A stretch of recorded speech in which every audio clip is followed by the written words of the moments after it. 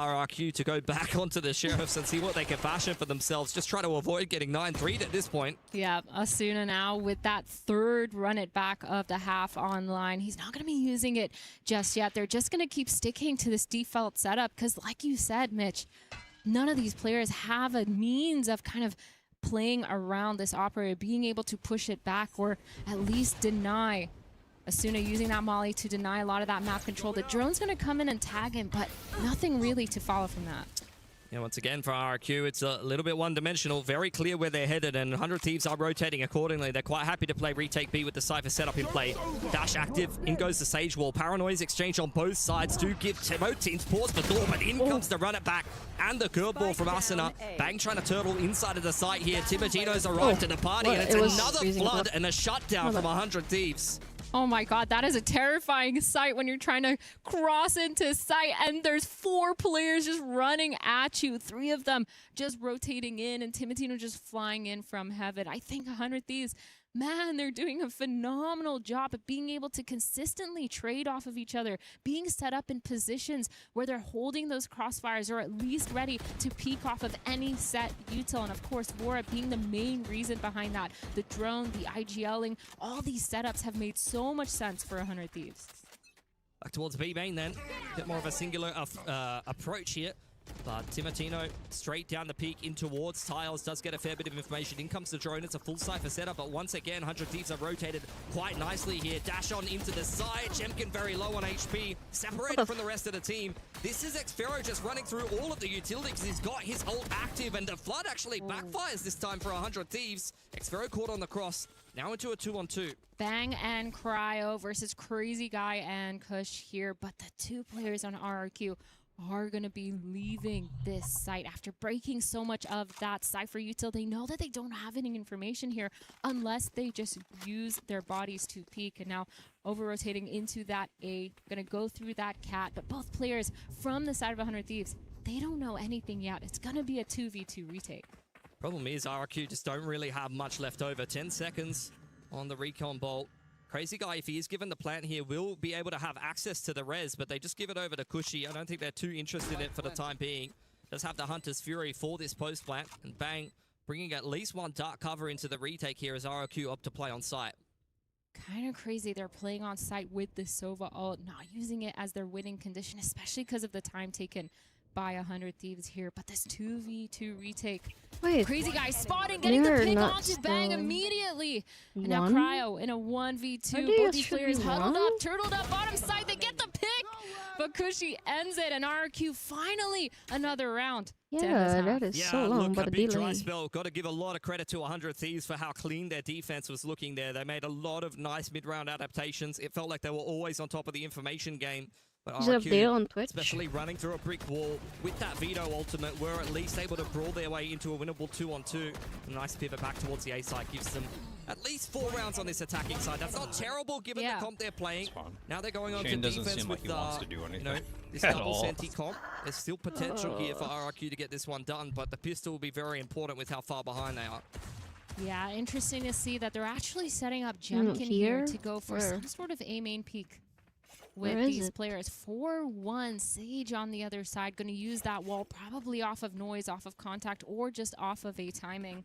But 4 of these players from 100 Thieves are also grouped up towards this top mid, maybe taking some sort of mid control with Cryo from Tiles here, and it's looking a little bit interesting. Now again, 100 Thieves, they lost that first pistol, but they're still up. If they win this, they could get a pretty big snowball of a lead here. Saw a couple of frenzies purchased up. Is that that's very North American, is it? Yeah. I don't think I've ever actually the North American meta right now is 1 ghost and 4 sheriffs and just no util. Yeah. Keyword game. That's definitely like a fanatic gen from EWC. I just read their rules and regulations. I'm a big fan of that. I haven't seen frenzies in ages though. I don't think I saw a single frenzy purchase this entire last stage of Pacific, if I'm honest. So that's a bit of a throwback.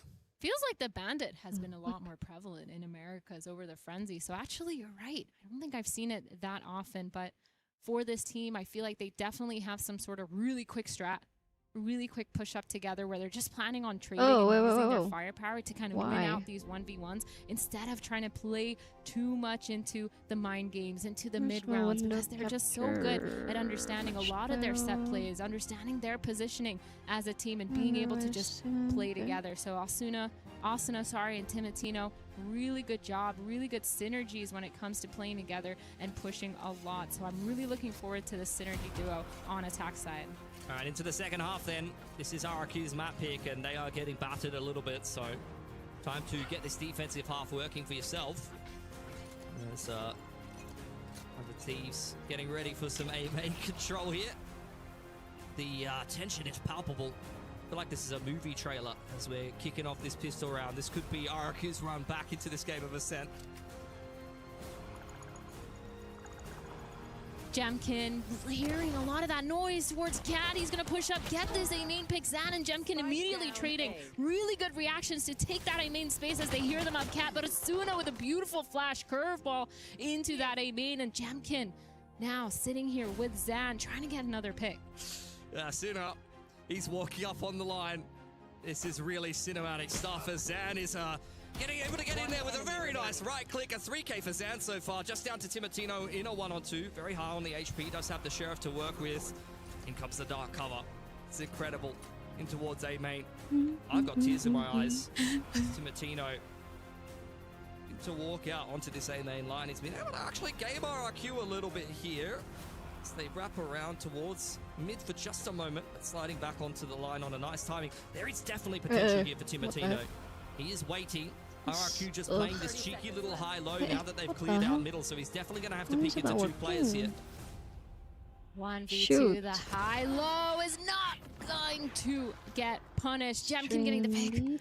And now another pistol going the way of RRQ. They've now won both. But 100 Thieves, they have some...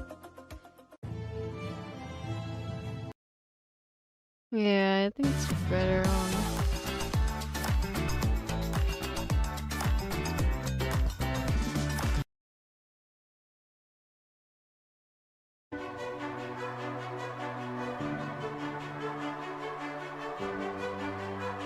Are they more updated? I don't know. No clue. I have no clue.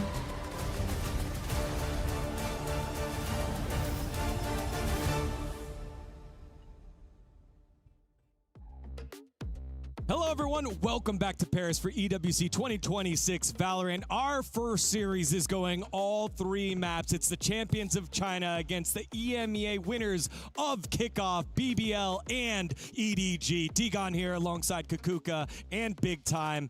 And we're going to Sunset. This was something we were talking about in our prep of like, Sunset? Like, it's back in the pool? Is this for real? And here in the first series, we're going to it in the decider. It's exciting to see this map back in the pool, and it's always interesting at how it affects these teams, right? A lot of teams like to play veto chicken with it, where no one wants to pick it, but you leave it to flow through the veto, and then someone has to second phase ban it. That's how it normally goes. You'll see that a lot as we move throughout this tournament. But I love both of them really played chicken all the way to the end, leaving it for this map 3, maybe not even thinking it would have to go here. And now we have to see what they've got prepared so early on in this tournament. Bear in mind, right? EDG chose to be Team B, right? So they had ultimately the decision to choose if it was going to be whichever the last map was or Sunset. They decided to go for Sunset. Now, for BBL, when they were BBL Pacific, they were very successful with this in this map once they turned into the double duelist, which is something that they brought into the region.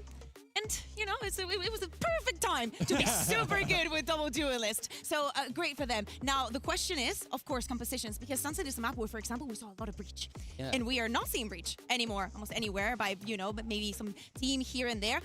So I wonder what compositions we're going to find. Also, with the new Sentinels added into the game, with all the changes that we have seen, it's going to feel like a very different Sunset. That's true. I think, you know, the likes of Vice, maybe in a veto, could be very effective on this map. I think there's a lot of different ways you can take this. I'd like to see a Neon and a Raze. I want to see aggressive double duelists. These are aggressive to see McNeon, teams.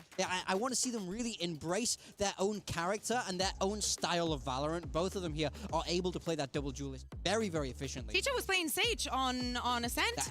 I like Sage on Sunset. Me too. I'd be down for that a little bit. I can't lie. Yeah, so just a couple of stats here. These are some of the least played maps, obviously, for these squads since it's been out of the pool. I think it's only Forever. in the teens. I think it's the maps that has been out the most. Right. It's only in the teens played here for BBL this year. They've got a 56% win rate. On the opposite side, EDG has played in the 30s. I believe it's like 36 times. And they've got a pretty nice 69% win rate here so far on the map. So although it hasn't been played as much, it has been proficient here for EDG as we see the players back on stage after the team talks, trying to shake off the cobwebs and get into that decider victory here, because you want to kick off this tournament with a victory, given the fact that it's GSL. You've got two other teams in your group. Starting off with a win gets you on out. Yeah, one thing I want to highlight for this map 3 is in situations like this, it really falls down a lot to the IGLs. You can't have any prep going into this. This is a new map. Neither of these teams have shown it since it was last in the pool, of course. So now it's all about how can you adapt in that game. You know, I think the IGLs take the large amount of that pressure, but it really should be committee. You need your duelist. He's the one in front. You have to know how are they adapting these setups. This is all about a test of how are you moving on the fly as a team here. I was going to disagree with you because I was going to say you should know that for your IGL is going to be hard enough as it is to try and interpret all those things. So what you have to focus on is doing your job as good as you can. BBL pops out not only the deadlock again, but some Viper, and EDG decides to double down on the same composition we just saw on Ascent. That's a little bit crazy. Like, okay, I see the logic. I see how the maps can be similar, but they are very similar for both of them if you look at the interpretations. Yes, like Kreven is not going to be on the Cypher, but technically Viper is a Sentinel. It will allow them to have way more control, especially over the mid part of the map. And I worry a little bit for EDG here because they struggled to attack into the kind of double Sentinel hard stop the BBL had, and now it's going to be hard yet again. And also, think about all the orbs and all the ultimates that we've been seeing. BBL have to be on top of that starting from the defense. All right, here we go. Decider map of our first series of EWC 2026. It is BBL and EDG both getting one win, but looking to close it on out. To call it, let's send it on over to Mitch and Tom. Oh. Thank you very much, D-Gon. Yes, it's time. Because they used those cages towards mid to deny Jemkin. And Bang, of course, didn't have any smokes left because he used that initial one towards mid and then another one towards that tree so they could cross. So it's really, really interesting to see how they've managed to abuse that on the side of RRQ, just going out, taking that swing, taking their ones and the timing. But Jemkin going for a B main pick here, but he's not going to find anything because Cryo's just playing super passive. Got a lot of value out of this Cypher utility, has to be said. Both teams kind of exchanging control of the mains, at least initially. Out comes the wall from Crazy Guy, who will play on top of it. Cryo just biding his time for the time being, while the rest of his team lies in wait inside of A main. 100 Thieves just tickling this A site, still kind of undecided, but they did force out the interceptor there, so that's a very, very nice little dark cover shock dark combo. And it does seem like the offense now heading back to meet up with Cryo, as they know the Sage Wall is going to go down relatively soon. And this is what we were talking about, where the defensive side, it's going to be so important how they use their util, because there's so much delay. And 100 Thieves, they know that, so they're just waiting. Really good timing on the wall, though. You can see all 5 of these players grouped up already. The smoke is going to come down from Zan, but the contact play, there's only one of these players here on the side of RRQ. Sage to hold down sight, and the drone comes out from Vora. Slow ult from Crazy Guy, but he's very much on his own. Nice pick onto Asuna as he gets tagged. Will he get spammed on through? No, Zan has joined him on the site now, courtesy of the From the Shadows, and they're going to tuck themselves in nicely with that bunker smoke. Paranoia out. One exchanged by Zan as 100 Thieves try to close in and clear out backside. Nice pick from Bang. Zan goes down as well, but Cushy at least able to trade one back. 3v3 retake for RRQ. Jemkin with the operator just holding, trying to get a pick on anything. Whiffs on Cryo. The trade with the headshot is insane. And the evolution ult online for Xfero here. He's going to try to run into that site, but they don't have anything else to clear. And 100 Thieves, they're not giving them any of these peeks. Timotino holding that cross, gets the pick. Xfero gets the pick onto Cryo. 2 gets another one. 1v1 versus Vora. Creeping up on the line now for a beautiful little jiggle peek to give 100 Thieves double digits. Xfero very dangerous in those clutch situations, and you can see exactly why, especially with the evolution.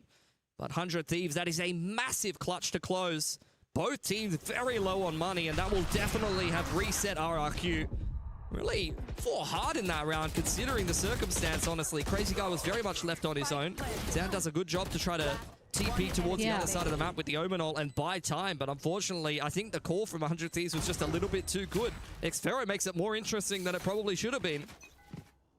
Yeah, really nice calls all around. I like the RRQ idea of leaving Sage weak side, teleporting in when they need it. 100 Thieves, Vora just getting a spam through the smoke on Crazy Guy, but this is their eco round. They're thrifty, so it doesn't really matter. Timotino getting a pick onto Jemkin. They're just going to keep overextending here, recycling that Sheriff onto Xfero. They're going to, onto Zan. Cushy, I can't speak. This is your team, that's why. Yeah, that's all right. American names are a little easier. I understand. Is it? Say Timotino 10 times fast. Timotino was on his way to A main. Timotino is feeling very good about how this round is going. Timotino, before, he got himself a pick inside of B main. So 100 Thieves looking good. Xfero on the other side of this, though. Sheriff in hand.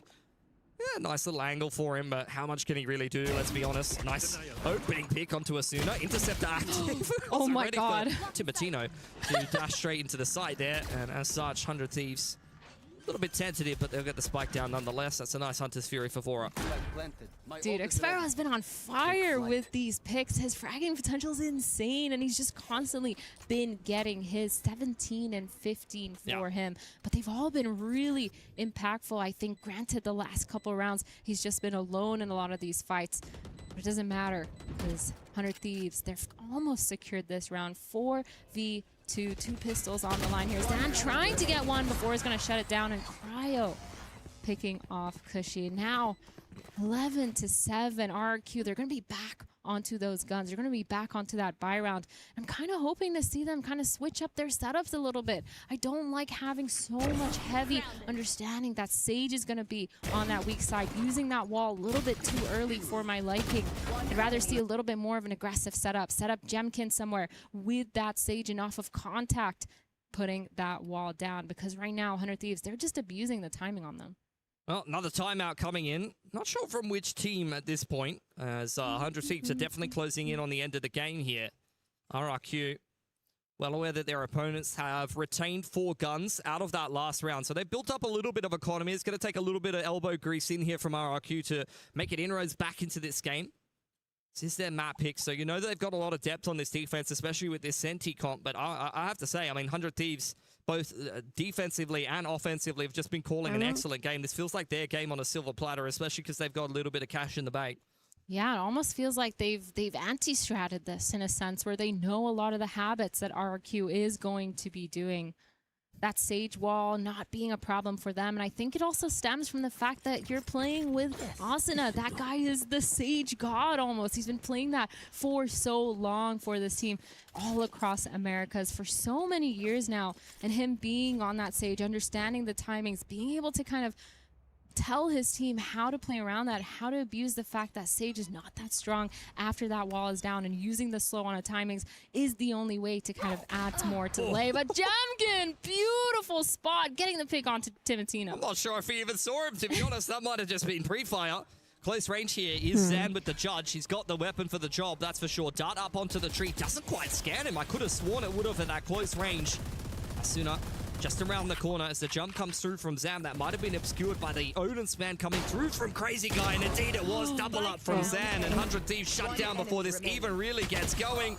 Bora left with too much to do, and that is a good response from an RRQ who needs to start working their way back into this game. Yeah, that's a little bit of a nicer setup that I like to see from RRQ. Having the Sage be there, playing off contact, baiting for that Omen judge just around the corner. Looking really nice. Of course, Jemkin with that opening pick too contributed to that round. I think it's really interesting to see. But 3 ults online for the round of 100 Thieves. They could use these in order to pretty much cement a round. It is their winning condition at this point. But Crazy Guy with this slow at the start of a main.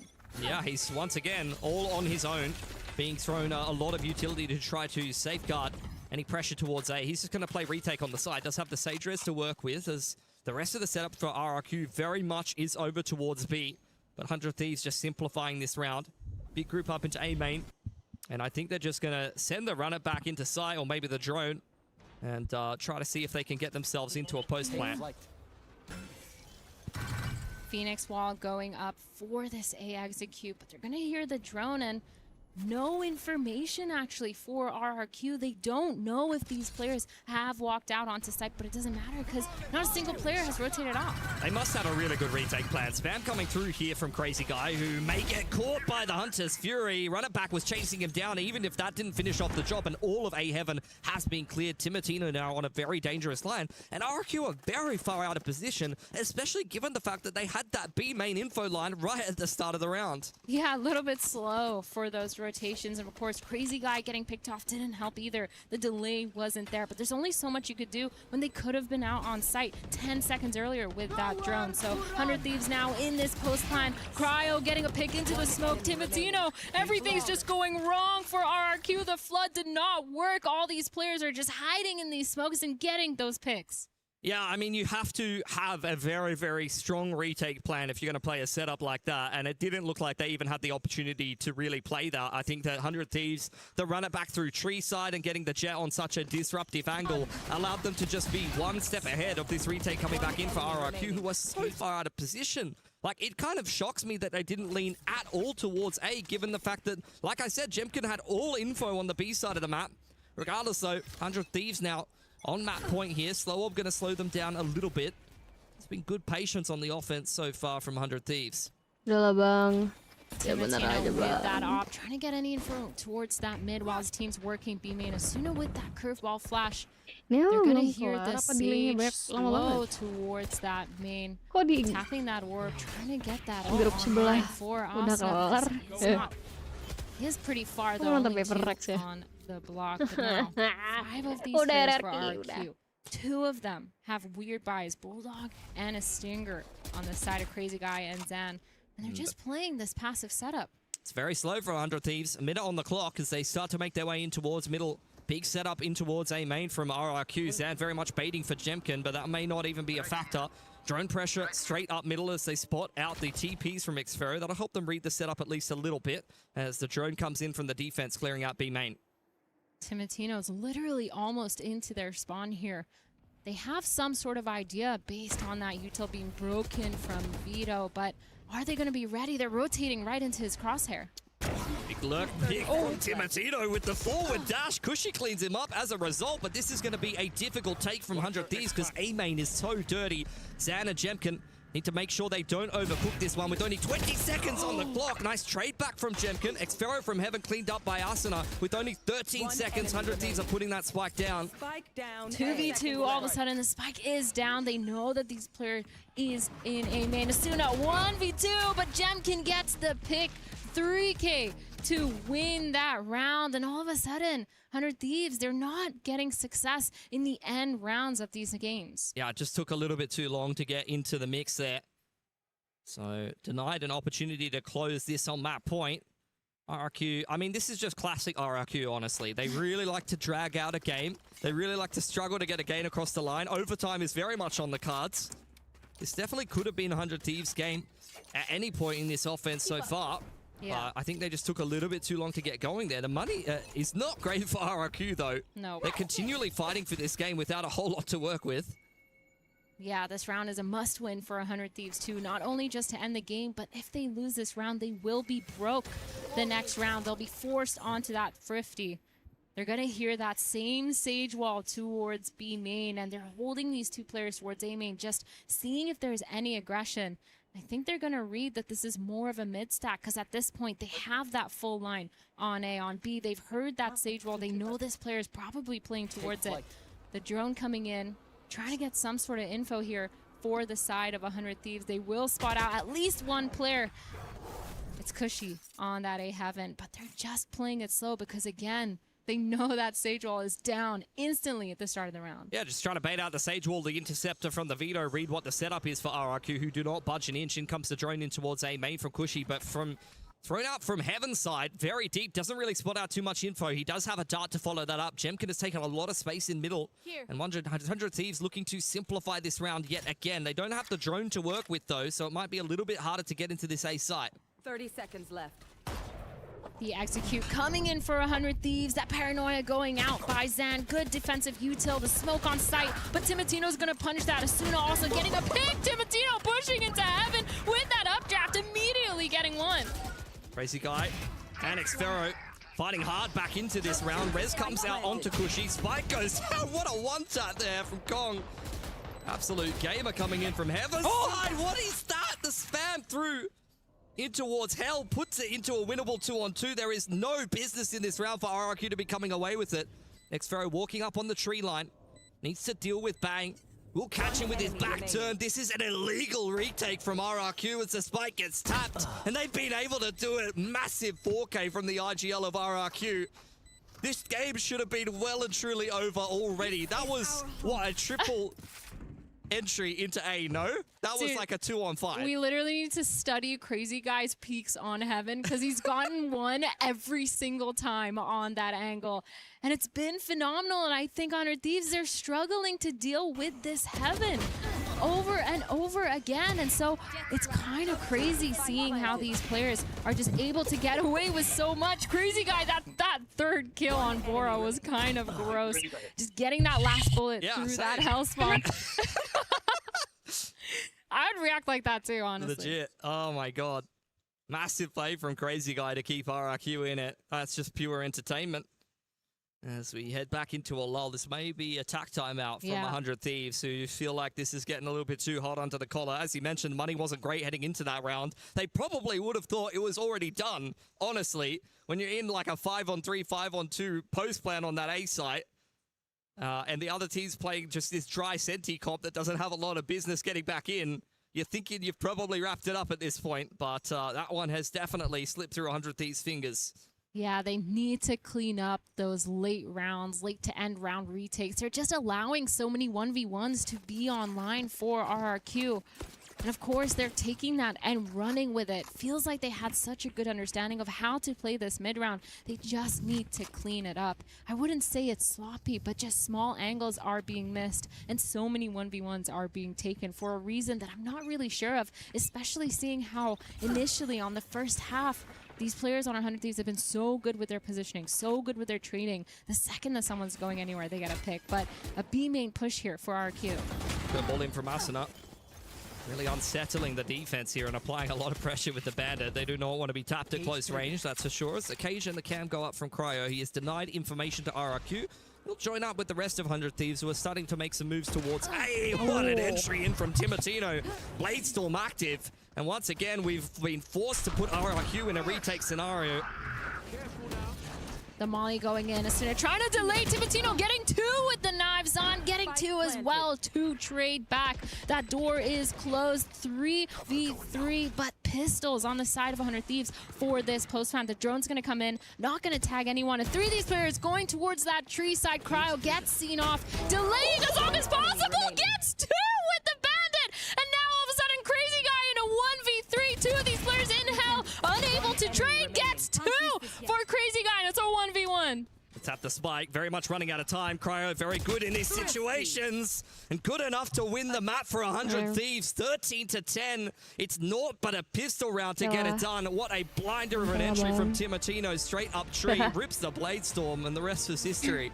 I love to see that. The confidence and the aggression going in from Timotino, kind of planning a lot of these things around him. And that's why 100 Thieves has been so phenomenal at setting him up for success, because he is such a beast to be reckoned with. But of course, both these teams putting up such a good fight for this first map of Ascent. I feel like I've seen enough from both these teams to be convinced that they could make it out of this one. I mean, it's just a classic game from RRQ, really, at the end of the day. They won both pistols pocket, and then they lost the map. Like, I guess NA too good.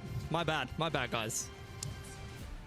Americas, thank you very much. Americas. We don't want to hear you. All right, now I'm up. Yeah, that was a rough one to watch, because I have written down 100 Thieves throws round 22, could lose game. True. Then you have Cryo picking up 2 pistol kills and the final 1v1. You can't get it done. What happened in that last round? What were they trying to accomplish for RRQ? They were trying not to throw the round. Unfortunately, they were just as good as 100 Thieves at throwing the round. Old so video. when one team throws, the other team also throws. They're playing That catch. is what happened. Win. Sharing is caring. And Everyone took a turn at Athena. I heard you whispering there. Were you afraid that the players were going to listen in to the final calls? No. Just well. here, Just Athena, intense. getting Just a little whisper. tense. I like to whisper a little bit whatever. of ASMR for the building it up. viewers. We were of building it course. up. Come on. The suspense was there. Ultimately, Just refresh it again.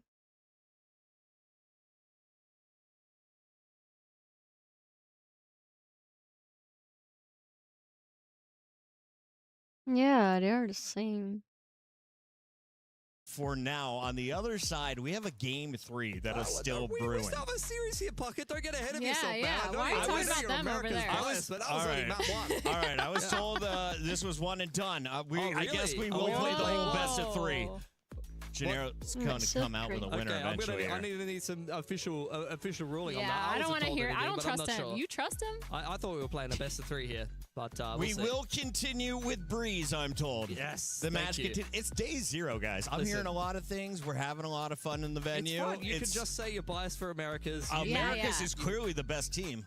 Yeah. America's is the best team. The best team, not Yeah. region. The Yeah. best team. That's fine. Sure. That's an American agree with poster that. right there. Very well. That's very valid. I got to give it to 100 Thieves. Yeah. I felt like they were definitely the better team there. They lost both pistols, and I felt like in the gun rounds, and especially the calling was a little bit better than Yeah. what you saw from RQ. And RQ was getting away with some illegal stuff that game. Yeah, both teams' mid-roundings were really nice to watch, but it's just so good seeing Under Thieves, their full understanding of the compositions, how they want to play around it, and being able to call a lot of that situational stuff from Vora has been phenomenal. So much information given. It feels like he was one of the star players, even if he wasn't on the scoreboard. But the fact was, my IGL is fragging out too.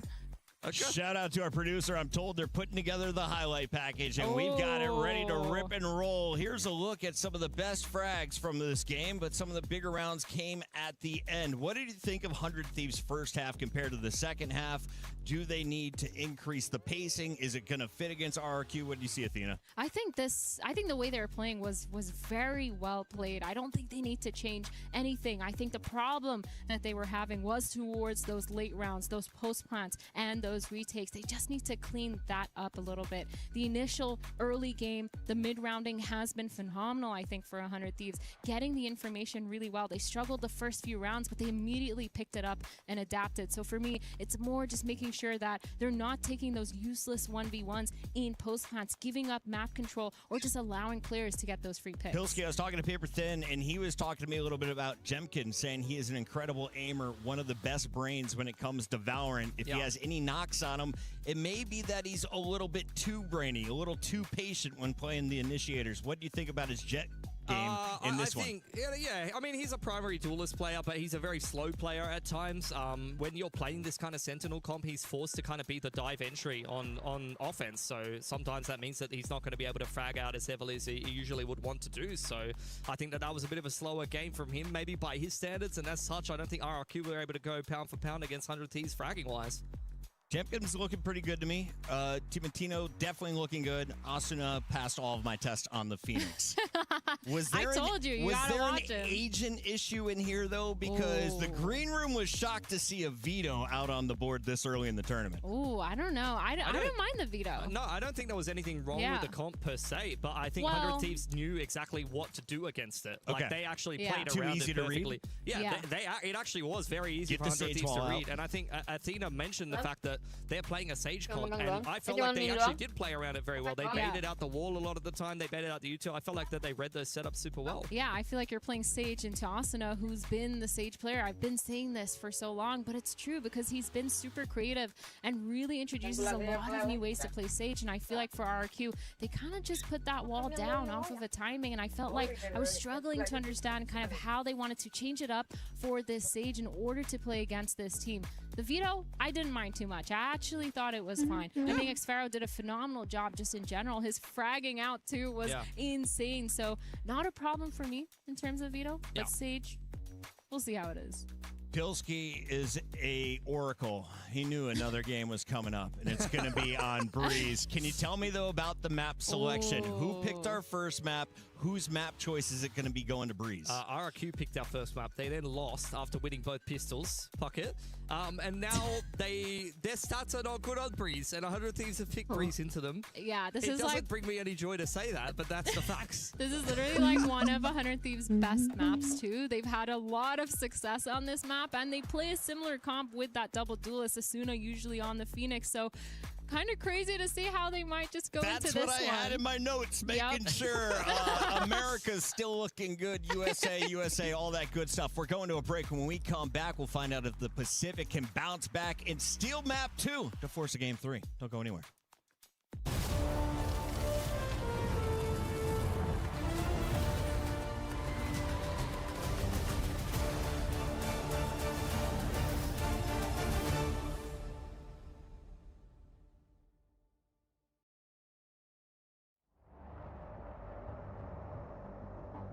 Minutes break. Okay.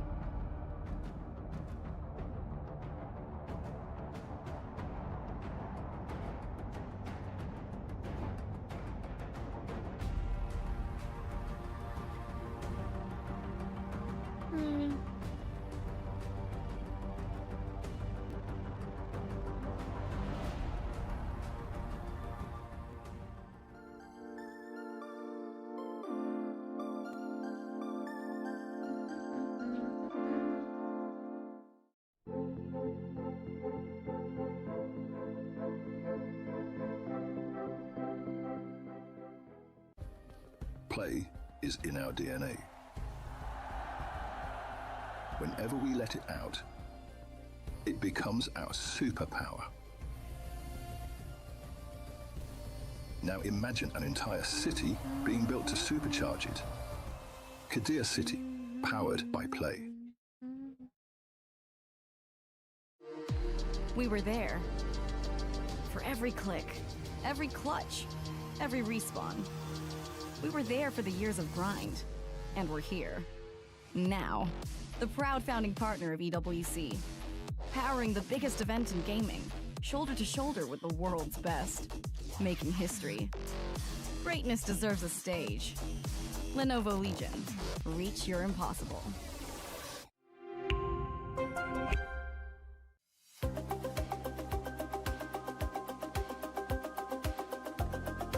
Oh my god, they already play.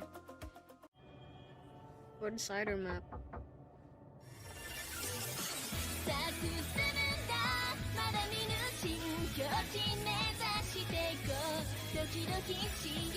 These must be glad the hell.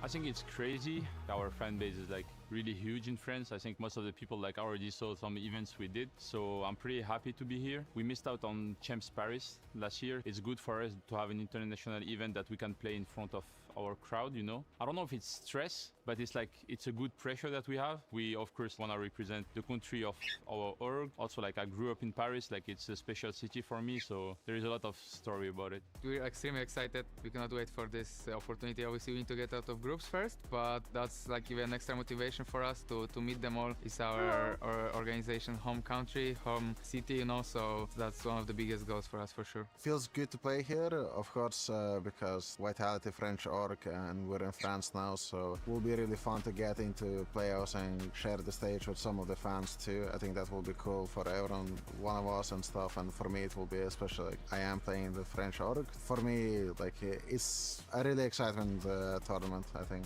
I moved to Paris when I was 7 years old, and growing up in Paris, like, I think has been a chance for me, because I don't think I would be there today if I didn't, like, if my mom didn't move to France. And as I said, like, yeah, I'm grateful for everything, you know, like, I'm trying to stay humble, like, work hard, prove by what I'm doing every day. Our group is definitely the strongest, but I don't know, I feel like it's also probably the most exciting to watch. We have a lot of fans here and stuff, so again, it will be cool to play in front of them and just feel the support in person to French fans, especially when I'm watching like different esports and stuff. The crowd is usually like really good. Game by game, we have first case and then we'll see like who will play next. It will just be fun to see it. I wish it would have been like with the crowds. Unfortunately, the first game there's no crowds, but I wish there was a crowd because there's gonna be Vitality fans against KC fans. It would have been so good, but it's fine. Still, it's gonna be an amazing match.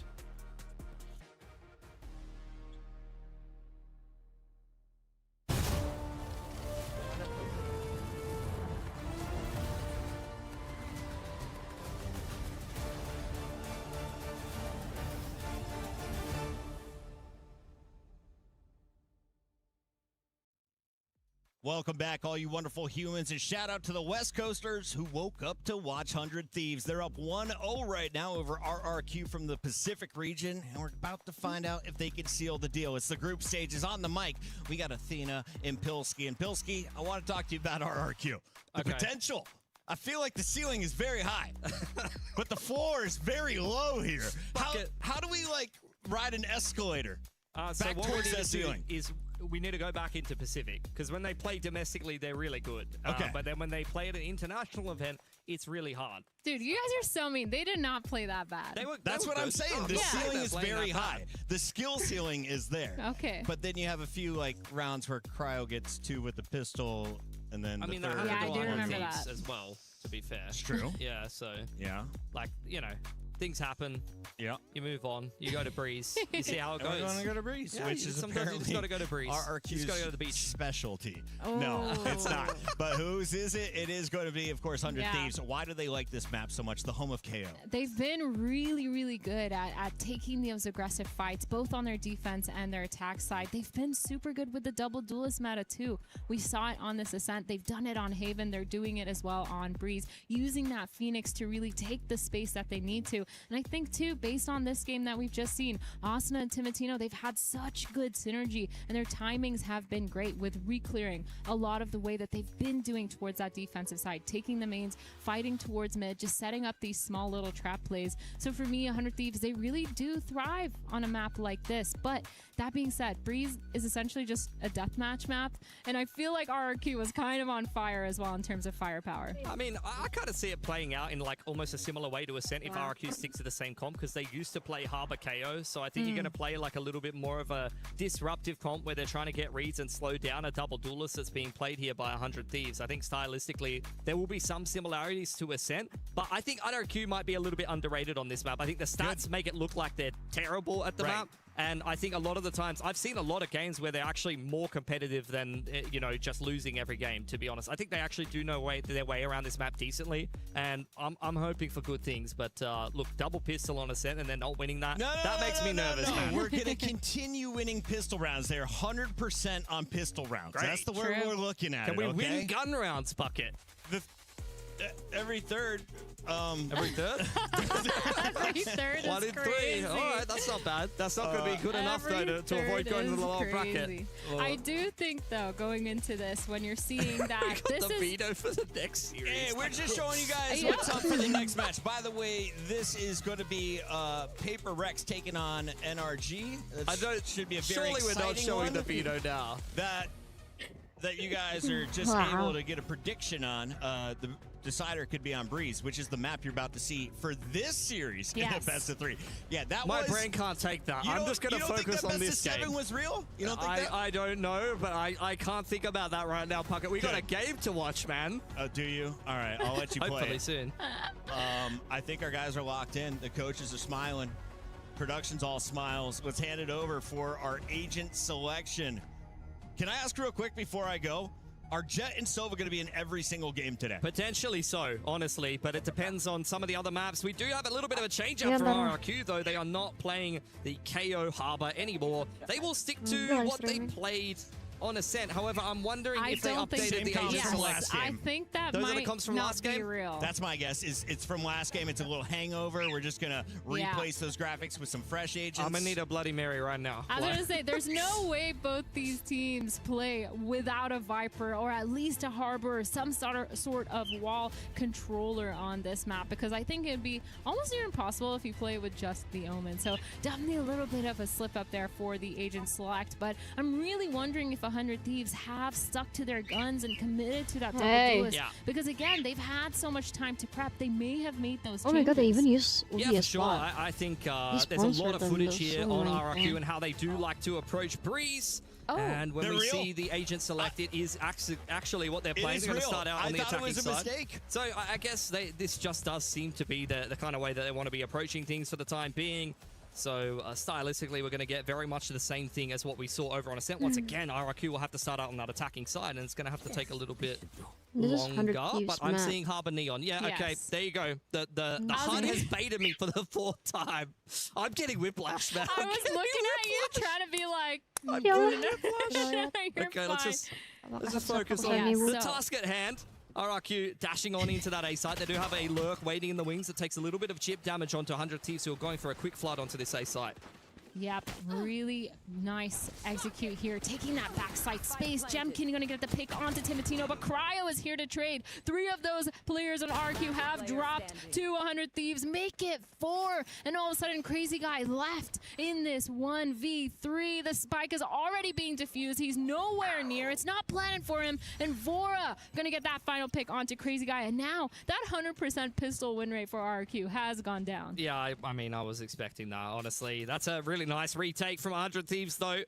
That's exactly what you want to be doing with the Harbor. Just a quick flood straight through middle, dominated the entirety of the map. They didn't get caught out by the lurk, throw up the high tide, and then just cut out that A side in half. Really helps you kind of simplify what you need to clear. And I don't think that RQ really offered much resistance. They're now back down onto an eco, and unfortunately, they've got to take a little bit of a back seat now on this attacking side of Breeze. Yeah, the fast flood working really well for 100 Thieves. And for RRQ, I'm just kind of interested to see how they're going to farm these orbs, who they're going to farm them on. The dart going in, just making sure that there's no one close enough. Taking that A main space, the orb is going to be picked up by Cushy. Now looking for another A execute again for this side. Yep, bang, spamming away straight through the Viper wall. Just going to play for the retake. They're quite happy to allow RRQ to have the site, at least for the time being, while this Viper wall is up. Up goes the Blaze wall as well. Suna looking to, once again, try to isolate some of these players from RRQ, but they're actually connecting a little bit with the pistol. Bora silencing that for the time being. He's been tagged up in a dash back into safety as Cushy cleaned out from the site. It's all onto Clutch Master X himself, but Cryo with the late lurk on through from middle. We'll get the round to 100 Thieves.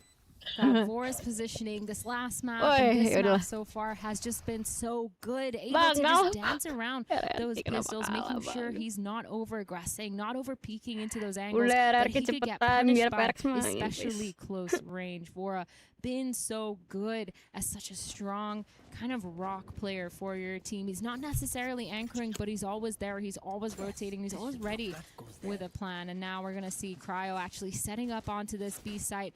And another... Oh, sorry. I was going to say another Thrifty. The HUD almost threw me off again. I almost lost the HUD. But we are going to see a gun round coming in from RRQ. It is currently 2-0 for 100 Thieves. The overwhelmed banget ya nontonin on the attacking side. Asetnya, 100 aset Thieves have broadcastnya mereka taken A ini main in the enak banget. meantime. One way is going to allow Asuna to kind of maneuver his way Keterlaluan onto rame it. atau emang yang actually pushing the issue a little bit. RRQ looking for a pick in middle. Just sitting in a 1-3-1. Operator was spotted nicely by the drone, so I think 100 Thieves have got a little bit better of a read at what they're playing against now. Yep. 2-0 again for 100 Thieves. Slow start for RRQ. Like you said, 100 Thieves understanding, adapting, not taking too many rotations, but still able to get a lot of that mid-round information. Peeking through that nest area, the neon. Dirty trip set up there. As the trip wasn't actually caught by the shock. Second one will clean it up. Zan now diving into the site. Catches Cryo completely hit by that relay bolt. Doubling up there. Jemkin dealing with Asuna. The flood is ensuing, but Timotino is the last one left. And RQ's done a really good job of just brute forcing their way into B there. And pushing his last player for 100 things. Bang. He's in another postcode at this point. He's got a lot of running to do. It's going to be pretty rough. A Bulldog, though, trying to go for at least one more weapon down, because getting 3 weapons down on their first gun round is a little bit expensive. The jump peak going to get punished just a little bit because she got a spot out. Bang, bang. Sees just a little bit of that pixel. He's going to go back towards that elbow, trying to catch some sort of exits here. Because, again, 3 guns down would be kind of expensive. You're forcing the majority of RRQ to be on some sort of weird buy. So exits going here. Yep, see what he's able to fashion for himself. Nicely timed peek from Jemkin, denies any chance of catching those players darting back off the site. Nicely done from RRQ. Just a very slow 1-3-1 to open up this attacking side. And then a really good B execute just to kind of simplify things. They really dealt well with Cryo there. Like he had the perfect setup there on the Cypher. Cage on the site, really kind of making them guess about what his positioning was. He had double trips to kind of keep himself safe, but it was just perfect utility from RRQ. You had the shock dart dealing with one of the trips and the relay bolt into the back left, and from there it's a little bit easier for RRQ to path their way into B. Yeah, 100 Thieves, though, switching up their defensive setup, trying to fight for elbow. 3 of these players down. They run it down, run it back, pushing it all the way down towards elbow. Doesn't get a pick, but Timotino's going to punish Cushy. Zan getting flashed, but it doesn't matter because he gets a pick onto Timotino. All the while, 3 more players have dropped, and now all of a sudden it's a 3v3 versus these 2 teams. 2-1. For 100 Thieves, and they're just going to re-clear towards his mid, but the spike is actually down. I'm not even sure 100 Thieves are aware of that. I think they're a little bit confused as to why RRQ hasn't kind of pushed the issue a little bit. That is a terrible spot to be leaving the spike in a round like this, and 100 Thieves a little bit, yeah, I think they must have seen that. I mean, both, yeah, on the outside of the door, and they killed both of those players, so I think they must be well aware that the spike was dropped there. Zan, going to pick it up. He's done a really good job of pinching that one. Next throw is still lurking over towards B. You definitely don't want to get caught on the cross here as Zan. Very risky maneuver, but Vora gets off the line at an inopportune time, and now Crazy Guy can throw one man fake. He walks back. He walks back and get the pick. Okay, back to B now, I guess. Dude, this is stressing me out, but the orb gonna be a contact point of noise here. 400 Thieves. They don't really hear it because Cryo's not close enough. The spike is going to go down. They're committing to playing on these trap setups, these traps towards A.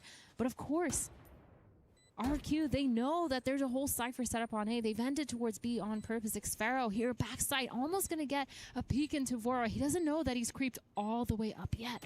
Nobody knows, but Xfero gets a pick onto Vora. And now Cryo alone in a 1v3. Yeah, difficult situation to be walking your way into. And I think at this point, just looking for exits, if anything. Another gun to be saved over for 100 Thieves, who doesn't have much money to buy around it in that next round. RRQ, good 2 gun rounds in a row. Very slow stuff in both of them. And honestly, a pretty awkward situation to navigate their way through. Some good calls in the mid to late round. Maybe a little bit of good fortune, to be honest with you. Just a couple of timings it felt like where 100 Thieves, if they had just held down that midline for a little bit longer, probably could have ended the round outright. But as it stands, another gun round picked up for RRQ here. Yeah, it's kind of crazy. The start of this round was just this heavy elbow fight from both of these teams. 100 Thieves again trying to do that trap setup. We're off of contact. Phoenix has that flash out in his hands, swinging it around the corner and trying to play for those frags. I think it does work out for them, but it just was crazy how RQ was so quick to get those trades and punish, especially Timotino, who had the op on the other side, was just unable to get anything. But again, another anti-eco, anti-thrifty here for RQ, and they're walking towards the lane. Zan up on the line, traps the orb nicely. In comes the curveball and the relay bolt. Counter Hunter's Fury coming in from the attacking side as a gun is dropped in the open. Crazy Guy gonna deny Timotino get his hands on it. It's a messy exchange that still seems to go the way of RRQ there. 100 Thieves, definitely some potential shoving their way into A main there, but now they're unfortunately going to be put in a bit of an awkward situation. It's just Cryo on this B site on his lonesome. Really good read here from Zan to tap the orb, try to bait any of those setups, and they're out onto this B side. Cryo alone on this side, isn't able to get one. 100 Thieves have done so good with the Bandits so far, but it just didn't work out in his favor. Vora now and Bang in this 2v4, trying to get out on site as fast as possible. But man, this is going to be hard. Both kind of low, 41 and 20 HP total for both of these guys. Using that wall to get some sort of map control, to get that space. Both drones coming out, but Xfero's actually creeping all the way up the side of that wall. Tap on that spike. The dart is down.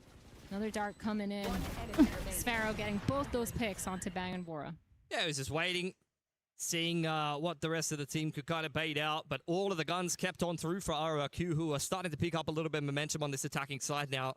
Have pivoted into the double duelist comp. Is that even As I was kind of saying before, with Zan being picked up into this roster, they've kind of been playing around with playing double controller. They were playing Harbor KO for quite a long time. Now they're kind of leaning into Jet Neon because, as I mentioned before, Zan is a very comfortable player on the Neon.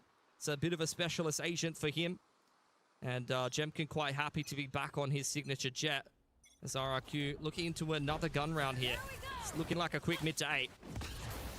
Super quick split, Zan stopping because of that molly, but being able to push all the way up. The drone coming in from A main, but they've put a hold on it because they hear Timotino coming back around through this mid doors, waiting with a judge. Zan gets the pick onto Timotino, gets that off of his hands, and Vora using that Sova ult, trying to get as much information as possible. But Cryo, he's still set up. He gets the information. He sees that the rest of the team is out on site. So as soon as it's going to go down mid, try to re-clear, try to get that information. And the retake wall has come in from this harbor.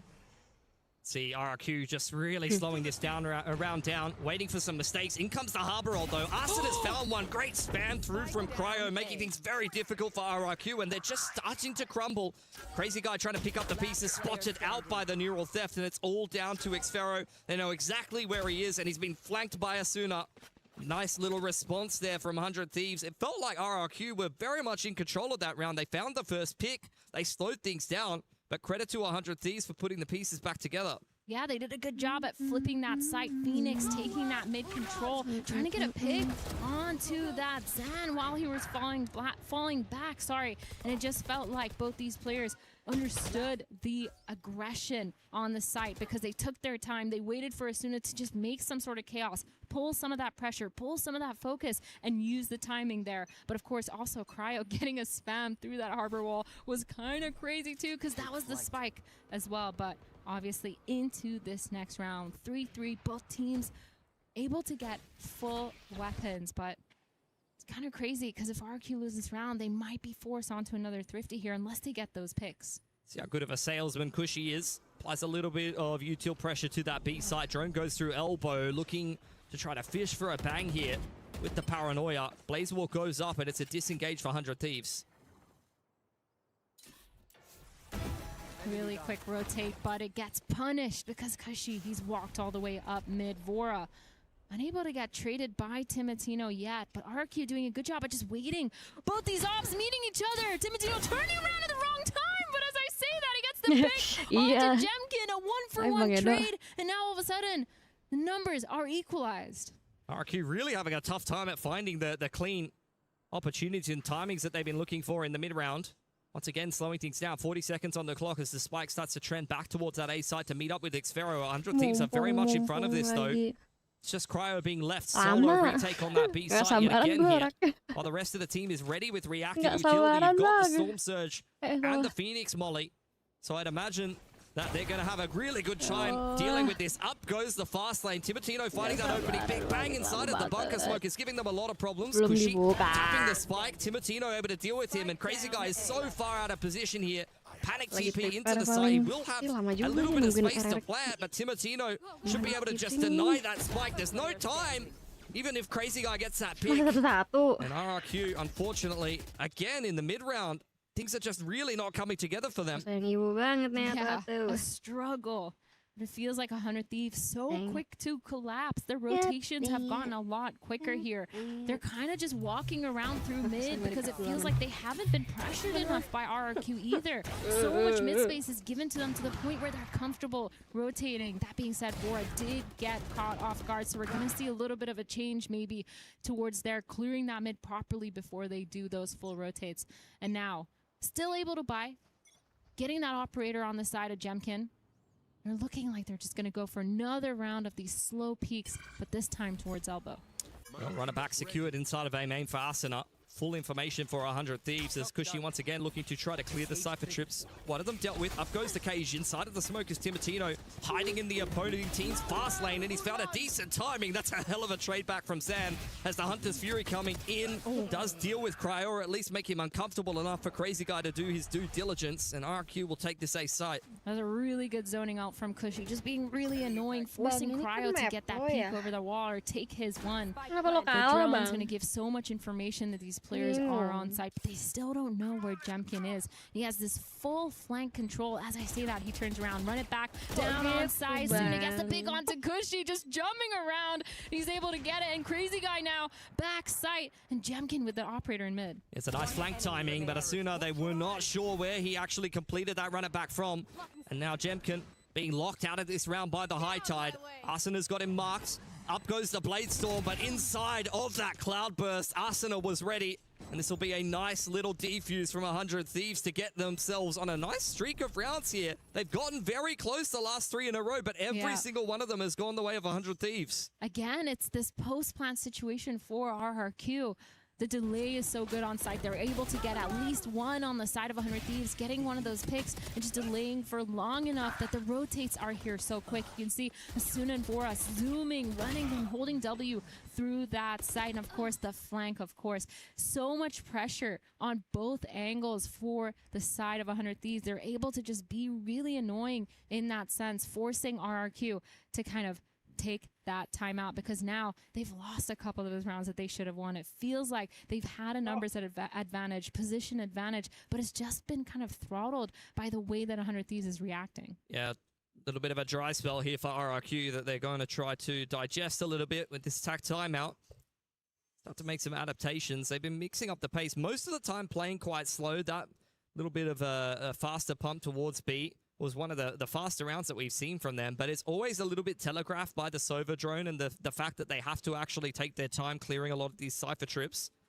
So that's really kind of slowing them down. Even if Cryo's not having the best of fragging impact so far, I think the Cypher utility has been worth its weight in gold so far. Yeah, and he's been switching it up almost every single round too. When he is on that B, yes, he has a couple of the same trips, but the Cage has just been really annoying. He switched up his position. You never know where he's playing. And then he's also switched over and over again from that A to B site. So it's been working really well for them, but we're obviously jumping back in now. 100 Thieves, Timotino walking all the way down elbow. Yeah, has a decent timing here onto Zan. It's a very easy pick to kick things off for the defense, and RRQ post-timeout, that's where you just throw all of your plans in the bin. The opposing team already found the opening pick and tagged your jet off the line, forced to defensively dash. They've got no map control to speak of in a 4-on-5. It's kind of a nightmare scenario for the attackers here. Really scary. No map control other than this elbow. They're holding this double doors, waiting for some sort of aggression. But again, 100 Thieves not giving it to them. They're not giving them those easy fights anymore. Full A main control here. They're hoping that someone taps the orb or at least walks into their crosshairs with that off angle. Timotino now trying to re-clear towards that mid. Using his op to kind of catch anyone off guard, but he's not going to find anything just yet. Contact play in towards mid doors, has to find some impact here. Xfero, if he plays this one in first, is in for a rude awakening. That's a brave TP for Crazy Guy, and we'll leave it at that. Bora turtling inside of the side, trying to play the crossfire with Bang. It's a beautiful little recon dart in from the Sova, and even if he's pinned into the corner and dealt with, Jemkin on only 50 HP has not much to do here. Timeout completely ineffective from RRQ, and 100 Thieves slapped them away with 4 alive. Crazy Guy living up to his name with that TP into Nest, huh? They didn't have much going for them, you know? If you don't make big plays, you don't get big results, Athena, okay? Well, I think there also was a really good timing from Timotino's part because he did just cross into Nas. But yes, this opening pick, really nice. I love that Timotino is able to go for those as well without requiring too much support. Vora's on the other side of the map. There's no one really following up with him, which could be a little scary if he does get picked off. But he's just so confident in those peaks that it's kind of rewarded them. And now RRQ forced onto this weird buy. 3 stringers across the board, 2 sheriffs, and they're going towards this B main. Oh, that Phoenix Molly is really doing them a number here. As RRQ looking to dive into the site. Beautiful little spray control from Asuna, and the curveball's even better. Up inside of the dark cover. Crazy Guy has TP'd up to try to get something done, but Asuna is all over it. Only 1 bullet left in his Phantom. Xfero's in the back lines. They're very much trying to give Asuna the ace here. Reloads the Phantom and he'll get it done. Beautiful defense there from 100 Thieves. The Phoenix is all that's needed really to shut down that attempt from the Stingers on RRQ's side.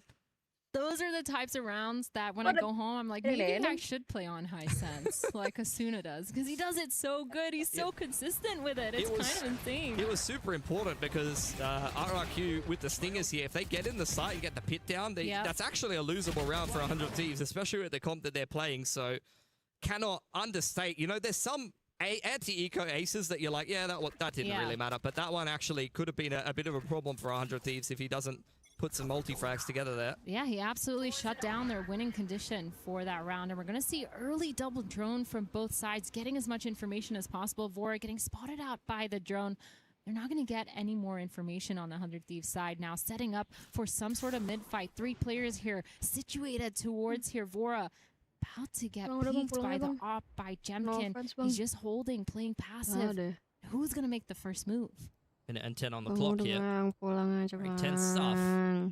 So RRQ are set up in elbow. Down goes the operator. Kushi looking for the trade as the dark cover goes in towards Ness. RRQ putting a lot of pressure on middle. He's hit him with a little bit of a bouncy dart there.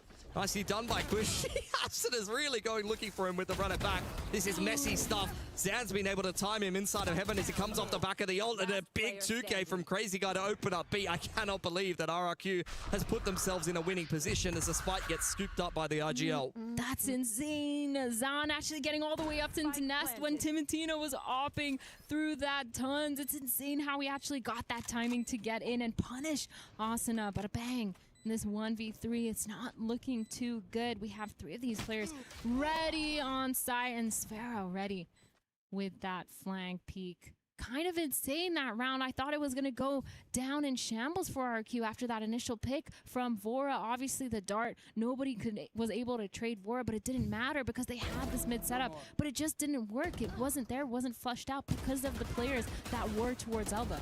I think this is just a round where, I mean, I've been praising our 100 Thieves for their patience for the majority of this game. They very much just try to crunch middle, and sometimes that just backfires for you. They really sent it in with the runner back and didn't quite find the right timing that they were looking for. Sometimes that happens. But RQ now on 4 attacking side of rounds, even if the last, however many, I feel like the last 5 or 6 rounds have not looked particularly close, and we still have 4 on the attacking side for RRQ. So they're doing their due diligence at least. Blazewall and Storm Surge going to secure a main control, going for the orb is bang. In goes the relay bolt. RRQ looking to punish, but unable to do so. The A main fight coming in. Asuna getting that pick onto Zan, and he's going to fall back. Not trying to give too much away. Give another peek for RRQ, and all of a sudden, that's their neon down. But they still have this op online for Jemkin, but he's been unable to find an opening pick so far, especially towards this B side where Cryo's just playing on site, playing patient on his cam. Vora, though, uses drone early. It's going to have to use that dart at some point to get some sort of information because RRQ, again, slowing it down in their mid-round. The dart's back up for the attackers as well. Xferro does have the pip for the afterplant. Jemkin looking for a peek over on elbow side, and RRQ kind of waiting for him to get in the mix. As Crazy Guy going to go for an information TP. Asuna here's that all being picked up. They know that there's at least 1 or 2 players for RRQ. Hold on. They're starting to get some picks. Bang able to trade one back, though, and he rips his ult. Timotino's arrived at the party as well, and that's a great shutdown at the end of the half for 100 Thieves. Just perfection from the Neon and the Harbor to stop RRQ. Any inroads getting into A. That was such a nice setup from them. Really good positioning. Timotino as well, not being phased by all the pressure coming out of A main. The players knowing that Bang has his back on site, just being able to focus towards that mid doors. These are the kind of the small plays that I really like to see from 100 Thieves. But of course, these are so nice to watch. The 3K for Timotino, and now we've jumped into this halftime. Looking at the scoreboard, 14 and 14 for the double duelists on 100 Thieves. Yeah, doing quite well for themselves. As we once again have the cinematic music really egging us on in this series. It sets the tone. It does. Another yeah. 8-4. It does what I couldn't. As RRQ, they've got their work cut out for them once again. Down in rounds at the half, moving on to the defense. Pretty similar to what we saw over on the Ascent side, but 100 Thieves calling has been pretty excellent today. And they're not playing that different of a comp stylistically. Again, double duelist, couple little different bits and pieces. I'm interested to see actually how they approach this attack side. They're going to have to get a reasonable amount of value out of the fast lane and the cages, I'd imagine, because they're only playing the Harbor as a single controller. Yeah. Which is not too common. Usually you're seeing that kind of paired with a Viper or something like that a lot of the time. Or you even have Astra or Omen in the mix. Yeah, I think for both these teams, they've switched on to the stronger sides. The weaker sides. There we go. Because that Omen on the defensive side is really good at just delaying and using that smoke to block off those choke points instead of using them to actually execute into a site, especially when you're playing with a Viper. Once you put that wall down, it's gone. You can no longer move it. So it's almost impossible to commit to a site like B when your Viper wall is on A, and same vice versa. And then on the other side of 100 Thieves with that double duelist, it's going to be a lot harder to execute because the retakes, once they use a lot of that util on that retake, or at least on the execute, they don't have that harbor wall again for quite a while. They're going to have to cycle, like you said, those Cypher cages or something else that's going to help them through. Maybe the firewall from Phoenix here, but kind of crazy. I'm looking at these two double duelists to kind of keep up the synergy, but for RRQ, they're starting off with 3 players towards the safe side, trying again to get this A main pressure. Xfero retake on B does have a wall to slow things down if possible. Spots out a couple of players on the side of 100 Thieves, but will just back his way over towards Elbow and play behind the Harbor wall. Cryo trying to keep Jemkin in check. He's having a little bit of a look in towards Elbow. That's fantastic from Cryo to shut the jet down, and now RRQ are very much under the pump. Post plant here for 100 Thieves. RRQ seeming to decide against the quick flank towards Elbow. They know Crow's holding it, but they're walking up. Timotino pushed all the way up, gets a pick onto Cushy, but Zan gets 2 here, dropping 3 players from 100 Thieves, and all of a sudden a 1v1 Sheriff v Sheriff. Vora versus Xfero, holding it down, tapping the spike, but Vora gets that final pick, and another pistol going the way of 100 Thieves. It's a good way to start the offense. Dealt with Jemkin inside of Elbow, and despite some heroics from Zan, those were some very nice shots indeed, coming back in on that retake for RRQ. 100 Thieves able to win the 1v1 that was necessary. That's their second pistol here. 2-1 by RRQ at the first map, and 2 by 100 Thieves. Should give them a lot of confidence. They're already up 8-4 in the half. They're switching over to attack now. It's going to force RRQ to once again show their resilience, something that we know they have. You know, when they're in really good form, they're great at these comebacks, but I don't know, I haven't seen anything too inspiring today from RRQ. I don't get really the sense that they're in fantastic form, but this is a nice B stack at least. Yep, 5 players from 100 Thieves opting to go for this. They're not holding back. They're just going in together. The trades are all in. Cushy somehow manages to get 3 with the classic, but Crazy Guy left in a 2v1. This is an expensive round here for 100 Thieves, but they're able to get that spike down. Not taking any chances, just playing together on that site, high-low towards this. Tons. The peek is in, and Crow gets the pick onto Crazy Guy. Yeah, nicely navigated at the end of things, but the B stack does get a little bit of damage done. Yeah. So that's the first little test pass for RRQ. At least make the economy breakable as you head into your first gun round. See how much Teams are going to invest kind of buying around these 2 rifles. But you don't feel too bad bringing 2 Phantoms out of things, especially when Asuna has a run it back into the anti-bonus. You're still probably feeling quite confident as 100 Thieves to keep the good times rolling. Yeah, and they're grouping up once again. I think at this point, they're just taking that double duelist comp and running with it. Trying to get aggressive, especially in their post plants, taking a lot of map control. Because like we talked about, when you have just the harbor, it's hard to cycle those and prevent the retakes from flooding in. And now execute on the lines here. That firewall is going to go up first. The harbor wall is not the initial util that's being used to cross into sight. Asuna with the running back, trying to get one, doesn't find anyone, but Crazy Guy and Jemkin are the ones to stop the execute. I say that, but Cryo and Vora, good for their own. That going down for 100 Thieves. Man advantage. If they win this bonus, it would be a death sentence for RRQ. As Cushy working his way in. Drone to try to read the setup here as the site is cut in half by a nice high tide from Bang.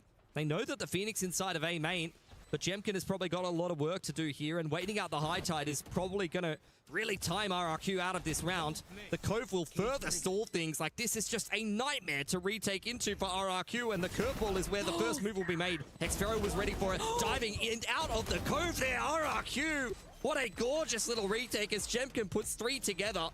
I did not think that they were going to get back into that one. But that was very much necessary to start to close the gap of rounds here on this defense. That was insane. I mean, every single kill felt like it could have been part of a frag movie because that was kind of crazy. But 100 Thieves, man, they took the site. They made sure that they had the space back site. They just struggled to fight together to trade. I think Asuna here also taking that fight solo was a little bit of a struggle. We were complimenting them on cycling that util, making sure that the harbor util is actually the final piece before they try to do something a little bit too aggressive. And it ended up not working for them. But that being said, both teams with their guns on, online. A super aggressive start here for RRQ. Yeah, Timotino under pressure. Jemkin's dash into the window, and he certainly wasn't ready for that. Bang. Inside of the dark cover. Spraying Crazy Guy straight through it. That's a nice pick back for 100 Thieves that I don't think they necessarily were expecting. And now Arsenal taking this space into middle. Drone reply in from Cushy. Push them away. Xfero has been scanned out under a lot of pressure here. The shock darts, the Phoenix Molly is pinned into a corner, and there's nothing for him to do. RRQ here just waiting on the other side of the high tide as 100 Thieves start to scramble into 8. Really quick response from RRQ, trying to collapse immediately to help out Xfero. He did fall, but 3 of these players here towards mid, they just need to make sure that they're clearing it out because Bang here holding that off angle towards doors with Asuna. Nice little crossfire here, gets 2, peeks for the 3rd, but Asuna is there to trade instantly. That's rough for RRQ. It kind of worked out until that spam kill came back through from Vora. From 100 Thieves. As soon as they lost elbow, they took that mid space. They isolated where that solo A player was playing. And as you can see here on the replay, they dealt with Xfero without really needing to do too much. Great little snake by, Shock Bolt and Phoenix Molly combo. And then just set up a beautiful crossfire across middle. There was not really much RRQ could do there. Masalahnya Vitality tuh udah main lagi, udah main. Nungguin stage-nya si RRQ 100 Thieves ini. On their executes and that Molly, of course. It's so nice to see a lot of these small little things, these micro plays that they're using that ends up making them just a tiny bit cleaner, makes everything look a little bit easier for 100 Thieves, like taking map control there and being able to trade and set up those crossfires. Really nice stuff, and I'm so excited to see how Asuna keeps playing on this Phoenix, especially for the rest of this competition. Yeah. Sayonara, I really like the fact that they're going for the double duel. Tailwind active. Cryo, beautiful little peek on in there. That definitely needed to be where RRQ found some success, and the neural theft to follow up. They can read this setup nicely. Hunter's Fury comes in. Sad trying to chase them down with the overdrive active, but 100 Thieves are punishing every little aggressive maneuver for RRQ. It's looking like a series point for 100 Thieves. They've taken all the space. They have the numbers. They're forcing Crazy Guy and Xfero to fall back. They have to save these weapons. This is not winnable for them. 2v5. They need to buy around these guns, of course, because now 100 Thieves is going to be on match point with this. And man, if I was RRQ, I'd be sweating right now because it's looking so hard. They don't have any idea of how to stop this kind of force push by 100 Thieves. They're just running it down at some point. Still doing it with conviction, still doing it with strategy. They're not just holding W all willy-nilly, but they're able to get those picks. They're able to just trade off of each other so well. It feels like they're able to speed up no matter what.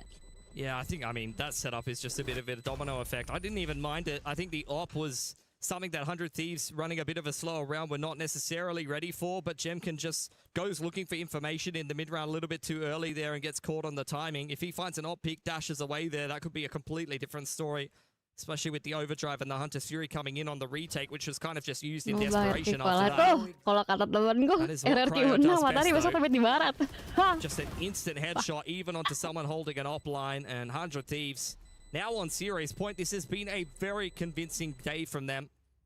Breeze in particular, I mean, you could see why they picked this map into this series. Oh, 100%. They've been performing on a map like Breeze. But Timotino going for that initial pick, demolishing Jemkin, absolutely destroying him. And now 4v5, just like that, RRQ are struggling. So they're trying to take that map control back. They're trying to equalize these numbers, getting the information with that drone. They're going to spot out as soon as but Zan unable to do anything with that. The drone coming in answer. They have all this information, just holding for 100 Thieves. They don't need to overpeak anywhere.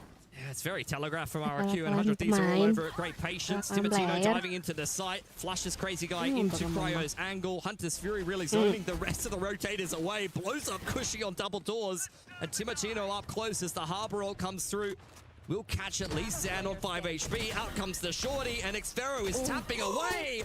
That is ridiculous, but Cryo will finally put an end to it. 13-5 for 100 Thieves. They absolutely demolished RRQ. That makes sense why this is their map pick. They've been so phenomenal on maps like these, just taking their fights. But I think today they've shown that they have all this really good understanding of how they want to play together, the synergy, the way that they're coming up with these strats, and the mid-rounding from Vora, of course, has been phenomenal.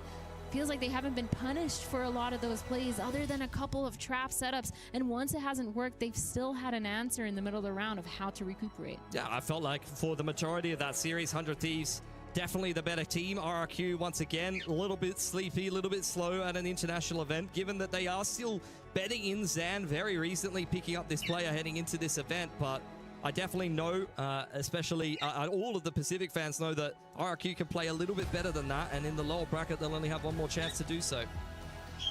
Makes a lot of sense. I think also coming off of that Masters run as well, they're still a little bit tired, but I still think I see a lot of faith, especially the way that Xfero was playing. Man, he was a beast today on that Vito, playing really, really well, constantly getting those picks on the Viper. His lurk timings were really good, just holding, making sure that the team always has a plan B to fall back into. And then also on his defense, just getting so many of those picks.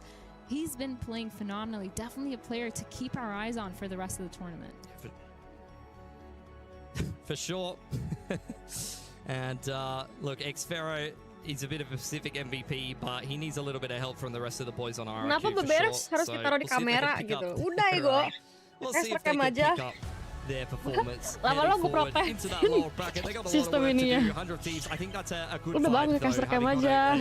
Kita nggak mau ngeliatin mereka bersih-bersih gitu loh. Kita maunya ngeliatin mereka persiapan PMRX sama lawan energi udah. Udah. If you're gonna lose a game, get a 3-piece like that on the way out. He clicking heads, feeling good. Ya udah 1-0 kan. But honestly, this was a grueler. Both of these teams sat out here for a while. They were iced. They were able to get back into the game. And I think ultimately maybe you got to revisit the Phoenix. Is it a mistake not to use the best agent in the game, Pilsky? Yeah, I mean, if you don't have players who can play it, then that makes it hard. How do you not play Phoenix? Players that can play it. Oh, Cushy can play it. It was part of the beta, bro. How are you not able to play Phoenix at this point in Valorant? It's going to take a while to explain that because we're going to have to shuffle like 4 players' roles to fit it in the comp. The Info Enit player has to play Phoenix. Then Crazy Guy has to play Info Enit. Right, then who plays Omen? Who plays Omen, Puckett? Who plays Omen? Yeah, Puckett. Zan can't do both? Zan can play Omen. That's true. Right. Okay, they play solo duelists. All right, you solved it. Did I just solve the problem? RRQ, if you need a coach, I work on COD most of the time. Happy to come on over. We got to take a look at our highlights. It's simple stuff, ladies and gentlemen. Tactical shooters can be simplified. When you make moves like this, the headshots are going to pave the way early on as his 100 Thieves out to an early start. The pistol round in the second half gave RRQ hope again. Yeah. Are they the best pistol team here in Group A? No. Probably not. Are 100 Thieves the worst pistol team in Group A? They went 2 for 2. They won did okay for won there themselves. too. I think you're baiting us a little bit. Okay, it's not working. You're trying to see if we're None paying of it attention. is going to work. All right, we're looking at some of the highlights here. Yeah. Asuna is having the pop-off performance towards the end. The neon's shown quite a bit here on the map. Walk me through what you saw at Phoenix. I mean, this was insane. It feels like there were so many 3Ks that happened over and over again. Xfero, obviously one of the players that we were talking about. This by Jemkin was absolutely nasty, absolutely shutting it down. I think we were talking about this Molly combo from Vora and from Asuna. This crossfire just showing how well 100 Thieves were playing together again. RQ kind of having the right idea, getting a lot of those picks, but just having either the timing or the trading off almost every single time. I mean, yeah, I just don't think that they necessarily were showing their best face here. I don't think that they had the right read on 100 Thieves, who I felt like had better fragging and better macro. They were just bigger, faster, stronger today, and RQ didn't show up to play as well as they needed to. As I mentioned before, which is often a problem in some of these international events. In Pacific, they are a very good team. But they're having a little bit of a struggle at the moment. That's why you saw the roster change come through. And yeah, well, hopefully they can pick it up in the lowers. Who is the best Sentinel that you've seen on the stage so far today? Xfero. He's a gamer. I mean, maybe best Sentinel in Pacific. Cryo's done a good job. He's done a good job. He's done his job every single time. He's switched up his setups, but Xfero's just been fragging out the whole time, And then on the other side, who was the most impressive duelist? We had 2 stages going. You guys missed the action from Edward Gaming, but I saw quite a few highlights on Stage A. What was the best player or player camera to watch on Stage B? Timatino yeah, today. Timatino was really good. Asuna. He really impressed me with the op. I think the way he was kind of maneuvering around, he really helped their setups as well a lot of the time, on a sense. So I was loving Timatino. I don't know if he's got it over Kung Kung, though. Like, I don't think anyone has it over Kung Kung, no, honestly. He's a beast. All right, Audio, we are going to be getting into an interview here shortly. I just got the thumbs up from Ginny. She's ready to rock. And it's not Timatino. It's his better half. He goes by the name of Asuna, and he was here since the beginning of the Thieves. Let's go to the main stage. Thank you, guys. Asuna, congratulations on that win that you got here today. A quick 2-0, just another day in the office. Starting off this year pretty strong for EWC. Yeah, happy to have a quick win, especially against a tough opponent, I would say. You know, any team from APAC will always give you a run for your money, and it's the first win for Vora and Timatino, so always good to, have a clean win, especially for the international stage, to build some momentum and hopefully top our group.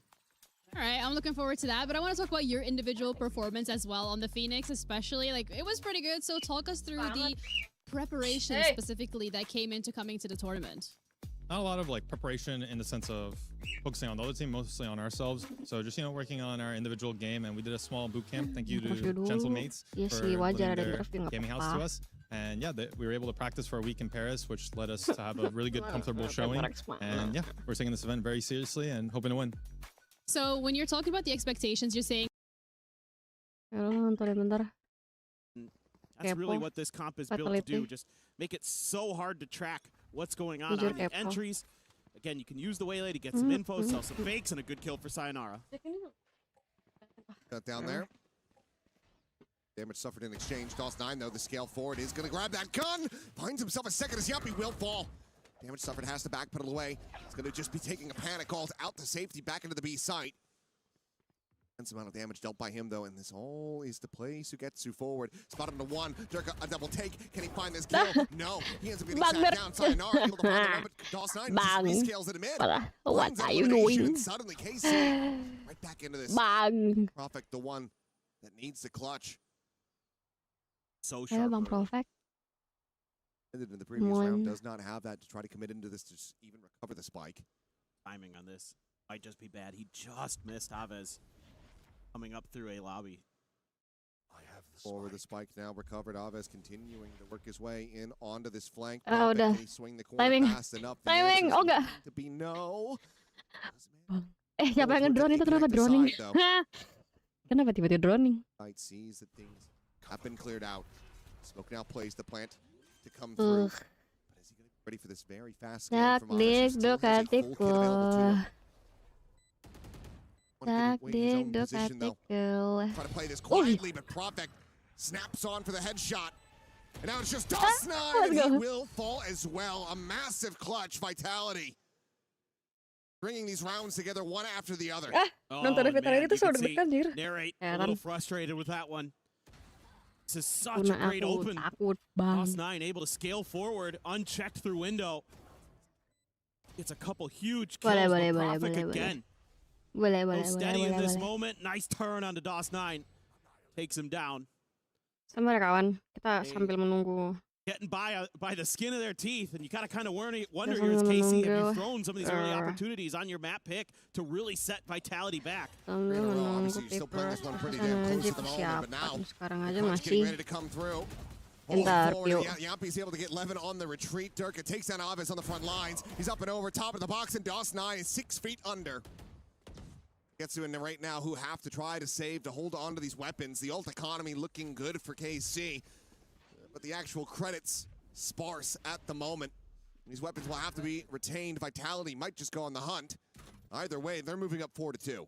I'm loving some of these set executes we're seeing from Vitality with some of their ults in play. We saw it early with Profek, using that to tee up the duelists to make the players on A side uncomfortable. Here, another simple setup. You throw the convergent pass, you throw the Hunter's Fury, you're rushing in behind that with Durka, and they just absolutely knock it out of the park. So I think you're seeing a lot of the early ideas from Vitality and their coaching staff being implemented very effectively by the Vitality players. And again, nothing too crazy, but it's working. It's catching the KC players in moments where they're not ready.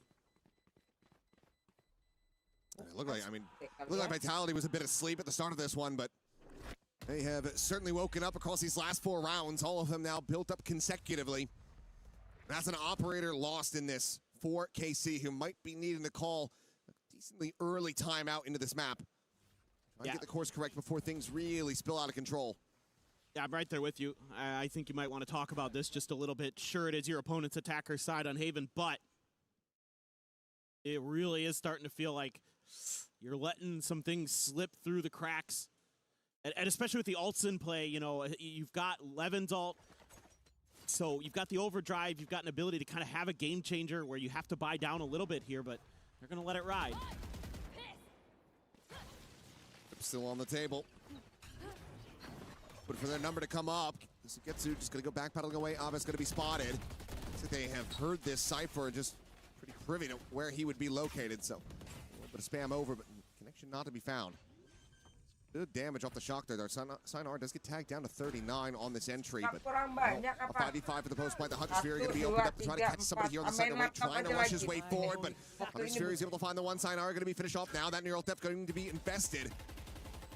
Onto these players, the drone goes out and over the top. Spotted the one, DOVA-SYNDROME. Now the one that cannot try to go for the stick. Turned out to the open. Yampi able to find the first, but will end up getting taken down as Sugetsu finds that elimination. Time continuing to bleed away. Chronicle going to be good for the one. Has to go for the reload. Tucks back around the corner, and he's the last one standing. And he's just completely outgunned and outnumbered. Will end up getting picked apart, and the round goes the way of KC. Finding their first here after a 4-round win streak for Vitality. Yeah, a full 5-on-5 retake, and you've got to like the read from Vitality. They completely bypassed the overdrive early. They've shifted to the other side of the map.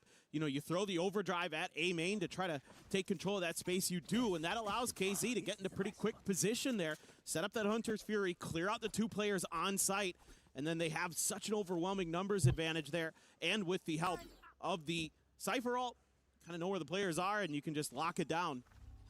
Exactly that. Hit some nice shots too. Durka operator. Gonna have any targets early. Masih 8 menit lagi. Kind of thwart Vitality, and then they're looking again to try to see if Vitality was going to double down on this C hit early. But it's just a scoop of an orb. When I was 7 years old and growing up in Paris, I think has been a chance for me because I don't think I would be there today. Ready for that first lockdown to be coming through.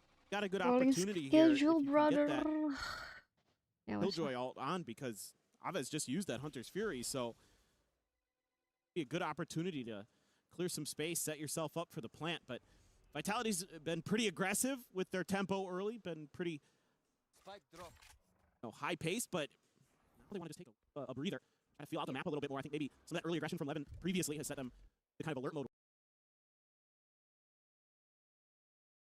Or, hey, we need to make sure that we're not giving up that space and that we're kind of clearing the map a little bit more efficiently, more effectively, get into some more favorable post-plant scenarios. I think they're just going to go for a double dash, refract, and drone fake onto this A site.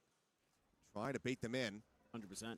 Oh, there's the saturate, chucked in towards Hell. Sayonara dashing forward, trying to see if he can spot anything. Drone reveal onto Aves. He's already backed up quite a bit. Meanwhile, Narrate just facing forward down towards C Long is able to find the one. Now it's just Profit left standing with a spike in hand. KC just keeping their players in position. Might just the undoing of Vitality in this round, but that being said, Sayonara, filter of a shot on Sugetsu, and now onto Aves. It's getting these taps. Yumpy now running them down, is able to find another 11. This one standing, knows that they've eaten some damage, knows that they are going to be a bit tagged up, but try to isolate and pick them apart one by one. Both players tucked into the corner. They bolt. Try to isolate. This is going to be a jump onto the window. And while he will be able to find the first, he cannot find the necessary second. Happy will get it done. Profik will be thinking his lucky stars that he managed to have that ultimate online in a critical moment. Well, this is one of the rounds that I love to see from this composition, where you have options available to you. You can sell those fakes. I talked about it earlier, using the Waylay to sell the fakes. This time, they integrate the Sova into it as well. And then you have the bailout of Profik's ult, because he's been able to get into another one. Had a really good start to this. 8 kills already on the board for the Omen. So you have that little bit of extra layer to this. So now you're starting to see the playbook unfold for Vitality, the depth that they've been able to create with this new composition on Haven. And maybe just some quick improvisation coming through. Sure. Felt like with that double stack, both duelists still remaining on C, that would have just been the round going over to KC and things tied up with a nice little bow on top. But Vitality now out in front by 2 rounds. Hunter's Fury, King reveal still there on Sugetsu, and he will just get spammed down. Dals 9 at the same time, able to scale around the back, out in the mid, finding the first. Durka not quite ready for the angle, eats a bit of damage, but does manage to escape with his life intact, but Aves cannot say the same. Sayonara able to intercept him there at garage window. Oh, 4v3. Slow and silent approach. Meanwhile, Sayonara with a quick check back in the mid and Narrate. None the wiser, not ready at all. Caught on a timing. Falls to the wayside and Sayonara. I mean, it's in the name. Good Lord. His lights out in these last couple rounds. He wants his ace. I don't think he's going to be able to find it. Dals 9 escaping back through sewer, re-wrapping into A. So this would have to be one hell of a quick hunt here if he wants to be able to find it. But Vitality, explosive way to move up to 6. Well, this is exactly the player that's been promised, this young, up-and-coming superstar. And this round right here was insane. He's going to have another Convergent Paths already. Just takes over for Vitality. I mean, you get a bit nervous there for Vitality because DOS 9 gets so quickly into the back lines, almost gets Durka as well, but Durka able to escape, and that's huge for them. Keeps things a little bit confusing.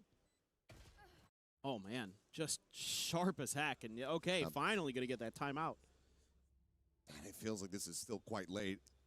There's an opportunity, of course, to recover this half, but getting brutalized by Sayonara and Yampi in those last couple rounds.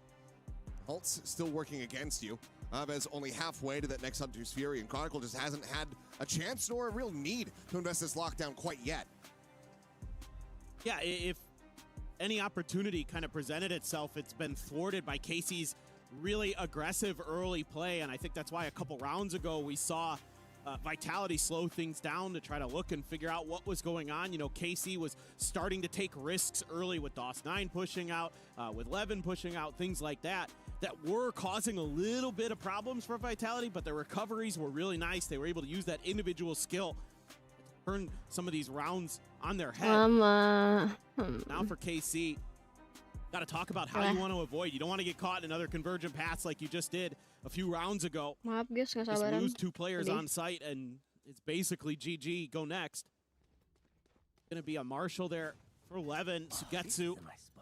Bulldog. DOS 9 did carry the gun over, but a couple pistols otherwise. So let's see.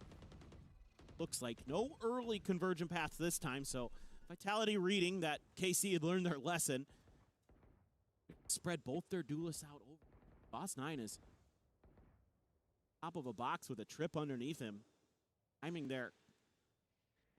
A bit tricky for him. They're leaving him, giving him a lot of trust. Doc might just clear that trip, though. It does. Finds 2 damage. The little things, Achilles. That's just value for investment. And oh my God, Durka. Woo! It looked like he was asleep at the wheel. Adrenaline kicked in. He jolted awake. Managed to pump the brakes in time. Saves himself from crashing out of control. We're able to scoop that gun up, though. Available, but Sayonara is just going to try to play himself in here. He did not see the ponytails, but they haven't seen him. That peak, and Levin, he just doesn't have the angle for this one. Needs to jump up onto the windowsill to be able to have it, and a couple shots are not connecting. Sayonara. Another fast adjustment. Cleans up the headshot. Narrate now boxed into a corner. As, okay, the timing will be found. Narrate able to find that elimination. Molly out, 15 seconds. They do have to commit forward into the site. Narrate absolutely needs to try to hold the line, but Chronicles here on the backstab. He's got the elimination secured. Now it is just Aves on the approach, now noted. Tagged at 15. Finds the first, the recon sent. Might just connect onto the player, but either way, he will be dead to rights as Prophet intercepts down in Sewers. 7-3, Vitality confirming a lead at the half, now looking to make this potentially 9-3. It just gets really weird in this round with everybody kind of having to rely on those instant reactions in this case from Durka. That is crazy stuff. But Sayonara staying underneath Levin's nose, and then Levin not able to find those Marshall no-scopes. No damage really done there, and then it's kind of fall apart piece by piece for KC. And then the scarier thing here is KC, you're getting into another alt cycle, but Vitality was able to hang on to those. So you got some of those big counters available. Look at the stack here for Vitality. This could be another quick hit coming through. There's the reveal, convergent pass to intercept, and Alves. Let's get clipped by this. Tripwire to try to slow down the approach. Durka will absorb that. Meanwhile, Sayonara trying to get the scale forward. The pivot arc is coming through as KC get 3 players on the safe side. Track to be taken back out towards safety. I don't know. So far, no kills to be found, but Prophet has been tagged to 1. That was a nice stall out. Able to tuck far enough back. They're looking to try to triple face him. They know that he's in this corner. Go onto the basics and just play raw aim. Carmine.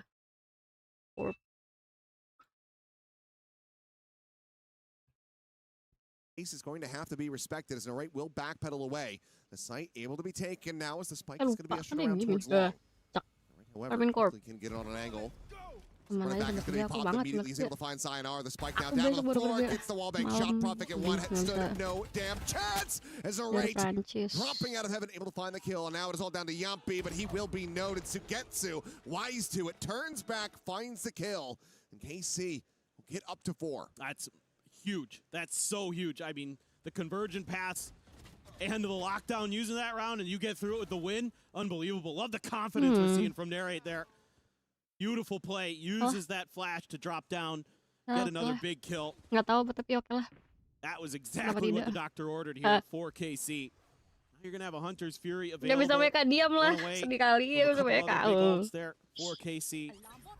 Meanwhile, you're not going to have Okay, the any more you really know. available for I don't Vitality. even Maybe like Prophet's watch all comes M into the mix that a much, bit. unless Kaladi jujur. Here, but Durka, he's going to be able to find 2 there in the mid. Eventually, the Hunter's here from Aves will clean him up, and they need a hell of a lot more than that. But it's going to be Aves able to find Chronicle at the same time. Flash going to go out, and Narrate able to steady the spray. Prophet going to be taken down. Now suddenly, just 2 players standing for Vitality. Getsu quick on this. Sabar. Paper X, are you done? Side of things would have been able to get the intercept. Looting for Paper Kill X. off Yampi. The one player with that full health. Well, it could be a grand final, but a law final nonetheless. And these are 2 of the very finest teams for their regions. And we got it just out of the map, but they know exactly who the last player is. The kill will be there. Aves able to get 3. What the hell? Get up to 5. Malang dikit tiba-tiba menang anjir. Yeah, nice little bounce back, a nice little change up with some of the Cypher utility at the front of A there. Saw that stall out the convergent pass round where they tried to execute off of the catch onto Aves. That actually slowed them down enough that they weren't really able to get there and, you know, punish that catch that they had with that ultimate. But that round there as well, gonna identify Yampi, make him an easy cleanup. Don't give him any chance for that clutch. And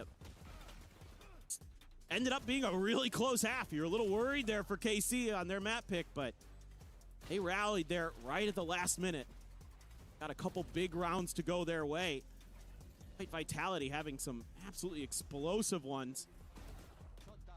Some big hero multi-kill rounds. Yampi, Profik, obviously Sayonara was lights out there for a little bit, but recovery available.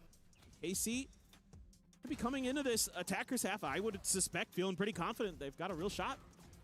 I mean, this is where they should be the most favored, so as long as they can have a solid pistol, be off to a very good start. But if it goes the other way, if Vitality are able to find that win, it does start to slip further and further away from their grasp, which is going to be a bit concerning, because Haven, this is the map that KC, I think, really do want to play. They're going to be very happy to have this one from the outset.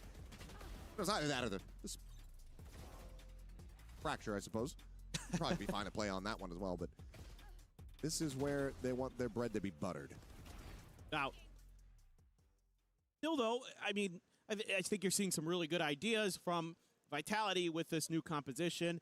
At times, again, some simple executes that really work to treat, but the depth, I think, in understanding how to kind of push and pull the map a little bit, not always there. We saw it in one of the rounds, but outside of that, it was a lot of pretty static hits, and that did give KC some ability to make some of those fast rotates. Did see it early in that half on the pistol round, and then beyond that as well when they finally got their footing, able to get in there and do some damage. But Vitality going to spread the map a little bit here.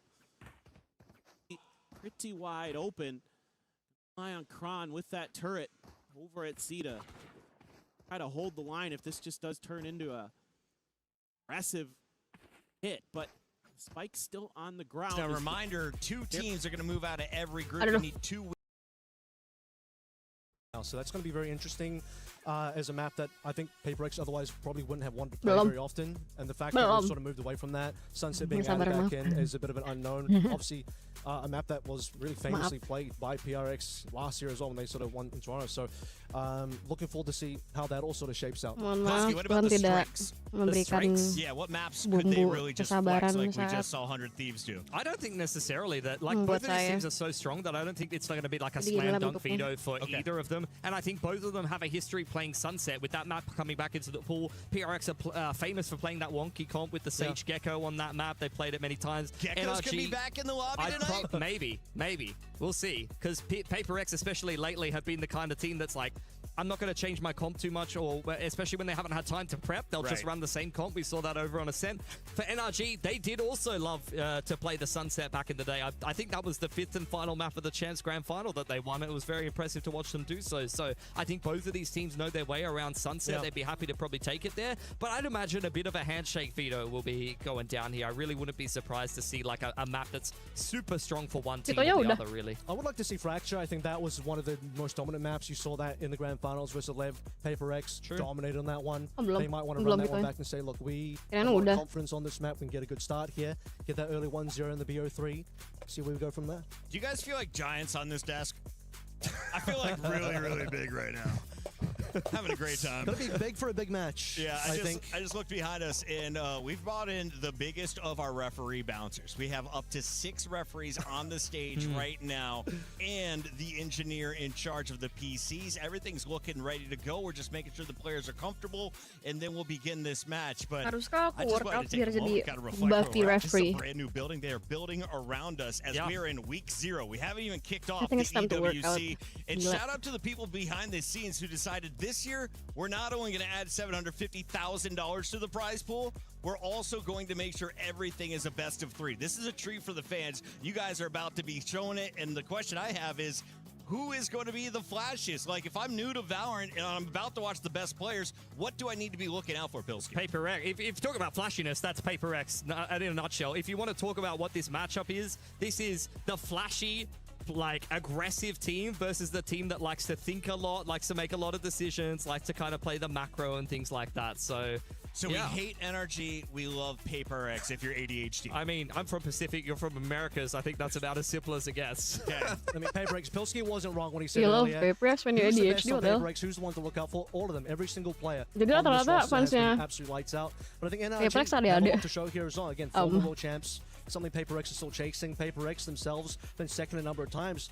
NRG have done it already. They're trying to climb back into that one, and I still have pretty high expectations for this team. we're in the post-SOM era of NRG now as well. So trying to navigate what this team looks like with Kiko. I mean, you could say similar things about PaperX, having Emmy coming in over Patman. So both players making some roster adjustments compared to where we had them last year. PaperX obviously had a much better result at EWC than NRG. And that NRG that we got in 2025 EWC was kind of like the first version of this newly formed with Suba lineup that ended up winning the World Champs at the end of that year.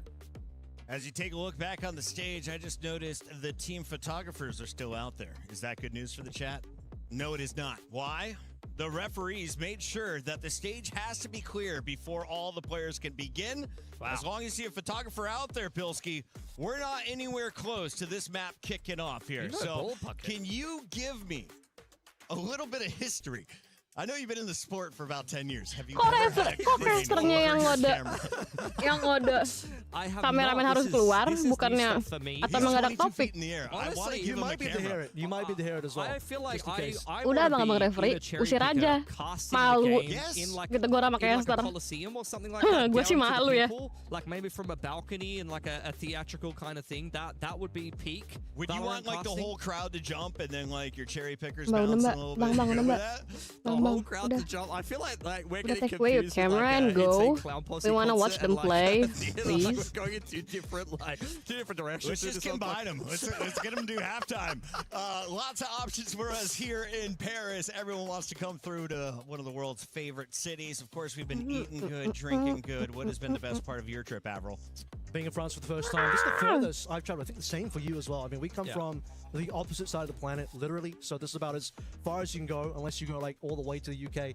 So enjoying Paris just in general for me so far, but there's some nice food. Pilsky, I heard you brought your partner out here. We're making it a family affair. What are we thinking about Paris? We loving the city of love? Yeah, it's nice, but I'm here for business. I stand on business bucket, and I'm here for the games. So I'm not even thinking about that right now. Full focus. Who do you want to chat about over there? Because he's staring you down. I got eyes on you, young man. Okay. Headline di bawahnya gitu.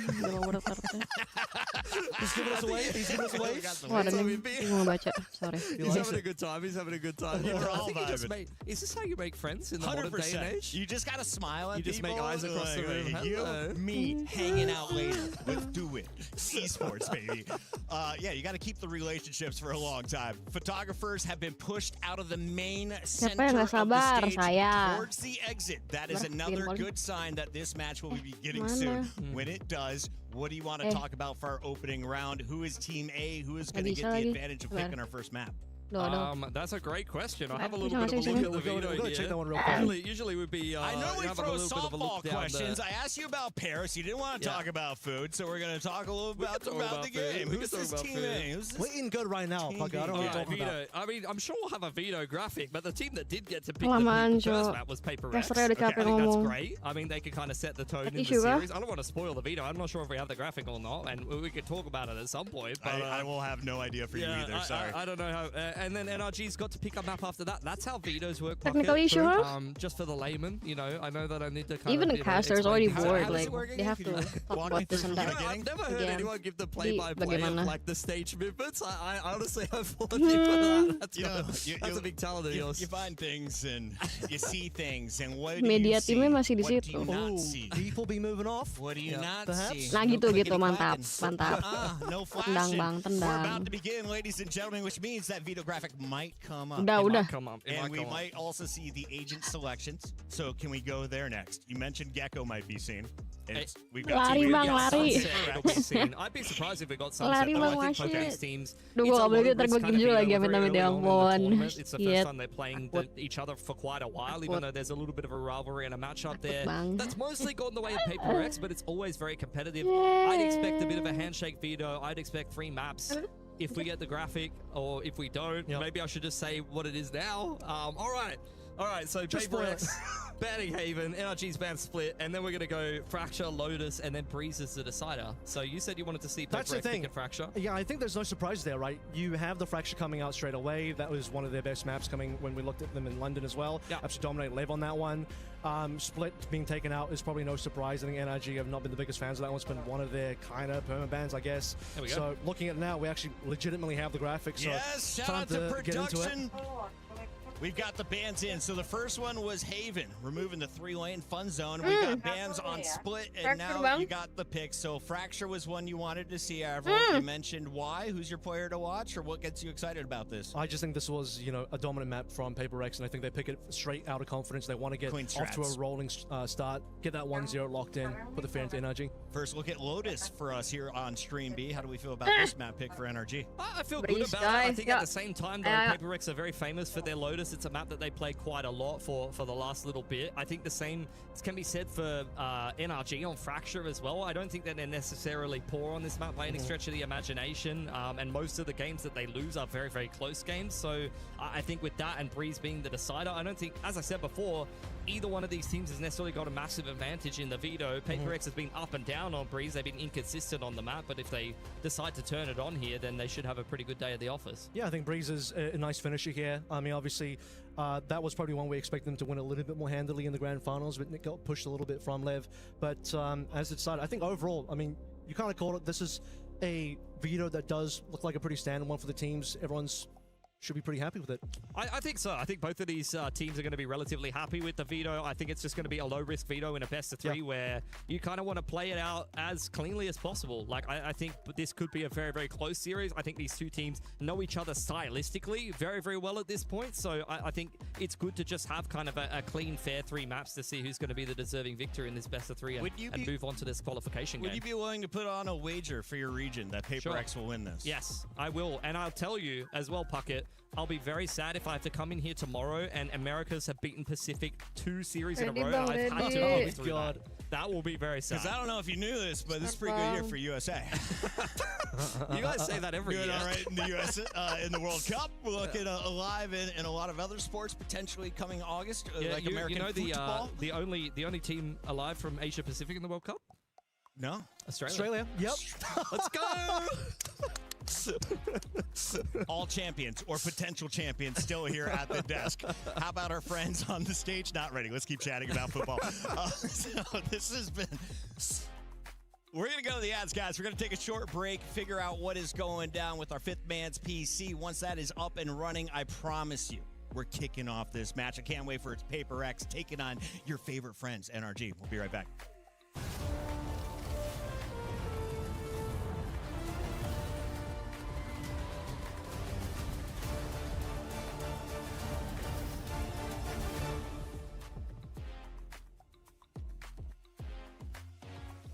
Play is in our DNA. Whenever we let it out, it becomes our superpower. Now imagine an entire city being built to supercharge it. Kadir City, powered by play.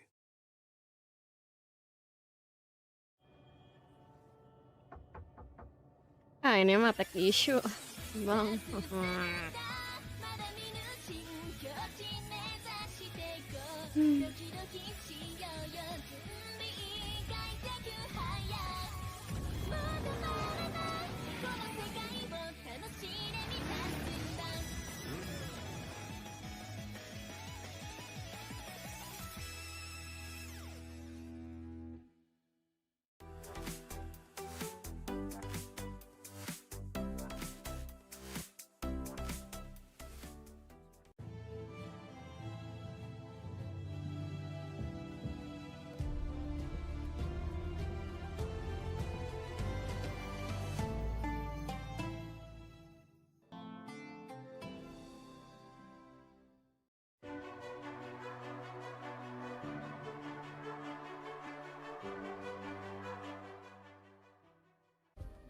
Play is in our DNA. Whenever we let it out, it becomes our superpower. Now imagine an entire city being built to supercharge it. Kadir City, powered by play.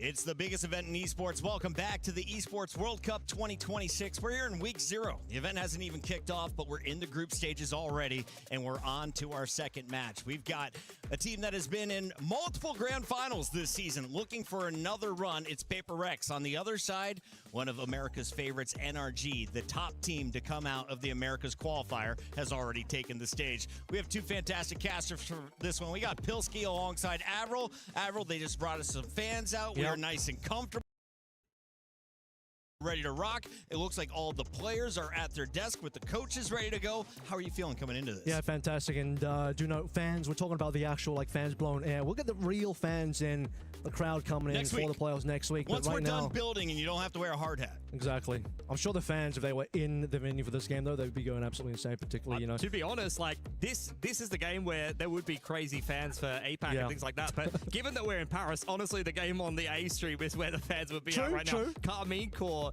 taking on Vitality right now is a bit of a crazy French derby going on. Do you know if we have any updates over there on the match yet? It looked like it was close the last time I checked. I can. They're still getting all hands are on mice, so I think they're still in game late rounds. Let's have a look. Spike went Looks down. like it's close. It's very close in the first map. No one's won it yet. We got a lot going on here. On our main stage, I just checked out here. NRG, all smiles. Hands are up. Everyone's staying off the keyboards, keeping it grease-free. Yeah. What is it like in the moments right before the game? Why is everyone in preacher mode? I feel like, the thing is, it's on both sides. A lot of these teams, they've kind of gotten to the point where they have performance coaches, or they have experts who teach the players breathing exercises, who help the players kind of get into the right mindset. Different players kind of have different mindsets getting into some of these games. Some people are too excited; they need to calm down a little bit. Some people need to get themselves G'd up a little bit. I'm looking for the players that are lying back, getting a little bit of a nap in there, a bit of a snooze in there, like Vora from last game. We see you, A streamers. Hey, A streamers. They're trying to be sneaky. They're too tall for that. I find it amusing that we could see Kakuka trying to squeeze past, but big time, he is 5 foot, so he was able to make a pass safely. It was. we didn't see big time. We did not see him. It's a bit of an There was ironic 2 people name there. pocket. Wild. Let's take a look here at your agents as we are locking in. Will I actually see a raise in this time of day? Yes, sir. Absolutely you will. Paper X, Jing, this is the man you want to be watching on this map in particular. But as we mentioned before, Paper X very well rounded on Fracture. For NRG, having a little bit of a look at a Phoenix comp. They've gone a completely different direction with the Phoenix Waylay. It is still, similar flavors from both of these teams running the double duelist, but not in agreement about how they want to be doing it.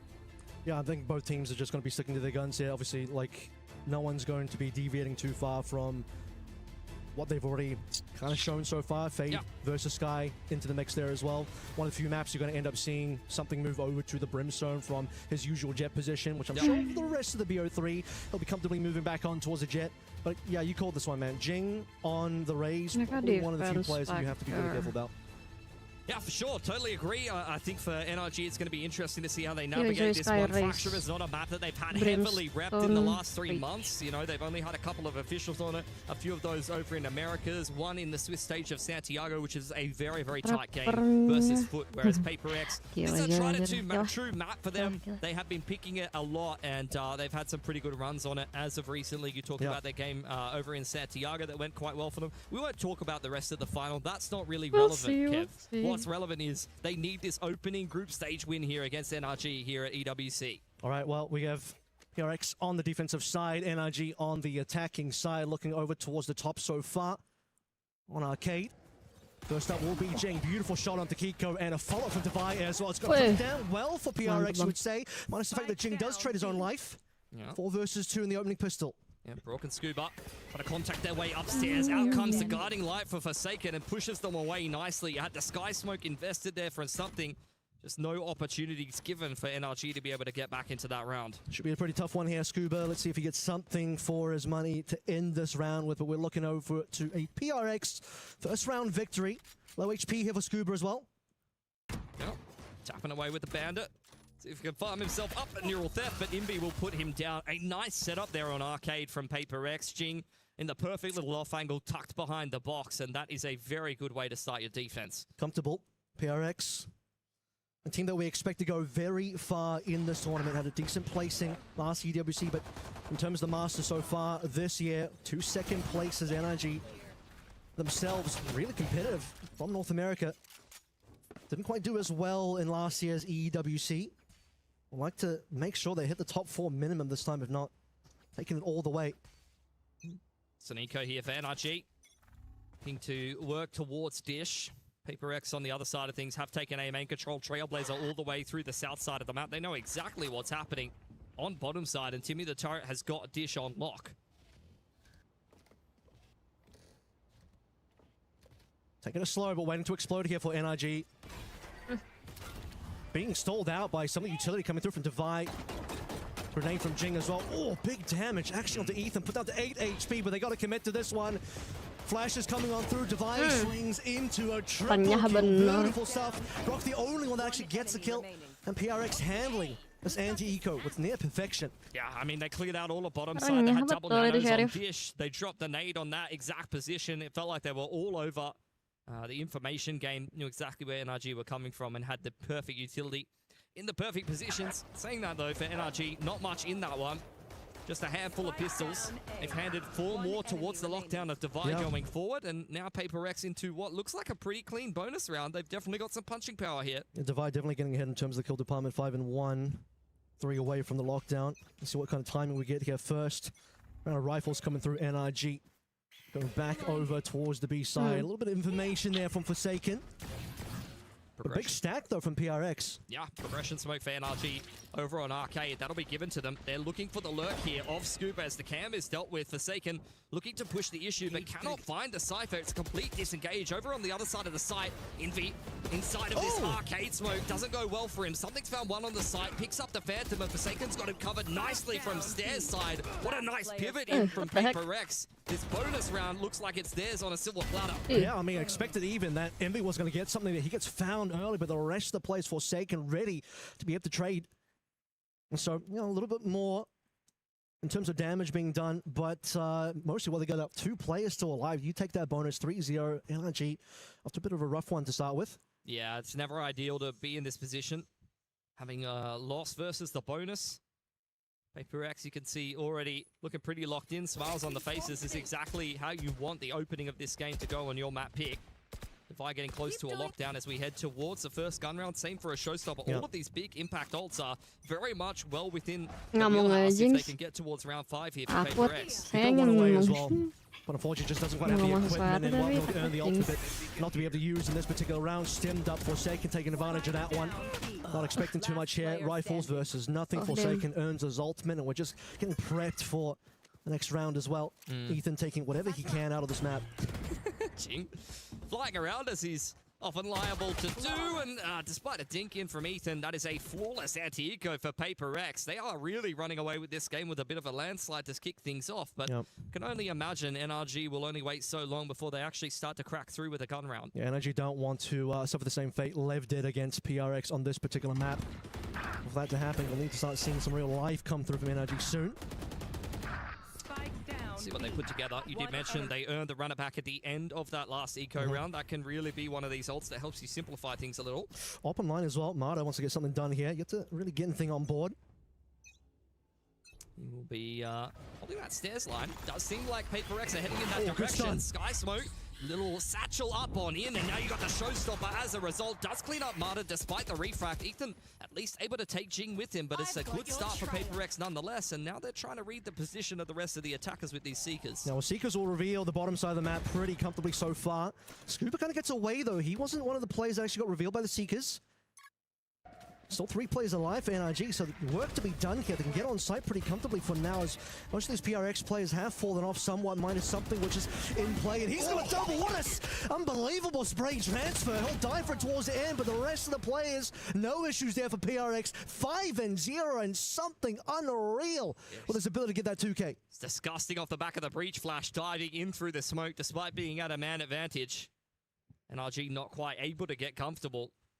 And they will take a timeout as a result. This has been a bit of a battery to kick off this game of Fracture from Paper Rex, a map that they're very familiar with, and it seems like they're going to run away with another landslide victory over an America's team, unless you start to get some quick adjustments here from NRG. Well, they certainly are from the north side of America, and that side in this particular game right now, 0-5 is the scoreline. But what a way for PRX to handle that aggression that we saw from potentially Marta setting up a bit of a line there, trying to catch a player up from PRX, and the instant util coming through, the stun, Jing wanted to get in, the showstopper, completely blowing up that setup from NRG.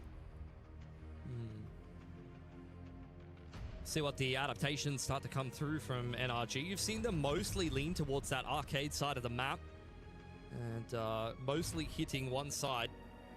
Hasn't really been working out too well for them. I feel like Paper X have often been quite happy to stack that side of the map and play a little bit more retake towards A. We saw that one round where they had an eco 5-man up dish, completely slowed down by all the utility coming through, particularly from Divine, Nano Swarms, everything else. There we go. Again, a lot required here from NRG. Still waiting for that run it back, which needs to be an important ultimate here, but Nightfall also earned by Ethan. Towards the dish early on here for Paper X. Once again, it's the guiding light up over the top of Arcade, but that's only really there to condition NRG, who are starting to walk their way into A main and take some map control. Yeah, first time we're really seeing anything through halls. Let's see what we can sort of find here as PRX wanting to make sure they retain control of Rogue's information found. And okay, decent kills. Mana and Kiko finding their mark here. This is 5 versus 3. The first big opportunity for NRG, we'll say so far in this entire half. Fault line, a jump spot from Envy. NRG finally starting to organize themselves well and punish some of this aggression in the mid-round from Paper X. Puts them at a pretty massive advantage. Spike will be scooped up there by Brock to join up with the rest of NRG to have taken this A main control earlier, but Forsaken and Envy are already on this A side of the map and Device on the rotate. Yeah, he looks like he wants to move off as well. Does still have plenty of util to relay back it towards B. Nightfall coming on in, taking no risks here. Envy will be spotted. Flash as well. He's got no chance, but a better flash potentially against NRG. Envy now will be able to at least trade his own life. 1 versus 4 now. Divide with a lot of work to do. No ultimate, and all of his util still left over towards B. Was not going to get a single shot in there. Scuba will find his head right out the smoke. Yeah, nice adaptation from NRG. Punish all of that mid-round aggression and then just keep things simple. Pivoting back to where they took that A main control earlier on in this round. So a successful timeout. That will help them steady their economy going forward, because they're going to have to make their way to a lot of gun rounds against Paper X, who have had a bit of a blinding start here in Fracture. Smokes there also cutting off a couple of players from PRX, making sure that the breach of Envy was going to be isolated, despite a pretty good flash coming through from them against basically all 5 from NRG. Some around on that board. For the only ultimate spent as well, so pretty cheap in that ult economy side, you'll say is. Let's see what we get done from NRG. Back over towards Arcade. Yep. Forsaken on over here, trying to disrupt this one as the runner back comes in. Gonna throw out his guiding light, but Kiko is all over it as see the dash in from Marta. In comes the orbital from NRG just to try to zone them away, but in the meantime, you've seen Envy be able to at least pick up one and deal with the runner back as something is pressuring the bottom side of the map. Yeah, okay, what can Scuba do here though? 2 players in front of him. With PRX really off-site, should be a free plant. Scuba, oh, he needed to hit that. Cage should keep him alive for the time being for a little while. No support here for Scuba, so he just needs to be able to hold this on his own. Instant one-tap from something, though. That does not feel particularly good for an NRG, who are now getting ulti-dumped on the side. Out comes both the breach ult and the brim ult. He's been able to find one nice flash to set up something. Talk inside a tower. Very low here. The lion's share of the work has to be done by Kiko as the Brim Molly tries to delay the plan for a little longer. Workable. 2 versus 2 now. Operator have a divide. Maybe not the best in terms of weaponry for this. First tap on the spike. Fades. Device looking for targets. Something on the Brock. It's just Kiko left alive, and he just can't quite hit and something. Doesn't even matter that he's not on a duelist. He'll find the aim. He's got the sharpness of it. Saw how sharp that was up against Scuba. He'll make sure he'll finish up the last 2 players of NRG. And despite the spike being planted there, no dice for the round. Yeah, very nicely navigated by Paper X. He pushed bottom side through A main right from the get-go. I think this opener was fantastic from Kiko, using the runner back just to be able to set up NRG for success, but Paper X mid-rounding their way out of a bad situation. The ulti combo on that site really helped them kind of narrow down where NRG were playing the post plant from. And then something 9 and 2, just a phenomenal multi-frag from him. And even the utility usage, I mean, you look at the orbital strike, completely isolating Ethan. You had the nade coming through, paint shells from Jing, followed by a flash as well. Now something. Just going to fire a couple of shots into holes, but here come the rest of the players. Almost had a collateral there. No theft now from Scuba to reveal the rest of the members. The rest of the members are coming in nice and quick for PRX. Abang-abang OBS-nya GD-nya kagak sabaran dah. And they punished the flood so nicely. Read it with the neural theft, and they knew that PaperX really wanted to try to get in and take that fight before the spike even went down. It's all down to something, and he wasn't ready for Scuba to have slipped through already onto the A site. A second round for NRG. Seems like the 2 rounds NRG have gone so far have come through from the fact that they can find some punish early, particularly over towards, you know, that's A side of the map. Find those early picks, handle the flood coming in through from PRX, and sort of twice in a row for the 2 successful rounds. That seemed to work out for them. Ayo Bang, on the other hand, has been a bit more of a worrisome part of the map. But they've recovered 2 here. They can at least get 4 to 5. You'll say it's an okay half for them, but otherwise PRX looking for that 7 to finish up our first half to make sure they're in the lead. Be a big round for NRG. Money is starting to get a little bit dry for PaperX after their landslide of victories to open up this half. Starting to run out of cash here. Op picked up by Marta. Hasn't really had a chance to get involved in this game. He's often just been dashing in and refracting in on the entry. Ethan's taking dish here. A lot of moves being made on the map by an NRG, who is just waiting for a reaction from PaperX. Forsaken looking for information with the Trailblazer. We'll see just the one. Kiko, not really too much information there so far. A lot more movements starting to flow over from both of the teams, you'd say. Well, Forsaken wanted to make that play happen. Not going to be the case now. As time starts to run out, that smoke comes down just as Marta had the line of the op. Jing v Scuba on the bottom of the map does not go well for the Rays, unfortunately. Scuba really keeping that A main push in check, and I dare say that this is going to prompt a little bit more aggression for a PaperX, who just don't really have any info on what's happening on the map. They've got the A info line, but that's about it. I mean, that's his huge kill, because now PRX have to commit a little bit more over to the A side, something waiting. But as time starts to dwindle, it looks like NRG will be finishing over towards A. Just something to slow this one down. Rest of PRX wanting to stack over towards B. There's the first spot. Okay, Molly to slow it down. Haunt wall spot him, and they already knew he was going to be there. Conversion pass, you shouldn't expect too much from something here. A little bit more aggression though from NRG, because they got to get the spike down. Time is running out here, and Forsaken's causing problems. The Vi's still there as well. Stops the front from coming on through, and they're just... What? Isn't enough. Oh my god. Yeah, Kiko really needed to win that last tool. Lockdown invested there from Devi just to be able to keep things interesting, and if he was able to win enough of those tools, could have really created some magic for PaperX. But as it stands, unfortunately, NRG capitalizing on that nice opening advantage that they had, grouping up together, and even with the clock running down, they've thrown the kitchen sink at that round. They understand just how battered and bruised PaperX's economy was.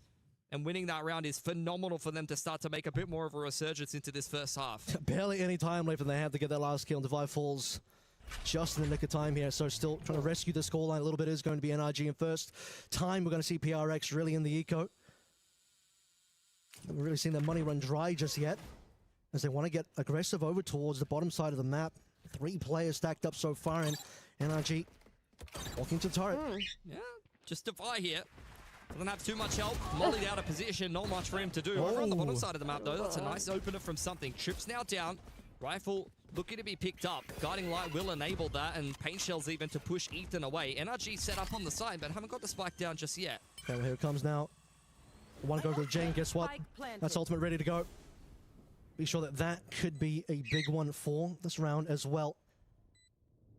Something's also one away, but might even be playing for exits here if they're going to play this one slowly.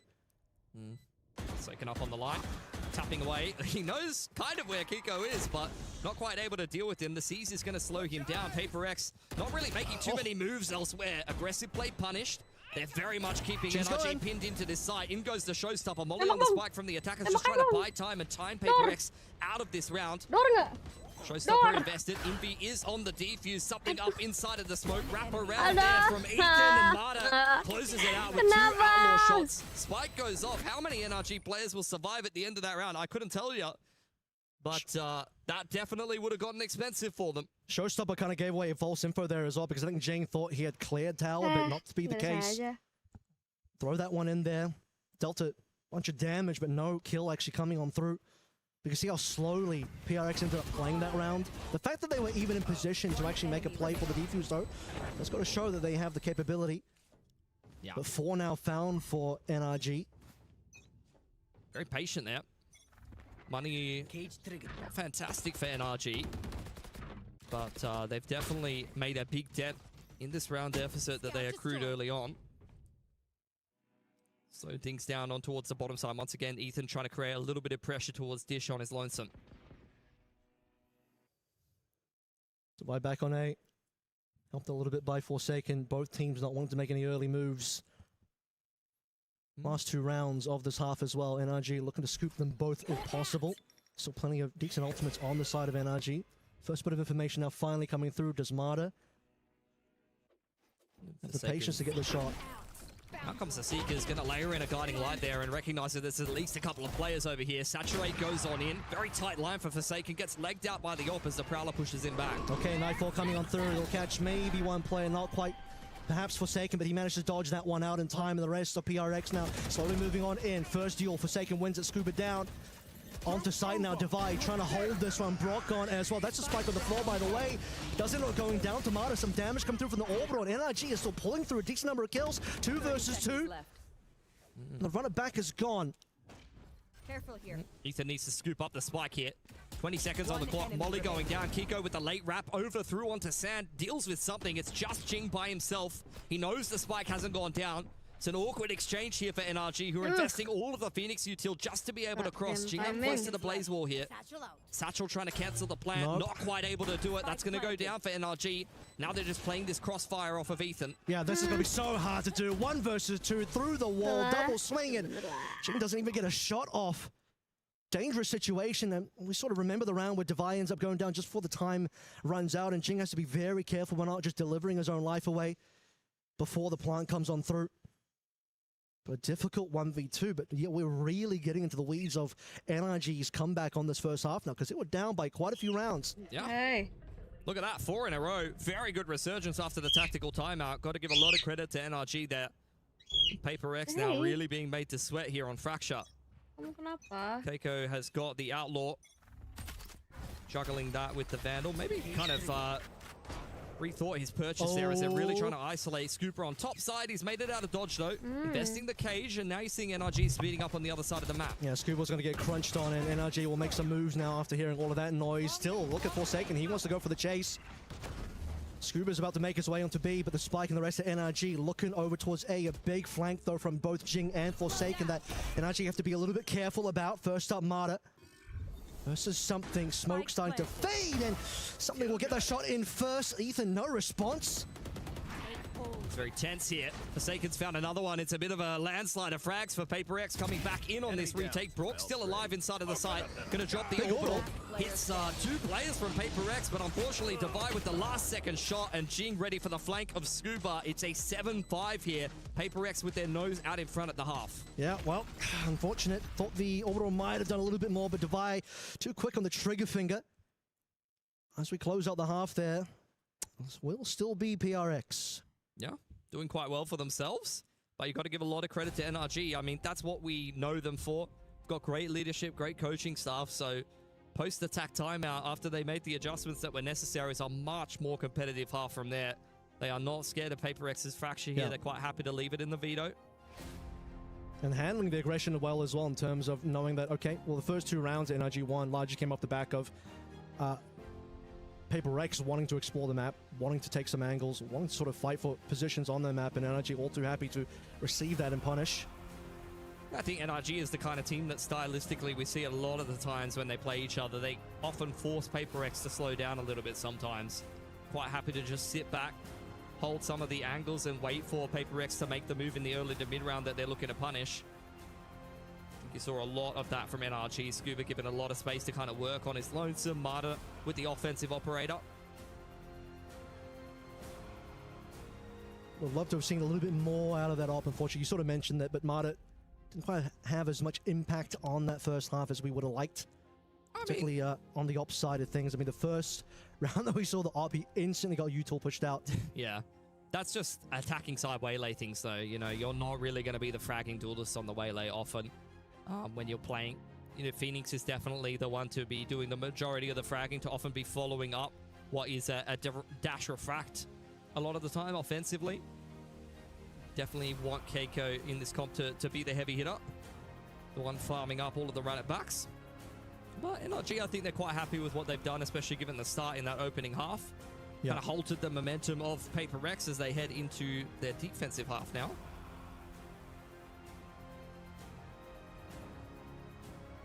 Hopefully a bit better showing from America's team against PRX on this particular map. The NRG the confidence to move forward and start to get the lead in the second half if possible. That should be underway fairly soon. Let's see what we're going to get here from NRG on their defense. Expecting a lot of waylay getting on this info line. Wouldn't be surprised if they start to mix in the op yet again. Here we go into the second half here. Paper X mostly set up on bottom side. Forsaken, I'd imagine, will just be applying a little bit of pressure here. He's got full utility on the Sky. Breach on the other side of things as Marta on the line with the Sheriff Refract active. Ethan opens up the door. He's going to jiggle away. Does at least spot out Devi, and there's Marta. Oh, that is such a quick shot from Devi to get the opener. Yeah, we've seen that from Devi before. And Marta finds out. 5 versus 4 early on, calling over Ethan, also Brock. Stomping away. Ethan almost caught on the cross. Okay. Smoke to try and slow things down. Starting to cause a couple of problems. When do we get the explode? Finally it comes on through, but just into the meat grinder. Both Ethan and scooping all the kills. Brock likes dink into the kill as well. Not just Devi. He has the capability to get those kills. He got the first one of this potential clutch, and he's got another as well. Devi versus Kiko, and Devi's got the hot hands. And I'm not talking about Phoenix here. Kiko's the one playing that. Has he got the capability? Spike hasn't been tapped yet. Kiko knows he could take his time with this one. He's looking like a little bit of a raid boss with the bandit and armor. He's got a lot of util to work with as well. Curveball and a molly. Devi really waiting for a mistake, but he's the one who has to make the first move here. Turret's back up. I think that's what he must have been waiting for. 30 seconds left. 30 seconds. Spike will be easy here. He doesn't know it, but he doesn't quite know where Kiko is standing and waiting. Kiko just waiting for plant at this stage. Turret will be the one spotting him out first. Spike planted. As the molly comes on through, and Devi with the 4K and the clutch. Instant headshot. He started out with that one onto Marta. He'll finish it onto Kiko for another pistol for PRX. Yeah, you're kicking yourselves as NRG. They rotated so well despite losing that opener onto Marta inside of A main. They were ready for Paper X's execute. They had a big crossfire on the side, but Devi very sneakily able to construct himself a 1v3 on that A side. He opens up the round for Paper X and he gets it done by himself. The smoke coming down from Brock, and then the meat grinder, Scuba and Ethan just doing work, but Devi coming on through and just diffusing the scenario. We get another early pick. It's Marta down again. Unfortunately, something is just going to make mincemeat of him. Ethan will at least get the orb away. That's all the energy will get so far. Trailblazer was at least fun to buy onto Scuba. 2 players spotted out over on that B side of the map, so you're going to get the pivot back across. Something quite happy to sit in dish side. The rest of Paper X relocating to the bottom side to meet up with Kiko. He's going to have to hide there, and that should be a little bit of info, but do they know it's the exact corner? They absolutely do. They see the hands. This will be easy. Yeah, shouldn't even lose a single player to Kiko despite the wonky shots from Jing. Now the crunch over on towards A. Brock to try and hold on to this one, but pistol not going to do you too much good. Easy 9th round here for PRX, 5 versus 2. One enemy remaining. Might not even lose a gun. Indeed, they don't. 5 rifles brought through into the bonus is a very, very good position to be in as Paper X. NRG, once again, going to have to play the opening part of this half from behind. So we'll have a look at how their first defensive gun round does look. But, I mean, they were quite resilient in the first half, so have to give them the benefit of the doubt for sure. The real worrying thing was the fact that PRX did convert the bonus, which is, and then that ended up being 5 rounds in a row for PRX in that first half, and for NRG, wouldn't want that to be the case again. An opportunity here, potential for Kiko to at least drop 1 gun down. But honestly, when you just have the classics there, it's a little tough. Let's see what the bonus looks like for PRX this time around. NRG really wanted to win the first gun round of this half. Prowlers will get their mark. know that there's at least one player hanging around outside of A main. That's a molly being prepped for tower. I do think that they're just going to try to drop off Jing up there with the Trailblazer. Keiko under a lot of pressure, pushed out by the utility, and that's an opener for Devi inside of A main. He's punished the push from NRG on the other side of the map when the pressure was coming through into tower, and now NRG are reeling in their first gun round here. PRX, they can just abandon B at this time as well. If they want to go towards A, but they'll slow things down. They'll say, let's recommit. Force the rotations from NRG first. Devi can even go for a little bit more if he wants to, but on the other side of the map is Envy and Jing. Yeah, they've just completely dominated. So we're seeing the first half Groundhog Day here for NRG. Just can't win that third round. Yeah, that's rough. I mean, they were well aware that there was a player hanging around outside of A, confirmed by the Prowler, but Devi has just been on one. He's having one of these games. Been in some excellent form as of late. And when he takes over a game for Paper X, there's just really not much he can do. Brock last alive, trying to hold onto his rifle. Not spotted out by the guiding light. Just wants to save, my man. Just wants to stay alive. Down and out. He's been spotted. Devi, he's going to go for a little bit more. And, well, just saw the back of the player. Brock at least shuts him down. Devi's got locked down either way. He'll be happy with that one. Brock's going to convert another kill. Yeah, don't feed him an orbital. He's only one off at this point. If he's able to get one more kill, he'll have it. And I think his respect has been earned here as Paper X hitting double digits. Not able to bring as many guns out of that round, but when you win the bonus, I don't think you really care too much. Yeah, I mean, you got so many rounds in the bank at the moment in terms of where this lead is going. You got Ultimate starting to come online as well. You got Devi winning a 1v2. Oh my god, that just cannot happen if you are NRG. Would love to see if we can get a POV of that one, but NRG taking their second timeout now, and I think they need it. Yeah. And see what they're going to construct here around this singular save Phantom. Got to be some level of investment here for NRG to try to keep things interesting. They did manage to take some guns away from Paper X. They'd love to do some more economic damage, if not give themselves an outside shot of winning this round. But if things go the way they're expected, Paper X will be up 11-5 here on Fracture, and it's going to be a difficult position to come back from if you're NRG, given just how strong Paper X have been looking on this map lately. And there's the PRX off out of the starting gates and into the immediate sprint we saw them take in London in the grand finals, just dominating on the opening map. But this one is definitely more competitive, but at the same time as well, PRX are here for a reason. They know they can just take this map away and get that immediate 1-0 in this BO3. NRG looking for answers. Can't have a slow start for either one of these teams.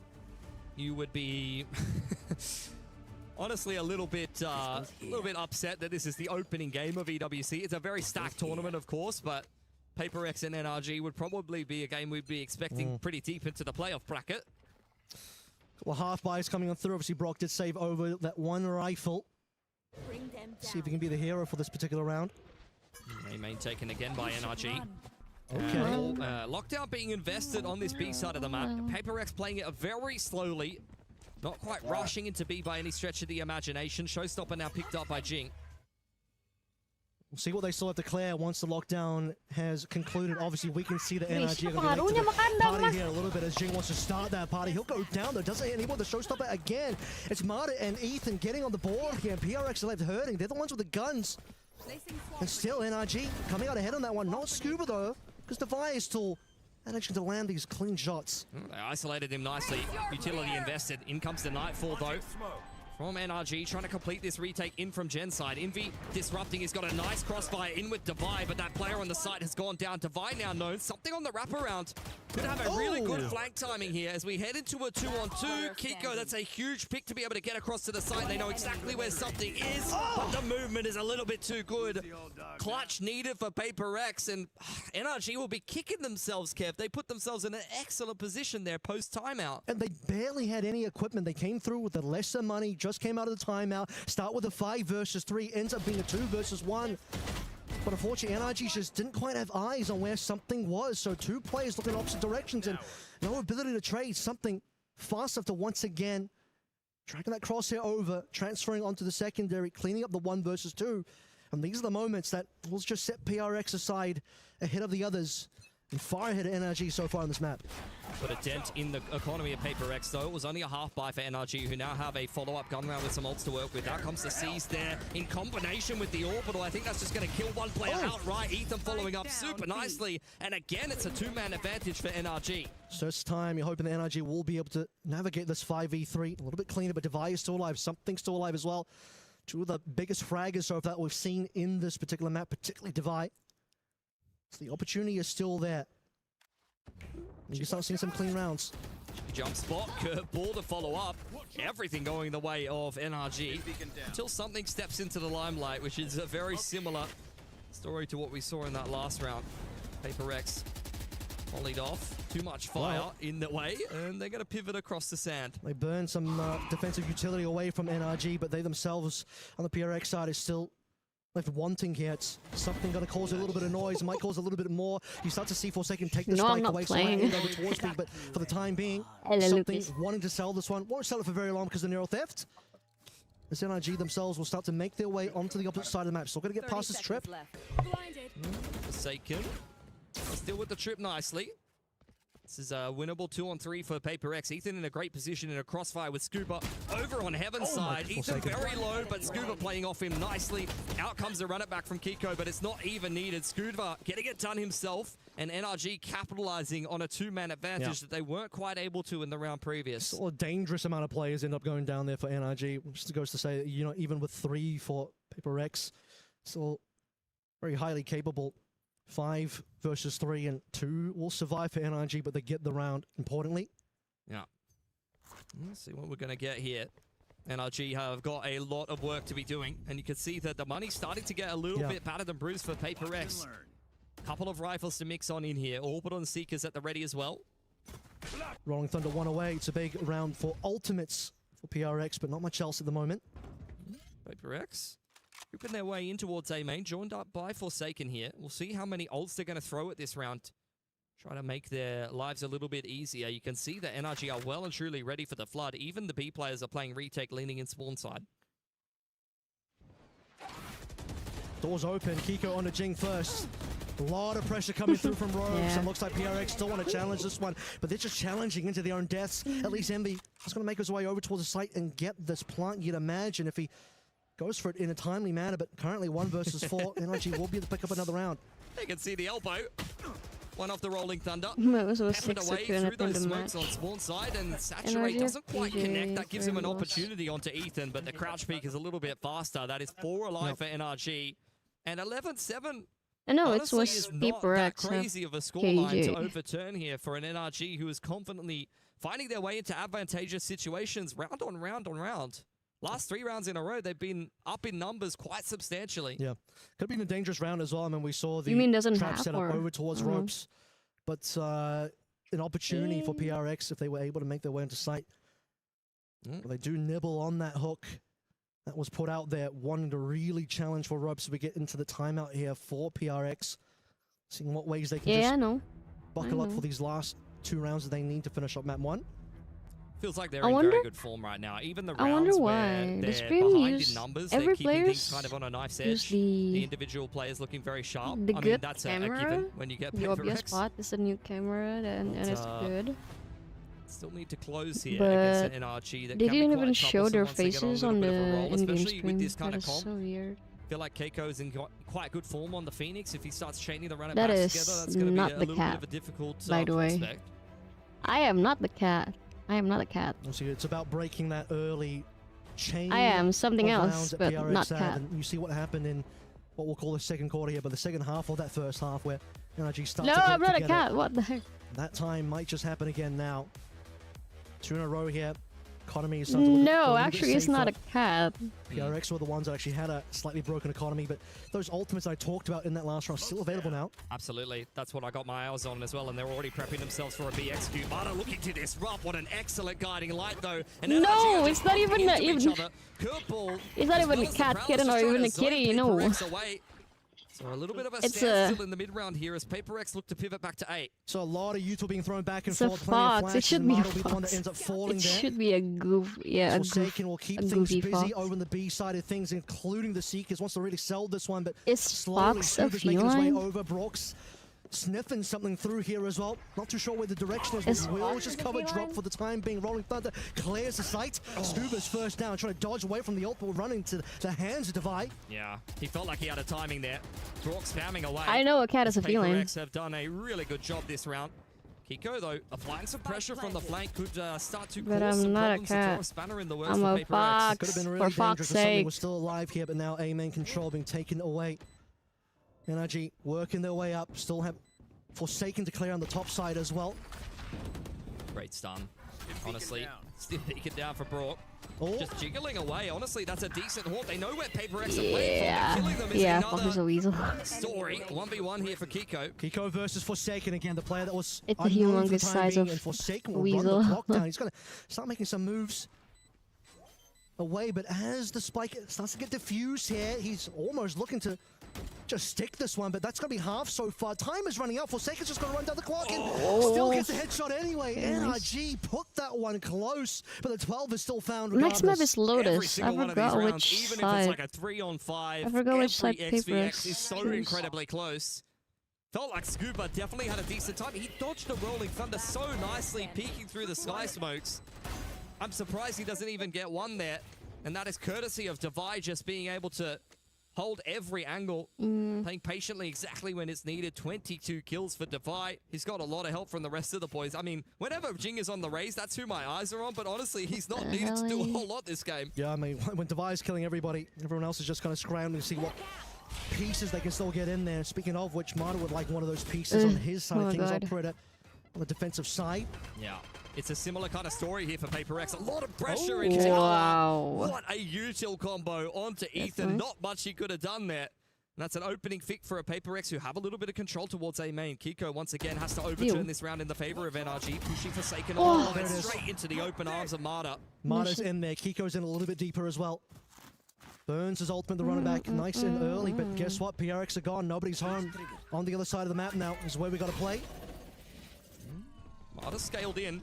Orbital won't catch Scuba if he's going to play in that little corner there. He's dodged it nicely. This has to be hard cleared here by PaperX. Yeah, Scuba's in a great spot. Do they see him? They do, but they don't quite get the kill just yet. Jing, though, wants to send out the rocket. He'll find Scuba. Still, though, players looking down for PRX and NRG. 3 versus 1. Jing has a lot of work to do here, and this is looking like it should be a good round for NRG now.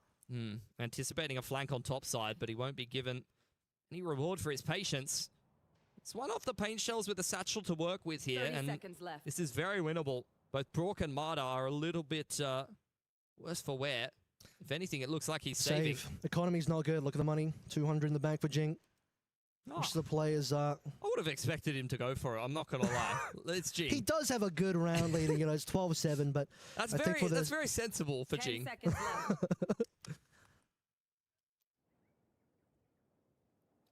Sensible and Jing, something we'll have to get used to. Saving? Or maybe not. We'll see how the future rounds go. NRG claw one back. Another lockdown for PaperX in the back pocket, though. 4 more needed to push us through into overtime. Definitely doable for NRG. Marta's having a tough time getting into the game, though. I feel like he's taking this arcade line a lot of the time, and he's constantly getting pushed away. Yeah. I think this tower side play has been very successful for PaperX. Either they're catching the waylay. Last round, they caught Ethan with just utility. I'm surprised that, honestly, NRG was able to recover from that. It was courtesy of a great hold from Scuba. Pixel perfect positioning. Doesn't get caught by the orbital. That's what you want to be seeing from your anchoring Cypher on defensive fracture. Talk about arcade. I mean, that's where NRG want to put the pressure again. It's Marta once again on that line, but Tree is where PRX will start moving out from. That Prowler didn't get to see much, so good information for Ethan. As he execute over towards B. Jing. Straight on in towards Canteen. I'm surprised he's even alive. Brock has found Envy in the meantime. This is just not going well for PaperX, and Kiko was undiscovered. Nice reaction onto Devi, honestly, and Brock has got him back. This is just going nowhere fast for PaperX. Jing had no HP to work with there. Now Forsaken has to do a lot, and he couldn't land the shots or something. Doesn't have the gun. Yeah. EWC. Well, he's here to just maybe get a couple of shots in there. He just wants one gun. He's just jiggling in the corner. Mollied out of position. Nicely done for NRG. A great anti-eco to give them their 9th. Chipping away at it. 3 more to go. NRG getting a string of it now as PRX desperate to find this last map. Will take the final timeout. It does seem like it just keeps slipping away from them. Yeah. Yeah, all 4 timeouts used in regulation, giving NRG the respect that they deserve. These two teams relatively familiar with each other, even if it's been a little while since they last played. Goes to show that NRG not out of it, despite how behind they were on the rounds. Totally both halves. I mean, really. Paper X have had phenomenal starts to both halves, and yeah, I totally agree. I think NRG have been pretty good. Yeah.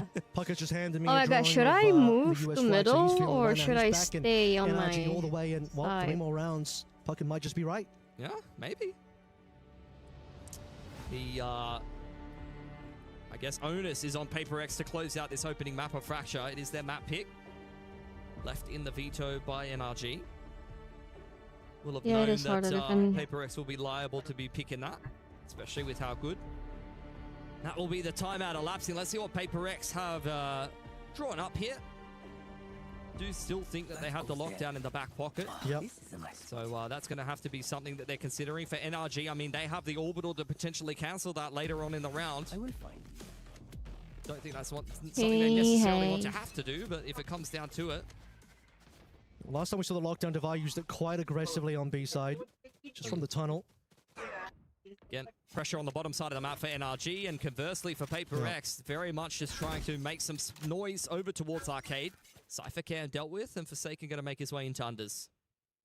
Mata patiently waiting for DOVA as well, who Emang bener sih bukan Paper X kalau nggak overtime. Here not too long ago, and in fact, a couple of pings going on towards A-holes. This could get dangerous for PRX. Move it a screen so we can changing up his angle and approach. He is very much on his lonesome here. There's a couple of kill trips on the side, but that's about it. Jump spot out from Devi. Fault line onto line is perfection. He's just being given nothing. Yeah. Has to think about saturating that one potentially, but he has to exit regardless, and throwing a shot out there, but still low HP. Nightfall coming in defensively. Ethan arriving to help out the fellas of NRG on this defense. Overall as well being dropped into smoke. Something in the meantime. The players in Sand are starting to get in the mix. Envy has cleared Mata out of the side. Scooper stepping through the smoke. Chef nicely there by Forsaken. Even if something goes down, and this will be the lockdown, just trying to zone Kiko away. Make sure he doesn't have any chance in hell at closing out this round, and he'll have to respect it. Yeah, minimum. He's going to have to wait this one out. Should I be mid? Clear absolutely everything. Like this? Turret and Sand. Alarm bot in hole. Obviously, Kiko doesn't have to worry about that part, but he does have to worry about walking to the high-low. Envy and Forsaken ready to go. They know the positioning now, and 3 of them will swing at the same time. No chance for Kiko, and Paper X take map 1. Yeah, nicely done. I mean, credit to NRG trying to overturn 2 pretty big deficits at the half. They put together some good rounds of their own, but Paper X have been really, really hot on this map as of late. I think NRG putting up more of a fight than we even saw in the recent Masters Grand Final. And Paper X, I mean, map pick win for them, but we do still have Lotus up next for NRG. Honestly, I would really expect this series to go to distance. If this is just a 2-0, I think that would be the unexpected outcome, honestly. Yeah, I mean, if this was a more dominant showing from Paper X, I'd be a little bit more worried for NRG, but just the resilience, the tenacity of NRG to keep that one competitive and really pushing it to a potential OT. I mean, we got close, despite the deficit that NRG were at one point in that map. I knew it. Speak you up, got Bucket. me again. Come on, man. Got me again. Sneaky audio, man. Let's talk a little bit about this matchup from Paper X's side of things. Smooth sailing bright and early. You're up 6-1, 6-2, and then all of a sudden NRG came back. Can we talk about that first half? What did you see early on from NRG? Was it simply winning one round? How did they draw their opponent break? I think it was attack timeout. Like, NRG's known to have really good leadership, not only in the IGL slot, but also in the coaching booth as well. And I think since they took that tack timeout, they actually made the adaptations that were needed to be able to deal with Paper X. They were able to slow the game down a lot, so I think that helped them out a lot. That was part of it. I mean, we're sort of talking about the fact that the 2 first rounds that NRG got was playing it slowly, punishing the aggression coming through from PRX, players wanting to take positioning, and then just playing the player advantage after that. And as we take a look at some of the highlights, I think the big round, it was Kiko, who already had 3, looking for a 4th and a 1v1, but he was bested. Paper X goes on to win the economy and win the rest of the game. As we take a look back at some of the key frags early, What do you see? I mean, this is a key round for sure. Yeah, Divide, this clutch definitely changed the trajectory of this game, especially because we talked about NRG having slow starts to both of these halves, and with how close this game was already, you know, a 13-10, I believe it was, that pistol definitely could have made the difference for NRG to get them going a little bit quicker on the defense. I mean, it's a lot of pistol, and then into 2 more rounds for PRX. The fact that they got both their bonuses on both halves is kind of insane. That is really what contributes to the deficit that NRG found themselves at, leading to, it was a 11-5 lead, I remember at one stage, so yeah, really tough to come back from. Yeah, I think the NRG, honestly, if they had won even one pistol, could have definitely had a better shot at winning this game. Paper X are no slouches on this map by any stretch of the imagination, but I think that the scoreline isn't really a good representation of just how good of a crack NRG gave this map. I think one of the highlights for me is the Cypher knowing the perfect corner to hide in, avoiding the Brim ult, and of course, getting a big kill or two. As we close things out, though, we know NRG was close. They had missed opportunities. They will not have a second opportunity if you lose this next map, and it's going to be your map pick, right? So you just played Paper X's. This was okay. How do you excel? Where do you want to go next? And what are the expectations as Lotus is on the horizon? I think they just need to win a pistol, honestly. They need to not have a slow start on both halves, because Lotus is a great map for Paper X. They kind of invented that double duelist style on that map in particular. So it's up to NRG to show why they picked Lotus into this series and come in confidently. Could be a big Brock Odin map as well. We know he likes to bring that one out on the Vice as well. But running into double duelist, we saw how deadly something was on the Brim. Now he's going to go probably on the Jet, so this is going to get wild. Scumbags with Odins. You'll love to see it. I'm one of them. Come see me in matchmaking. In the meantime, let's talk a little bit about the Paper X player to watch, because for me, it's always Jing. He's going to be on the Rays, jumping in and going down to 1 health, still making it fun to watch. Can he continue to go this negative, though? He was 11-17. The man was aggro from start to finish in that game. I mean, he's going to be on the Rays on Lotus again, so I honestly would expect him to have a better game, but you can see from the Paper X system, they got a lot of value out of the slower players on the team. They got Something and Divide both having a lot of impact for them. I think Forsaken was right in the middle of the pack, often just getting involved in the mid-round with the guiding lights and things like that. He loves to play the Sky as kind of like a pseudo-duelist at times. Scuba, Brock, and Kiko all putting up some big numbers. Which one of those three do you have eyes on? Final question before the break. Yeah, I mean, Brock again, he's the guy that's going to be bringing the Odin out on the Vice here, but I need to see a step up from Mata, because I think he underperformed on that fracture. This needs to be a better map from him. Final thoughts. Will Wele ever grace our stage again tonight? Oh, did you know I have a new verb? Tonight, no. Tomorrow? Yeah, I bought a new verb. At some point in this event. It was so hard. Yeah, Saturday and Sunday? Monday? Not Monday. No, Monday. A new games meal will be back verb. after this. There's no games on Monday. Mark the calendar. Game 2 after this. He's really take times to adapt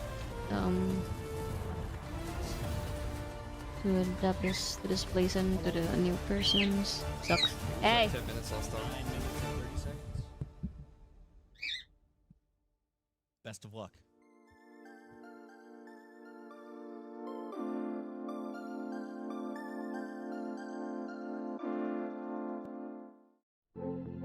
Aku mau stream program, where? Bukan yang mau mabar, anjay.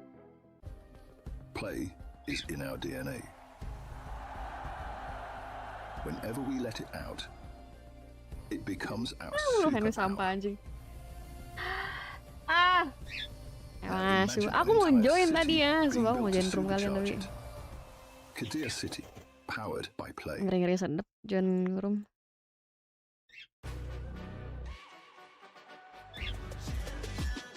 Mekom, tapi kalian gak masuk ke stream.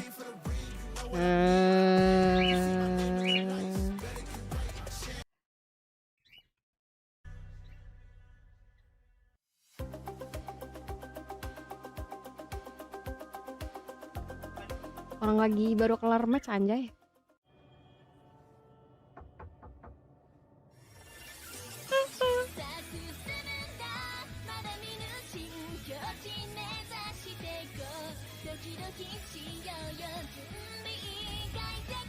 Siapa Iris? Jadi produk Malay sih.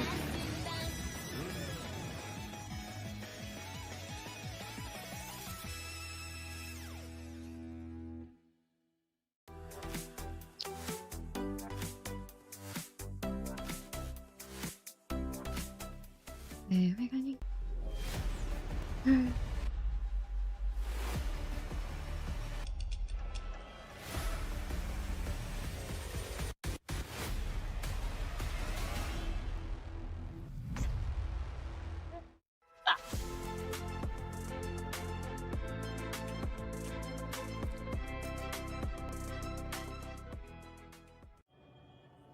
Crunchyroll. Yeah, there's even like there's like a type of sushi of crunch. And it's roll, maki roll, crunchy maki roll.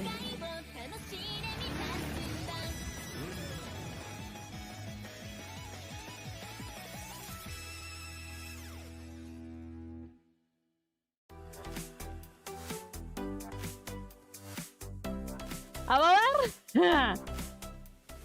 Doodle.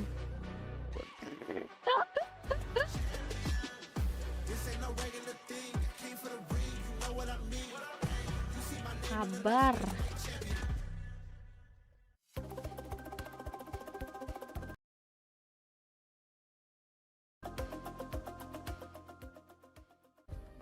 Play is in our DNA.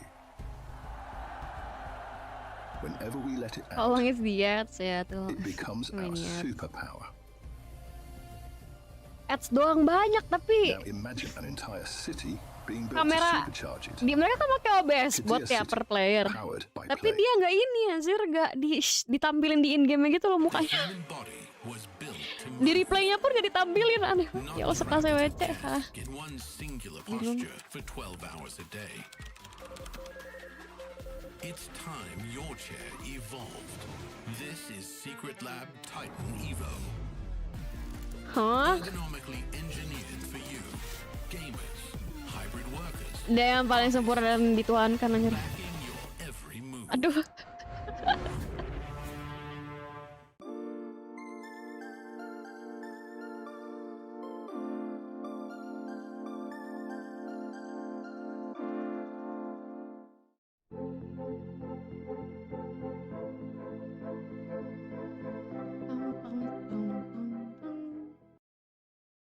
I think it's crazy. Our fan base is like really huge in France. Ayo 2 menit lagi, 2 menit lagi bang. Events we did, so I'm pretty happy to be here. We missed out on Champs Paris last year. It's good for us to have an international event that we can play in front of our crowd, you know. I don't know if it's stress, but it's like it's a good pressure that we have. We of course want to represent the country of our org. Also, like I grew up in Paris, like it's a special city for me, so there is a lot of story about it. We're extremely excited. We cannot wait for this opportunity. Obviously, we need to get out of groups first, but that's like even extra motivation for us to meet them all. It's our organization, home country, home city, you know, so that's one of the biggest goals for us for sure. Feels good to play here, of course, because Vitality French org and we're in France now, so it will be really fun to get into playoffs and share the stage with some of the fans too. I think that will be cool for everyone. Apa sih kiri ini nggak nampil-nampilin mukanya loh? I am playing the French org. For me, like it's a really exciting tournament, I think. I moved to Paris when I was 7 years old, and growing up in Ayo, Paris, 1 menit lagi bang, because I don't think I would be there today if I didn't, like, if my mom didn't move to France. And as I say, that, like, yeah, I'm grateful for everything, you know. Like, I'm trying to stay humble, like, work hard, prove by what I'm doing every day. Our group is definitely the strongest, but I don't know. I feel like it's also probably the most exciting to watch. We have a lot of fans here and stuff, so again, will be cool to play in front of them and just feel the support too. French fans, especially when I'm watching like different esports and stuff. The crowd is usually like, you know, really almost good. of my Game colleagues. by game, we have first Casey, and then we'll see like who will play next. Were asked to go to France, fun to see it. I wish it would have been like with the crowds. They won't be able to no go because there's a visa problem that France has a new rules that. But it's fine. Still, I forgot. An amazing match. That's a format. There's a format for the new rule of visas, I think. Yeah. Don't remember. Enggak apa-apa, nggak masuk juga. Kalau masuk ngeri, Cok. Kalau masuk ngeri, Aduh, aku takut. Welcome back as the war wages on here in Group B. We see an early start for Paper Rex, but now it's time for NRG to get their map pick. We welcome Avril and Pilsky back on the show. Pilsky, I want to start with you. You just saw NRG fall, but bring it close. Yeah. How can you blow out Paper X on this map, Lotus? Is there a way to do such thing? No chance. Lama-lama kayak avatar VR I expect all three of the maps to be orang-orang ini semua. I gotta be honest, and I have faith NRG can turn this series around. I think that we should be in for a 3-mapper. I will say though, Paper X are one of the teams that has had some of the best streaks on Lotus. They've kind of, invented the double duelist vice on this map that a lot of people copied, so they know their way around this map. Do you think we'll see the double duelist on both sides of the ball tonight? Not for this map. I think this is going to be another slow look coming through from NRG. They typically like to play the Vice and double controller in this map as well. So this is not going to be double duelist from them. They will have that one raise. So it's going to be a much faster look, I think, from Paper X compared to what NRG will show. What are you excited about coming into this one? What am I excited about? I'm honestly I'm always excited for Paper X. I'm just always excited to see Paper X play. I'm excited for Jing to have a little bit better of a map on the raise, to be honest, because I think he was just kind of a role player on Fracture in that last map. I don't think he really was necessarily tasked with doing too much. And honestly, just for this matchup, like this is a bloody barn burner of a matchup between Paper X and NRG every time we see it. Just excited for this match in general, this group in general. Yes, you heard from Vitality saying this is the group of death without a doubt. Vitality may be on match point right now. I can only see like 22% of the left side of the screen, and I saw an 11 about 15 seconds ago. So I'm thinking they're in the final 2 rounds potentially here for Vitality. Would that be an upset at all, or an expected result with a 2-0? I think it's the expected result. I think Vitality is kind of one of the better teams in EMEA at the moment. Karmine Core is a decent team. They kind of be on struggle street. They did pretty well to be able to qualify for this event. There's a lot of EMEA representatives, thankfully, for Heretics coming through from winning the last year's EWC Valorant. So that really helps the region get a couple more of the boys over here. And then after seeing what you have so far, it's just been one game.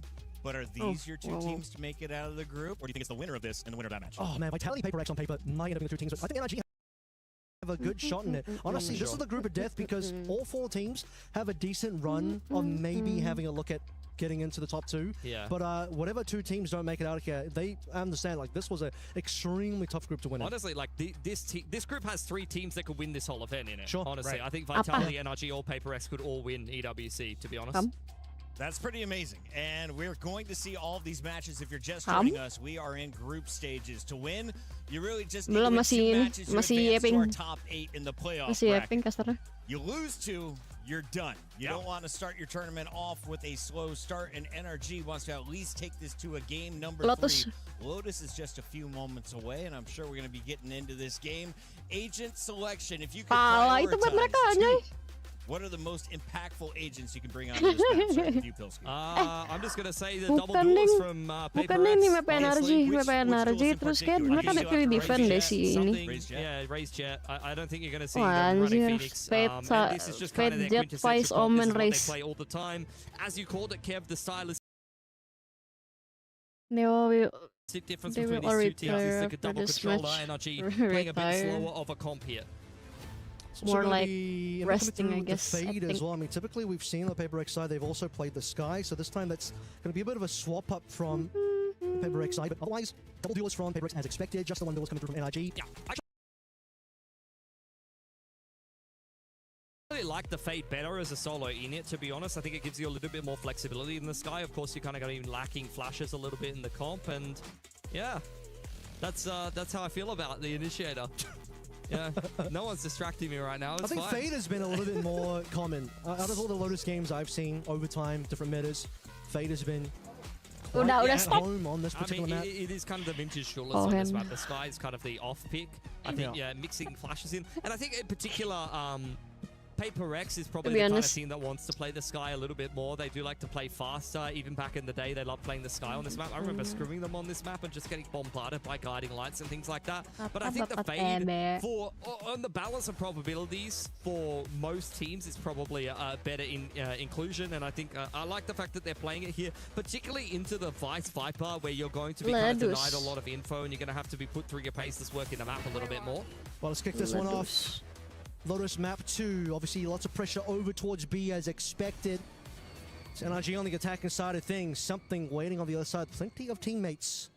Oh, there are 8 people in front B right now. Prowler and Paranoia going forward. Marta straight into the site. What a disgusting right click. But Jing able to at least trade back the raise. So no smokes now for the defense, and NRG will slow this one down. Yeah, that was a crazy shot. I mean, I think a lot of the times you probably don't make that one. You just sort of die in that moment, but not here, not today. Marta, like I said in the pre-show for this map, he needs to step up here, and he has, at least for that opening pick. But we want to get over here with something versus 2, Kiko.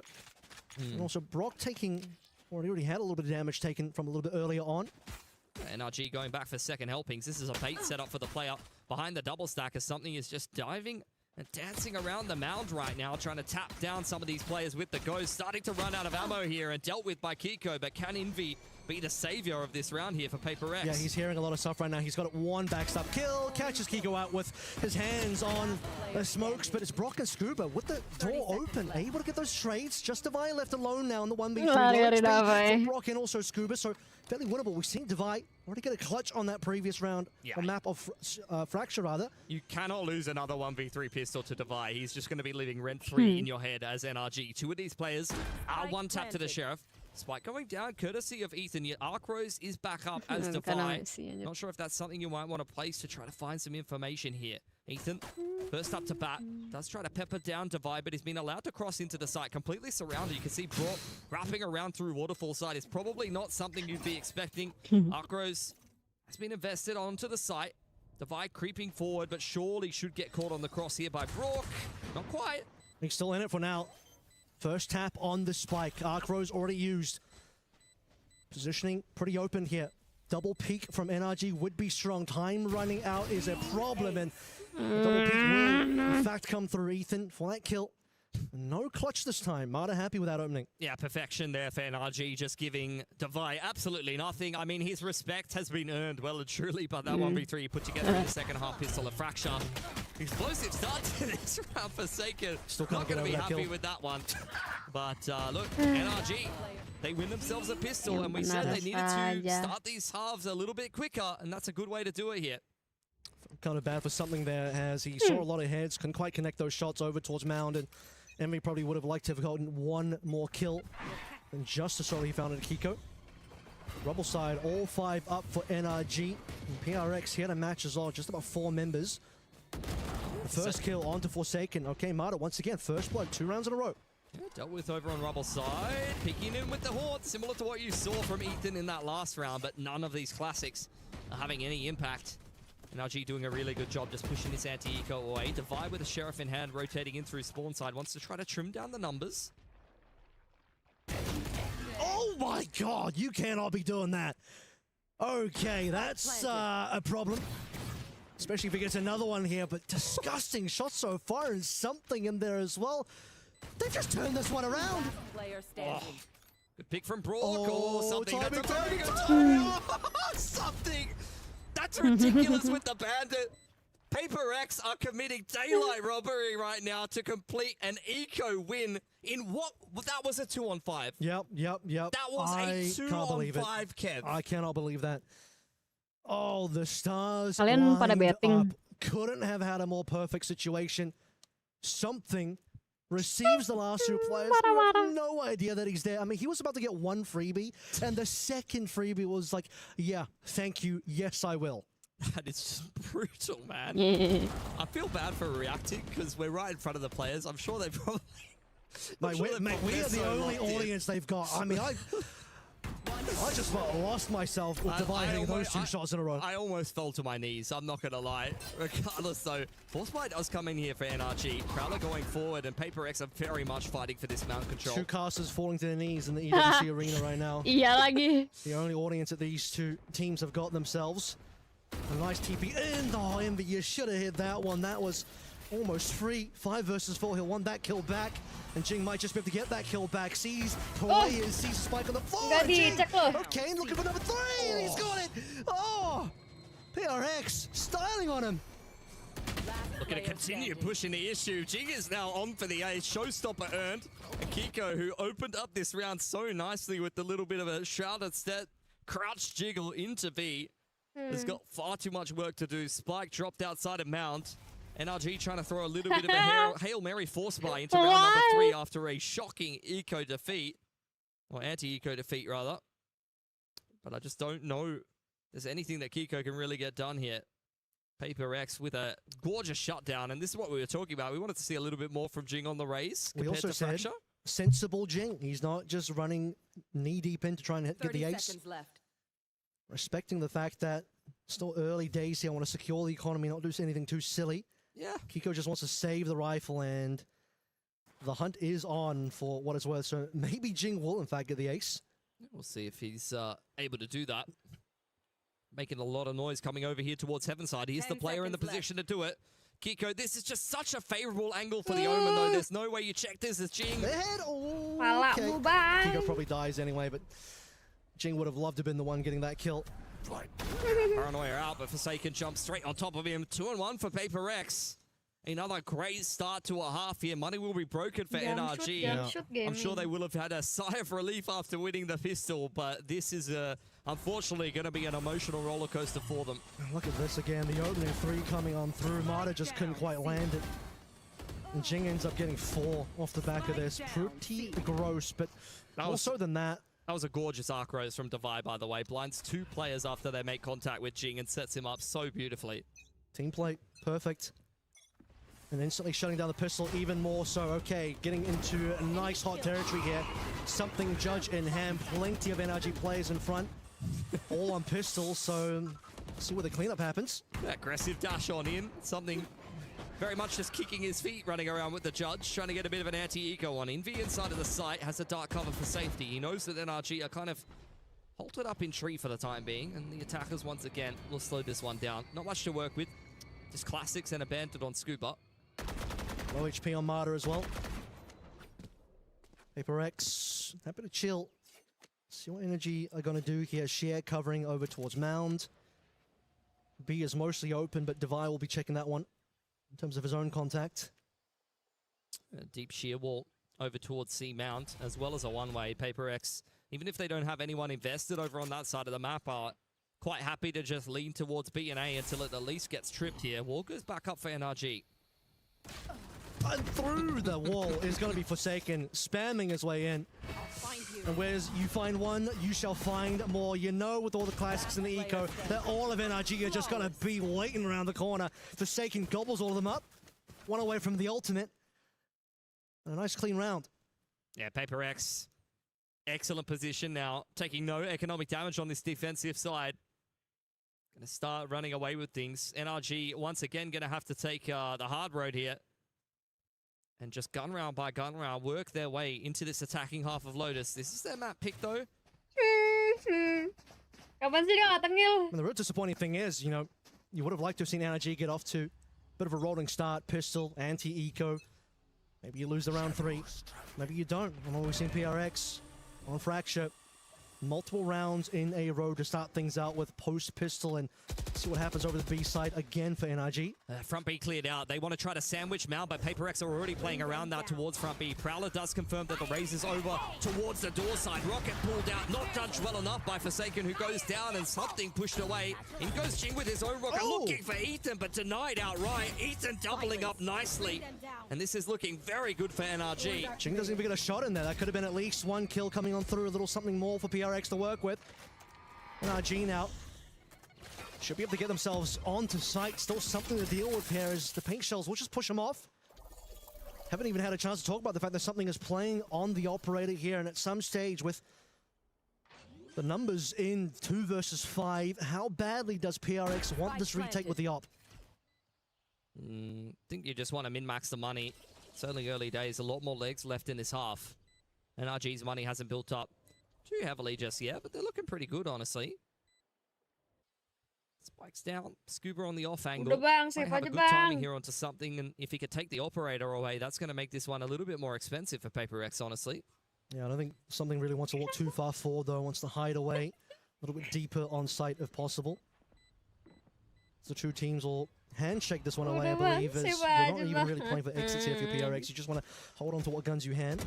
I say that, but Devi and Brock and Ethan will meet That trade actually gives 2 ults over to NRG. Both Brock and Ethan were one off. Brock goes down, gets him the Steel Garden. Ethan earns himself the Nightfall and will unfortunately fall to the spike at the end of that round. Not ideal, but still good enough from NRG, who now go into yet another gun round, knowing that they put a pretty big dent in Paper X's economy and they've got great ults to work with. It's a showstopper trade that goes in the favor of Mata and not quite in the favor of Jingers. Ethan will be able to get 3 kills in that particular round. They put the pain on to PRX. I mean, that's the 3 kills that puts PRX and just the 2 members, including Op, which is something this time around. This is gonna be fun. Well, is ready for NRG coming through pillars. Yeah, over on front B, that has been a pretty big point of contention here. You're going to have to have a Prowler and a Paranoid to push something off the line here. Rubble has been kind of soft cleared by Paper X, who will play the Vice over with a deep wall on 8. Something on the line here. The Fade is over towards main, so they don't actually have a Prowler to push him away. They're trying to throw out a dark cover. A Prowler will set him up on the line, courtesy of Envy, and NRG just going to respect it. Heading over towards their side of things. Only Divide here. Sheer wall being played in as well. As it's a big group up for PRX over towards Mound. Still yet to see where NRG want to really seriously start to make some moves. Yeah, just playing retake A here. They still have the sheer wall, so they're quite happy to lean towards C and the front B info line. Door gets tickled by NRG.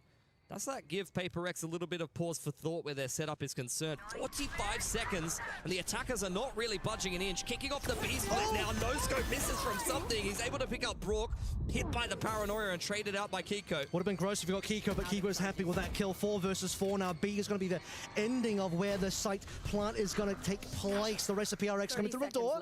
And a big TP as well. Forsaken gonna have the off-angle potential here. Now he doesn't actually commit to the TP. Ethan onto Forsaken as he gets taken down from that door location. And it's been difficult for PRX to buy themselves into the retake so far. Yeah, Devi needs to get involved in this round over from Heaven side.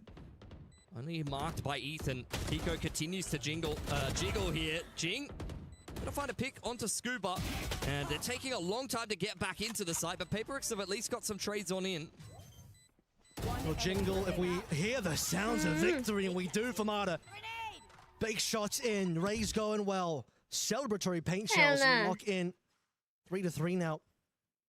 Finding some real success on to B, where, hey, PRX have also been wanting to place more of their own resources on that side of the map. Something trying really hard to find value on this operator. And the no-scope just is, unfortunately not, it still gets the kill, mind you. Well, it's just a bit of an awkward exchange at the end of the day, unfortunately.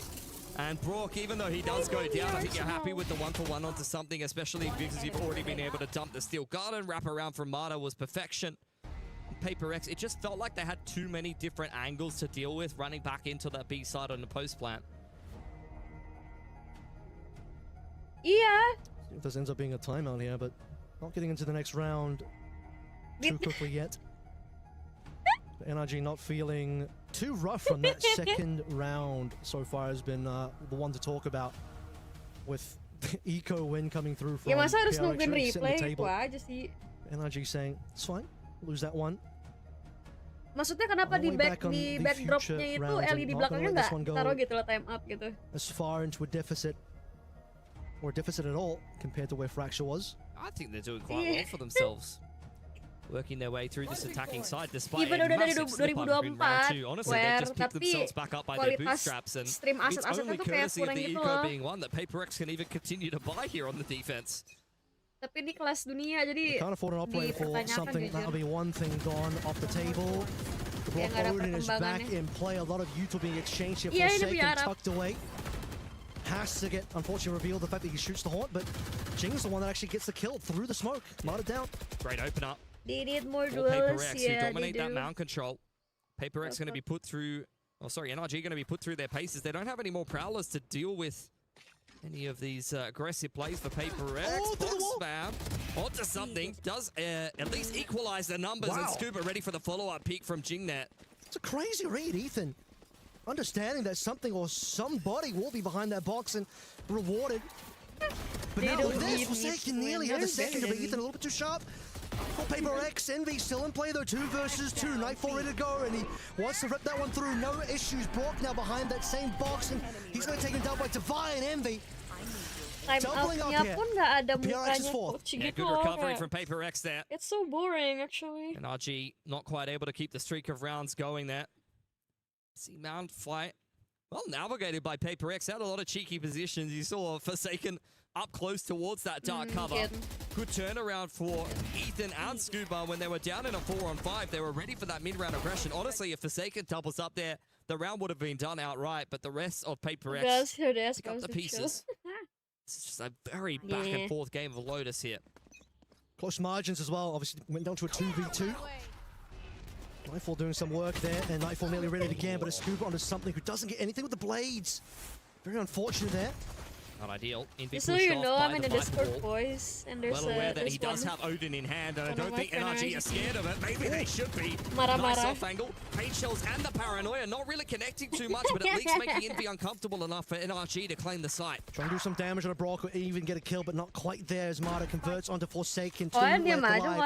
Now look, we've seen PRX win a 2v5 before, but Divine and Jin gonna have to do a little bit more than that. It's only Divine left, 1v4 ultimate in hand, but what can he really do here? We know he can certainly get some shots in, but look at the money situation. Enggak, kayak kalian lagi recharge. Very disciplined here. Lagi recharge Both ini. teams a little bit lower on the cash, so they want to maximize the guns and not give Divine any chances of completing this clutch, let alone taking more guns here. Does Divine even want to go for it? That's my question, because it just doesn't have the money to play with. Fall back into spawn side. Hold on to the Vandal, but consequently, NRG, who are also quite light on the cash, will get through this round with 4 guns surviving. It's a very nice clapback to even things up 4 apiece. Early shut down against something's Blade Storm. Everyone winning their ones. Well handled. 4 versus 2 there, making sure the clutch is not going to be possible. So once again, we find ourselves all evened up 4-4 on Lotus. By the only gun in the hand. Let's see what the rest of the economy Kalian tahu nggak looks harga like kamera itu berapa? 3 juta, Jir? after this. Itu kamera di player tapi nggak ditampilin di in-game match, cuman kayak replay doang gitu, player cam. Oh, that is Jadi, not the economy look you want to see for PRX. Yeah. Quite a bit better for NRG. No plays for Kamera something, mahal-mahal tapi obviously, nggak and a ditunjukin TP tuh. that could have been a death and will end up still being a death for Kenapa, Forsaken. Bang? Yeah, I mean, he wanted to go for the progression Okay. smoke play with the Hort to try to scan somebody going across to Rebel. It is a Paper X classic to throw out those dark covers and try to dive into them with the Omen or the Raze. In this case, though, as mentioned before, NRG very, very familiar with Paper X and all of their antics and quite happy to play around them. Being desperate to find that gun there dropped by Forsaken. And the hand-me-down will not be passed over. This is going to be a very, very good half for NRG, especially after they get E-Code round 2. Like, they're going to go up 5-4 with massive economy. A lot of ults coming off online here towards the tail end of the half. Like, I'm very, very impressed that they've been able to actually put themselves in a winning position on this attacking side of Lotus, given how this started. I mean, the same situation on Fracture would have led PRX to quite the lead, but here on NRG, they're about to find the 5-4 here, especially with that kill to Envy, and still 1 gun left in the hands of Devi, and at the end of this one, he has to start asking the question again. Does he just go for the save? 30 seconds left. Potentially so. Not much for something to do there. NRG starting to really condition this A site. They've been kind of battering down the door in this part of the map a couple of rounds in the row here. Seen Paper X with a very, very quick opening towards A that has been pretty unsuccessful 2 rounds in a row. Something's Blade Storm, and then you saw that cheeky little play trying to go for the Haunt scan. Have to maybe try to rethink the approach, maybe. Especially with the Steel Garden, move the Vice over to play retake A. It's definitely a viable option. Paper X have had a fair bit of success kind of fighting in the middle of the map and dominating C Mound. That'd be an okay time for a timeout for PRX as well, as they will recover some of their economy for that next round. And a couple of ultimates to play in there. Showstopper I'm looking at. Both of Vices looking at Steel Garden here. Contact found, Devi. Okay, he's happy with that one. How much of a chase did NRG want to go on? They've got really great money, so honestly, they can throw as many guns at this as they want to. But as it stands, don't want to go through all of the effort and the trouble of digging for Devi out of a fully set up C site. And NRG claimed the lead here, 5-4. Only a couple of rounds left to play, and NRG have got plenty of money. They've got plenty of ults to play with. Really, the onus is back on Paper X to try to conjure a little bit more magic, because they've been falling flat in the last couple. Yeah, a couple of opportunities there. something, like you said, not much to do, but maybe a cheeky headshot would have landed in a kill. So no timeout, but PRX Ini still, match 2. again, really needs something out of this. Their economy is in the dumps and something back on the op. Half armors across the board for everybody. Can't even quite afford everything now. Has something would like a shot hari ini here. cuma 2 Dash doang. ready to go, but Tapi NRG do 2 not grup. bite on the hook. Forsaken peppering down. Enggak, ini match kedua. Jadi Outside of A there, Scuba setiap a little grup worse tuh 2 for wear, but the match. region shield will Ada help him 4 match come back up to a totalnya. little bit more of a healthy status as Tapi di- NRG ya, looking to dibagi pick up the jadi 2. pace towards C here with the Nightfall. Ini Haven't match seen much kedua. on the C for NRG so far, so this time they're Dibagi going to really 2 commit into dia. it. Shit will slow things down. With the Nightfall in play, Dia PRX dua, dia fully dua. respecting something is ready once again. Paranoia will be pushing players off slightly. But just Baca no lah one in the schedule-nya, sidelines. He anjay. will reveal the operator once more. Yeah, still Garden's getting Are we traded, winning, son? waiting for the Raze ult to kick this one off in combination with the Are we Paranoia. winning, In goes the son? Viper's Pit from NRG. It's a pretty deep one to try to zone Waterfall away and make things difficult for Paper X. Are you winning, son? Here we go, Showstopper Jing. That's the opening he was looking for. But doesn't see Marta. Despite being flashed out, Marta gets the kill. Divine gets the trade. So there is still a 4 versus 4 and against something. He wanted that operator kill for so long. Gets it onto Kiko. Opportunity now. Envy onto Brock. 2 left. Scuba and Ethan to hold on, and they can't do it. Scuba needs to do a lot of work here. But something's got his number. We're back to evens, 5 and 5. Yeah, I'm surprised Paper X was able to put that retake together, given that the Showstopper had 0 impact on the retake there. The pit ends up kind of working against NRG. I understand they were really trying to dig their heels into Waterfall and give themselves an avenue to play towards long, but unfortunately, it just ends up being a big smoke to obscure the fact that Paper X Banyak are on the gerakan spike. bebas. Itu menang. Marta flash here is on. Makes it easy for Divide to be able to get the trade. Banyak gerakan bebas, menang, Bang. Good stuff inside of the pit from something. It's not easy Kenapa to sih retake replay into gitu? a pit Nggak with an jelas. operator, I'll tell you that. Like I said earlier, PRX needed to make that one work. And okay, let's just get this one underway because Jing Baru ya terus. already wants to take some early control, playing off that smoke. That's a classic set play from Paper X. Going fishing for a pick outside of C, but unfortunately not able to get it. Scuba lurking outside of A here. Has Defiant something to contend with. Not sure if something caught a whiff of it. Indeed, you see the ping come out, but with the wall going up for Scuba, he's going to be able to skulk away as NRG start to work mount control. Okay, here, clearing rather, and Forsaken doesn't TP out in time. Aduh, Jason, ngapain sih, Jas? Dropping their members over towards C. Now the wrong rotate Iya, has Cok. to happen. Jing. Late to the party, unfortunately. All this Vice Util stuck on the opposite side of the map. Yeah. Paper X are so far out of position here. Have to take a long way back on into it. That is ridiculous from Jing. Waits till the last minute and Marta not respecting the boom pot. Yeah, if he shoots the boom bot, unfortunately he just dies to Jing's swing there. So lose-lose scenario and perfectly played by Jing. Makes the retake a little bit easier now. 4 versus 4, no ultimates though. From either side, Prowler in first. CT clear so far. And Scuba, like you said, on for the long flank. Wait for that activation, but he needs to get in position. Something. Big shot into Ethan. Divide. Gets a kill to Brock as well. Okay. 1 versus 1. Does he have the shot? Oh, Scuba's got to come in. Door's closing. Door is closing, brother. No, he's just got to give that one up, I'm afraid. He's gone. Can't even leave the site. That door timing's wild. Perfectly played there by Scuba. Just tapping the door. Divide just endlessly waiting for him to peek. But never quite gets the peek that he was looking for. NRG, nice open plant for them. I think Scuba was so far away, I was getting a little bit concerned he wouldn't have a chance to get involved in the round, but plays it perfectly in the 1v1. Forsaken, fortunately, out on an island there. I mean, yeah, that was fantastic from Jing. Honestly, Paper X, it's crazy that they keep making some of these rounds so competitive because they were so far behind positionally after they lost Forsaken there. NRG was basically given a free C site. There we go, once again, making similar plays here, but this time it's Marta going in on a 1 HP, he survives. Takes down Forsaken once again. Big trades happening still on Mount 3 versus 4. Paranoia doesn't get as Game much as sebelah like. udah. Kika will Thank find you for Divide watching, regardless of anjir. something. Has to find this next shot. Dash is about to fade away, and 3 members from NRG is too many for him to handle. Not much for EMB to do there. Well traded by NRG. What a resurgence to get 7 rounds on the attacking side, given the fact that they get eco'd after the pistol. Really, really nicely worked. Can see why they picked Lotus into this series.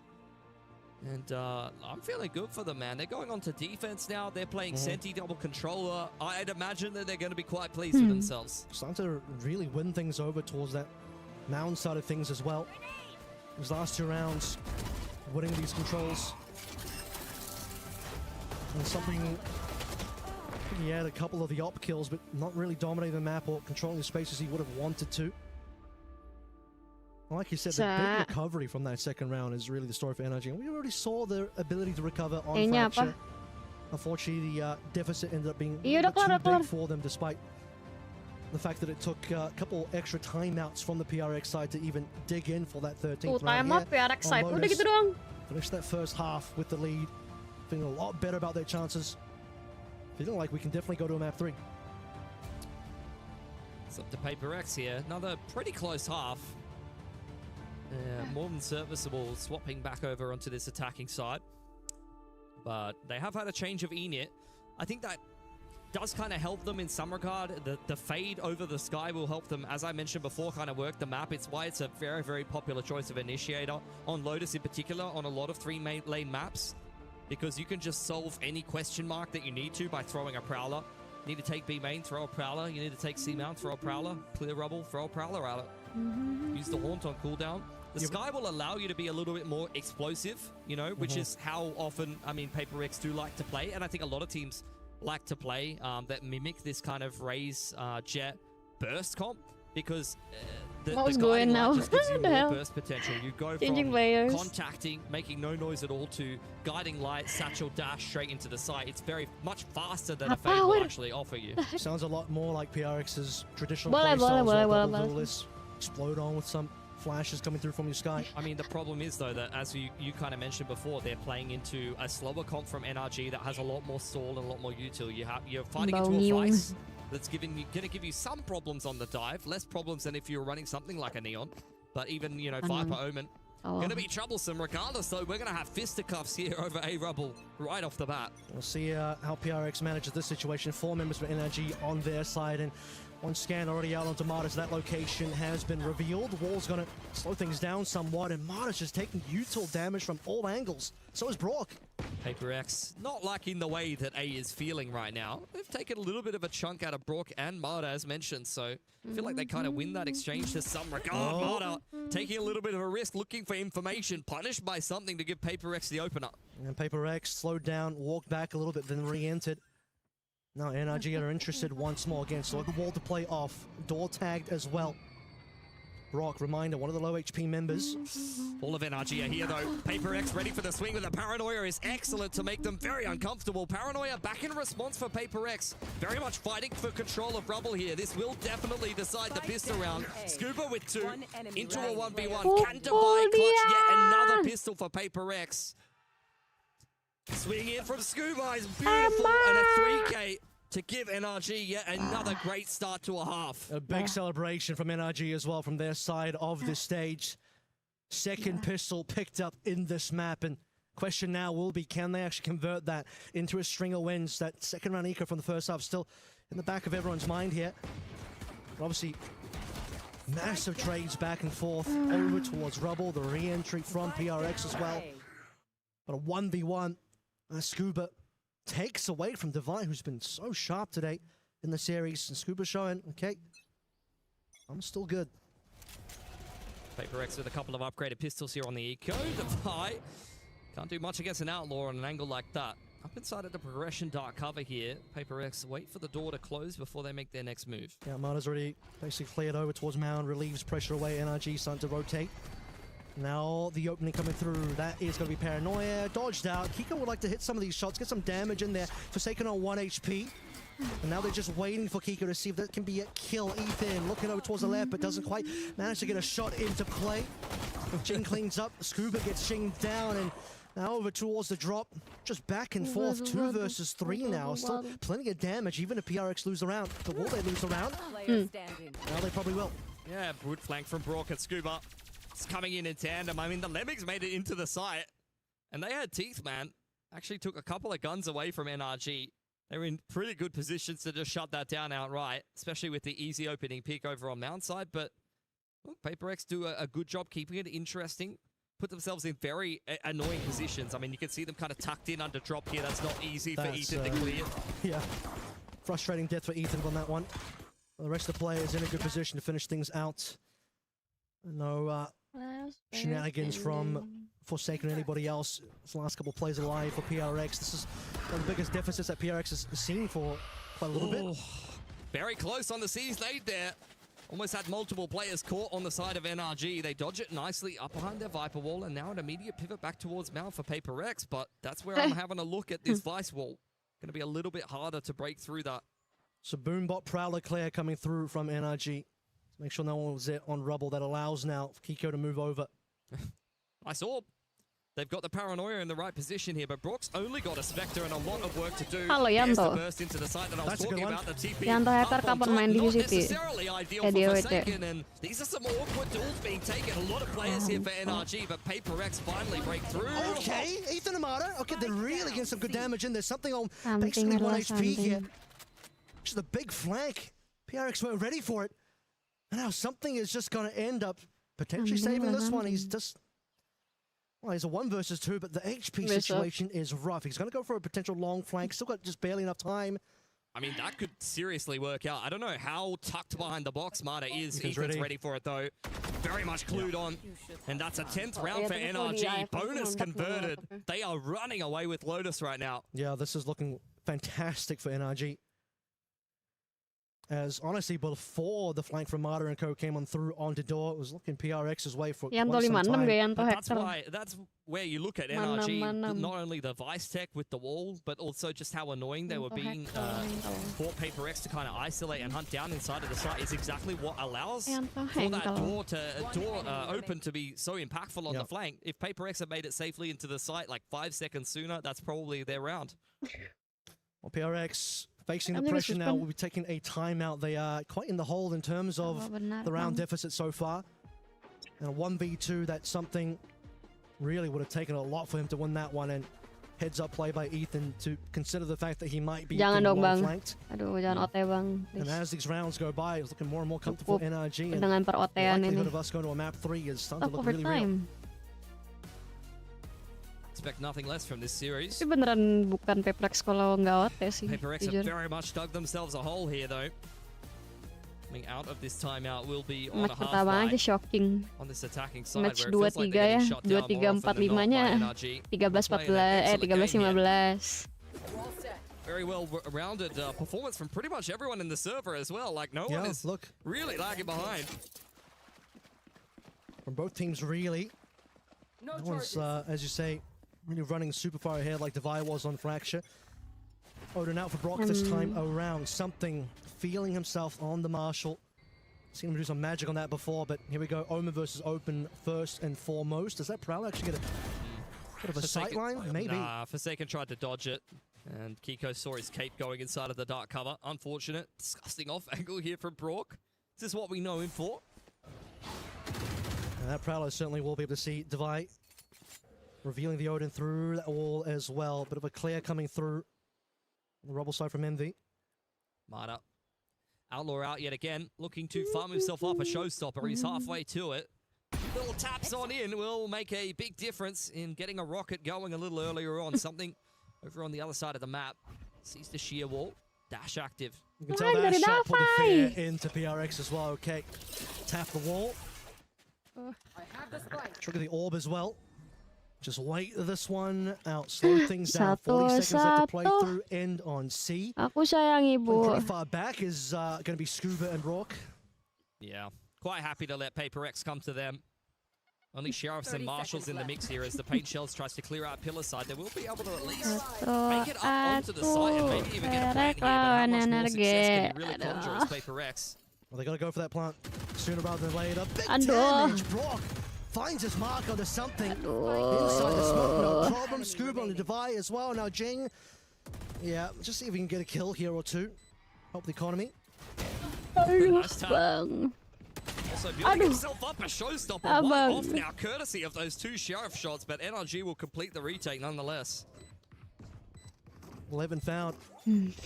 Remember that 11-5 that we saw on Fracture the other way around? Well, PRX on the 5 end of things. NRG was able to make a little bit of a comeback. PRX. Lemas lesu After that letih. tech timeout, we'll need to think about where this Itu is adalah gonna go. mimpi basah fans fans PRX anjir. Kohen gak boleh nail gitu kan. More so chatting about the adaptation and heading into this gun round. So let's see what they prepped up here. The half buy is one thing. Plans may have changed, especially when you're considering the orb control. You're now one off two pretty big ults here for Paper X. Yeah. It's up to NRG to kind of deny those orbs. Operator in hand. Something. Really keen for it. And Kiko a little bit more. Good spot on a Forsaken. Knows his tricks. Knows where he's going to end up being with that TP. Just a flick one tap. Devastating to lose your smokes on the attacking side 5 seconds into the round. Just a disgusting shot from Kiko. And anything that you discussed on Paper X is very quickly getting much more difficult for you. Yeah, it's going to have to end up being relying on the Cloudburst smokes or relying on that Nightfall now as Devi is under pressure. Oh, he's lucky to survive that scenario. In fact, he was looking for that kill. I'm surprised he almost got Mana there. Honestly, had no business doing anything at that point. 3 on 5 here for Paper X. Off angle from Scuba. Ayo kita meka daripada ngegambar. A dumpster hate to fire. say it, but kind of in the bin at the moment. It's Jarang dicek just lebih dropped tepatnya. something from behind his neck. Nggak kiri kanan tapi kanan kiri dulu. You do Bukannya here now, nyebrang. 2 versus 5. You don't feel good about giving up the round. It's about to be 12 for NRG. PRX kind of in the bin at the moment. This was terrible for them. Yep. Only thinking about Breeze at this point. Picked up by Envy. 30 seconds on the clock. I feel like I'm watching the Masters Grand 30 Final all seconds over left. again. Like a stop map for What you Paper X. gonna Oh do? no, we're so back. We're so done. Hopefully on Breeze we're so back. We just speed ran Fracture straight to Lotus from the Grand Final, really. We skipped the other 3 maps in the middle. Apa iya? Oh, apa Time pulang? this one out. PRX, it sucks to be in a position where you got to save on this round to give the 12 over to NRG. Especially after the attack timeout. Brock entering with the Odin. Katara. A little bit of a jiggle for Ethan there. They're well aware of where Envy is, and he won't make it away with the operator, so something will be a little bit more empty-handed. And Paper X, they've got all of the ults, but none of the money up against map point here for NRG. That round went from bad to worse with no recovery on the op. It just starts, like you said, you lose Forsaken like 5 seconds in, smoke's gone. Something trying to make something happen over on towards B and just gets dropped from behind. No chance to recover there. And they're basically on 5 ults. I mean, that's the kind of round that NRG does, though. I remember that America's lower final, I think it was, against MIBR, where every round just feels hopeless. You get spammed. Okay. In goes that showstopper for Jing. Let's see if we can find some hope. Jing really looking for it. Just going to have to throw that rocket out. Lots of ultimates being played in, and something, again, just doesn't really add anything as Ethan drops him almost immediately. Brock on the other side of that door, spamming on through Jing. Nembak burungku kayak masih lebih bagus ini. They're just continually losing more. NRG are going to make this one look Punya aku easy. burung baru beli lagi. Down to 1, Forsaken versus the world. Apa And itu? despite the rocket going sideways, NRG Aduh. is the world. Jadi Forsaken cuman. can't even run. Aduh bang, 13 and 5. NRG clap back. Yeah. Really nice recovery from NRG. I felt like they were definitely competitive in that first map. But rough starts to both of the halves. I think they very much showed their quality here on Lotus. Both halves definitely look like the better team. And Paper X, a little bit sheepish, unfortunately, Yeah, showing some of man. that map-to-map inconsistency that we just saw over at Masters London. Second half, they were gone. I don't think they won a single round there, right? And multiple Kangen opportunities. Alek? They're trying to Kita nggak kangen playernya, kangen find Aleknya. anything to work with. Operator not getting anything done for something, sadly. That second to last round, like I said, was just heartbreaking watching them have to save. Yeah. Giving the 12 over. You hate to see that. Howdy doody. Hi, Bucket. You want to use mine? Hand signs. Sign language. Yeah. I'm just enjoying this, honestly. Parah sih dia kena mute mulu. Hey, bro. My producer's like, you're live, just talk. I was trying. We're going to go Itu to some dia kena highlights. mute Let's take a mulu. look at some of the best moments from this game, shall we, gentlemen? Because you Si told hostnya. me you cannot blow out Paper X on Lotus. Oh, sorry, my bad. I just witnessed a blowout. Yeah, I don't know what I'm talking about. I'm a fraud. Yeah, let's take a look at why my guys were able to step up for the great USA. Broadcasting Pistols tidur dia. galore. The raises out of the gates. You'll love to see the satchel fights. The team shots were able to go in NRG's direction. direction. I mean, this was a crazy round, though. This was like the best round, but after this, it just gets bad for PRX. You start out so strong, insane divide plus something moments into this Jing 4K that nearly ended an ace. This is where the Paper X highlights end. That's what I'm saying. After this, it's all NRG highlights. We got judges coming out, headshots galore. Who had the biggest impact as this game swung back in favor of NRG? Literally everyone. Like they might have had like 1 or 2 kills between them. It was a very well-rounded performance for NRG. Honestly, I felt like everyone had their moments. Everyone had a fair degree of impact. And like I said, like NRG, when they're this well drilled, on their defense in particular, they make your life a nightmare. We saw it in that second to last round for Paper X, where you're just losing 1 or 2 players before you've even kind of made it through the opening parts of the map. I was quite impressed with Ethan, honestly. I mean, we saw some really smart plays there, able to just sniff out members, not losing to random flanks. 2 versus 1 against something, just understanding, okay, a big flank is going to be there, finding him behind the box as well. Ethan just had eyes all over the map. Is Fade a happy way to play if you're an NRG fan? Is Fade a happy way to play? Yeah. You bring her out every map? Yeah. Well, not every map. You know, she's good on some maps. She's you'll play other things on other maps. But Fade, I mean, they're pretty good on the Fade. Ethan is a very flexible player. He can kind of play any initiator that you really need to be playing. And I think, honestly, I was surprised that Fade came out for Paper X, and it doesn't seem to have gone particularly well for them, particularly on that attacking side. Like, I understand why they went for that, especially against double controller Vice. Like, they really want to work the map a little bit more. They want to have more kind of answers to just simplify the map control. But I felt like they probably just needed to burst more, and I would have probably liked to see a Sky. Which, you know, like I said, maybe a stylistic difference there and a mismatch in terms of what they would normally do. Double duelist Sky, a bit more bursting, explosivity with the flashes and your 2 duelists getting into the mix. Especially playing into a Viper. Like, just flash to the Viper wall, bro. Yeah.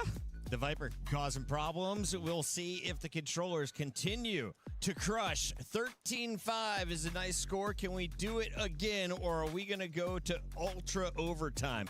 We're already overtime here on the set, but I'm happy to stay here all day with you 2 gentlemen. I don't think we're going to breaks. We're just hanging out for a minute. Avril, how are you feeling?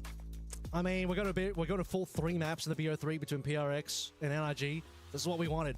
We might be staying extra. The fans might be watching a little bit extra here, but this is the game that people were waiting for, and it's delivering. We're going to all 3. Absolutely, and I didn't even write down our 3rd map because you were so confident in PRX. So talk to me about how this map was decided through the bans and protects, the veto process, and who should have the edge statistically coming in. I feel like it's an up and down map for Paper X, but if they're kind of clicking today, then they should be reasonably confident on it. Like I said, both of these teams can kind of play all 3 maps in the veto. As far as I'm concerned, I'm just hoping for a 3rd map Gigabanger.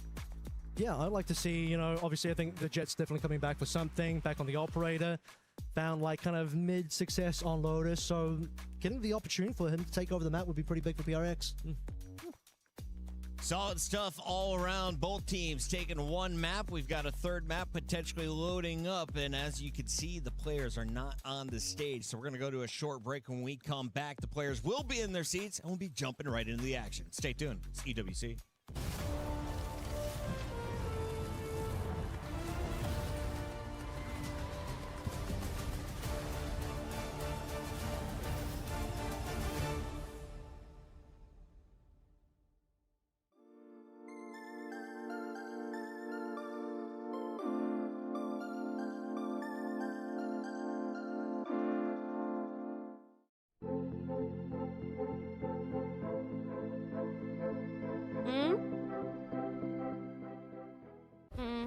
Play is in our DNA.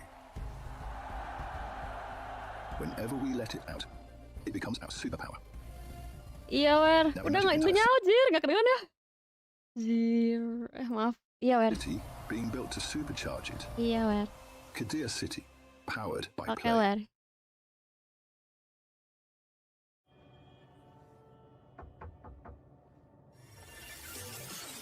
Oke.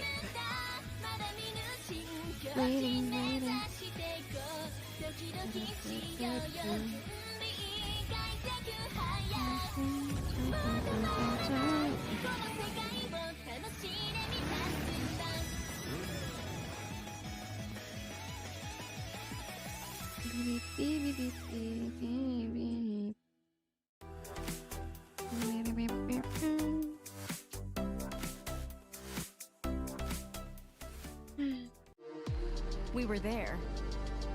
For every click, every clutch, every respawn. We were there for the years of grind. And we're here. Now. The proud founding partner of EWC. Powering the biggest event in gaming. Shoulder to shoulder with the world's best. Ya, aku belum klik lagi ngomongin Jazz juga anjir, lupa aku. Oh, Senin aja lah. Senin aku kosong. Reach your impossible. Senin aku libur ya kan aku gawe, Bang.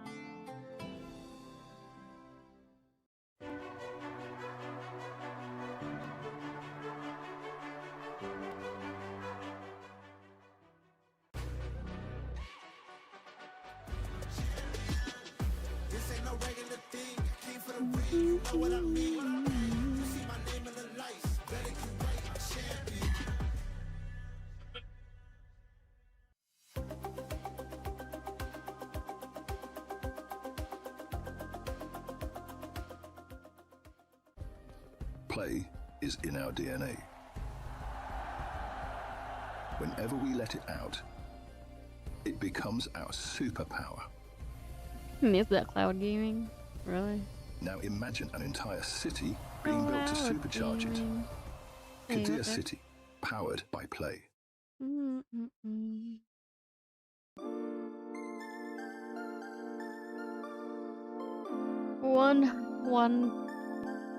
One papers and one energy. It's a tiebreaker. Apa sih das map? Breeze. Brazen. Oh well. We really appreciate about this event because it's very huge event and we can compete with really like great opponent in the world. Great opponent? We will do our best, but one of our main roster player cannot be here because of some surgery he had. So should I use the stream I'm not sure like we this can or use be the stream really with good. layout? We will Without the do our layout. best. 我觉得不是很坏吧，但还没有达到我们理想的成绩。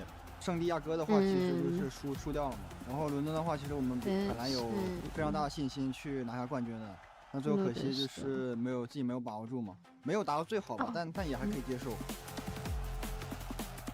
我觉得当时是奥特曼来到之后，在磨合，我们在适应教练的风格吧。教练组的分工其实也比较不明确，就大家团队里面都比较混乱。 感觉最后还是差一点吧，尤其是打约坦，就是第3张图的时候，指挥的时候我没有扛住，我觉得可能会有点难，但我相信我们可以做到。I usually do this most of the times. I'm very happy that we managed to qualify to EWC because it's a very big step for us. We don't really care about the enemies we're playing against. There's Paper X who were top 2 in Masters and also Vitality top 4. Of course, they're insane teams, but if we manage to get out of this group, then we have a high chance winning the whole tournament. He's got a teammate. It was 2v5. It was Narrate and Lewan. They were alive. I see them both in insane positions, and I thought we could actually win this round. And then they got kill after kill after kill. Then it's 1v1, and my heartbeat is like 180, and I cannot do anything about it. He won it, and then I'm relieved. Going into playoffs is like my biggest dream I did back then in KCX, so it was very insane. There was 30k people just rooting for us, playing against Koi. It was the best moment of my life. No matter how good is the specs of the headset, you still get... Wait, oh shit. Who won? They're gonna give us other momentum for sure. During stage 1, we had like, it was the worst split of my career, and I think for everyone in my team, and it was just super sad that we hard worked the whole year just to win something and we cannot. It was a good learning lesson for all of us, and it showed actually in EWC how well we learned from it. I think we had some issues with like our momentum, I would say. We're getting overconfident, we're doing so many mistakes, and then once we do these mistakes, we get low confidence, and then it turns from up to high, and then it's very hard to play like this.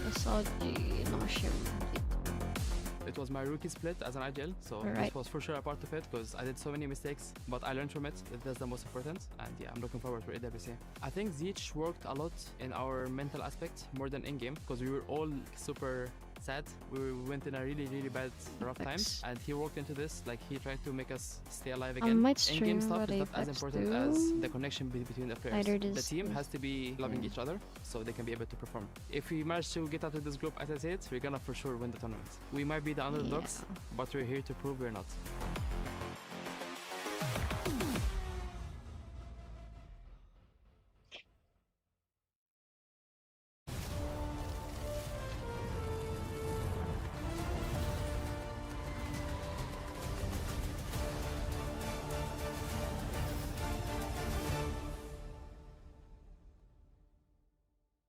They even lead. Welcome back to the Esports World Cup. It's Chris Puckett here on your screen, and we are about to jump into the final fight of the night. Paper X taking on NRG, and as these two predicted, we're going to a game 3. Last map, though, much more of a convincing win than expected at 100 Thieves. I want to start with you, Avril. What you see from the boys from Americas? Yeah, NRG, the recovery after that brutal second round as well, losing the anti-eco.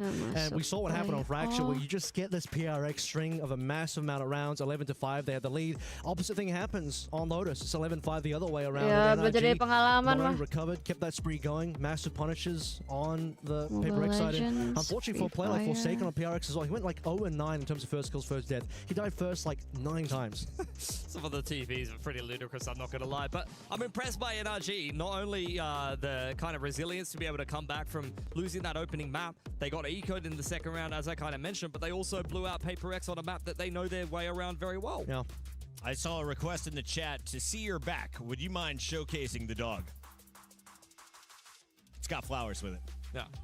Who are we giving flowers to at the end of this fight? I was going to say something if he plays like he does in game number 1. On the other side, I'm eyeing Kiko. Let's go back to when you were popping off. I want to see a little bit more You picked the only aggression. non-American player on the team. You picked the Brit. Well, everyone loves a Brit. Have you met Big Time yet? This kid's amazing. I've seen way too much of Big Time. I would hang out with him every day, bunk beds and everything. No, that's what I literally do. I live with him for the last 2 years. In bunk beds? It's sometimes in bunk beds. Hey. Interesting. Yeah, you got to grind. I mean, we're on the hustle. Big Time's one of the only people I know that can fit in a bunk bed, so. That's true. As a grown adult.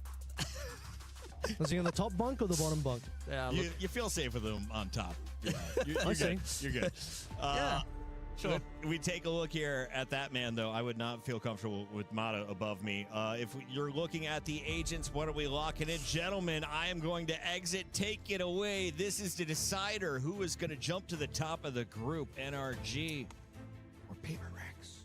I'll tell you what, Pilsky, the Harbor map comes on through for Breeze and NRG. I think one of the only teams that's still really keen to play this KO in there. Most teams I'm seeing are not really that down for it anymore. Double E-Nets coming on through for NRG versus the double duelist look of Paper X. That's a pretty popular comp in Pacific, honestly. Both T1 and RRQ had been running this during the regular Pacific season, so I think that this is going to be a comp that Paper X are very familiar with. I know it says RRQ down there, but this is the third map between Paper X and NRG, and stylistically, this is going to be double E-Net versus double duelist, the Something Jet and Forsaken Neon that they have been running a lot on this map. It's a map they've been very up and down of, but their last streak of maps, you look at them cutting their teeth on the very best teams in the world, and you can feel some degree of confidence here for Paper X that they can close out this series. On the other side of things, NRG playing a lot of very strong teams over in Americas, but they haven't had as many international reps in the last 3 months on Breeze specifically.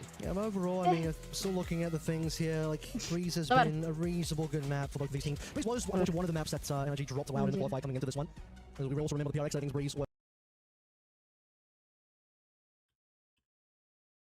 was a map that they did beat Liv on in the grand final for London. However, bit of rough waters on that, actually. Not a very clear-cut victory for them. Let's see if they can make this one A lot more clear cut now. Again, don't mind the fact Aduh, that bang. says RRQ on the top. Rusak, That is in Cok. fact Paper X defensive side Hey, first, NRG attacking. Bang, bang. Oh, Kick it off over tall shots. malah. Is it the third and the side map here, RRQ. opening up the group? RRQ Winner will go Envy, on to take RRQ something, Vitality, I RRQ believe, Davai. in a qualification game for the playoffs. RRQ Loser will play Forsaken. Carmine Core in the elimination. NRG creeping their way in towards A main. Viper wall goes up, dash on in, and they've been given an open A site here. Divide trying to spam one down before the plant goes down, but NRG with the forward high tide will take all control here, including yellow. Massive coverage. It's going to be Divide hiding behind the high tide and seeing a couple of shots come through on the opposite end as well. The rest of NRG, rather, Paper X finally arrive. Kiko up close and personal here. Not too much utility left over. Just the pistols here for NRG as Paper X start to make their moves. Envy took a little bit of damage early on. Hiding away is going to be Kiko, and he's completely shuts down two members of PRX. As soon as they spot in, 4 versus 3 now, Brock. All the way in the back, Forsaken doesn't even get to move, and Jing, nothing in response either. Falling apart as Paper X, NRG, another pistol, 3 pistols in a row going their way. Yeah, really nicely worked there from NRG, just keeping things simple. Creep up in towards A Aduh, main, throw RRQ, up the RRQ. Viper wall, Sova dart, and the dash on in, and when they recognize that it's a retake setup for Paper X, they choose to even take a step forward. That is a big strength of the Harbor in combination. Jadi yang win with the round siapa Viper. bang? RRQ Originally, we atau used to see this energi? over on Icebox where you're kind of segmenting the walls. But the Harbor gives you a little bit more flexibility in terms of where you actually want to control in terms of the site. So being able to kind of further extend that control gave Paper X a few more troubles on the retake going forward. Knifeful probably getting for on 2 players. Forsaken and something is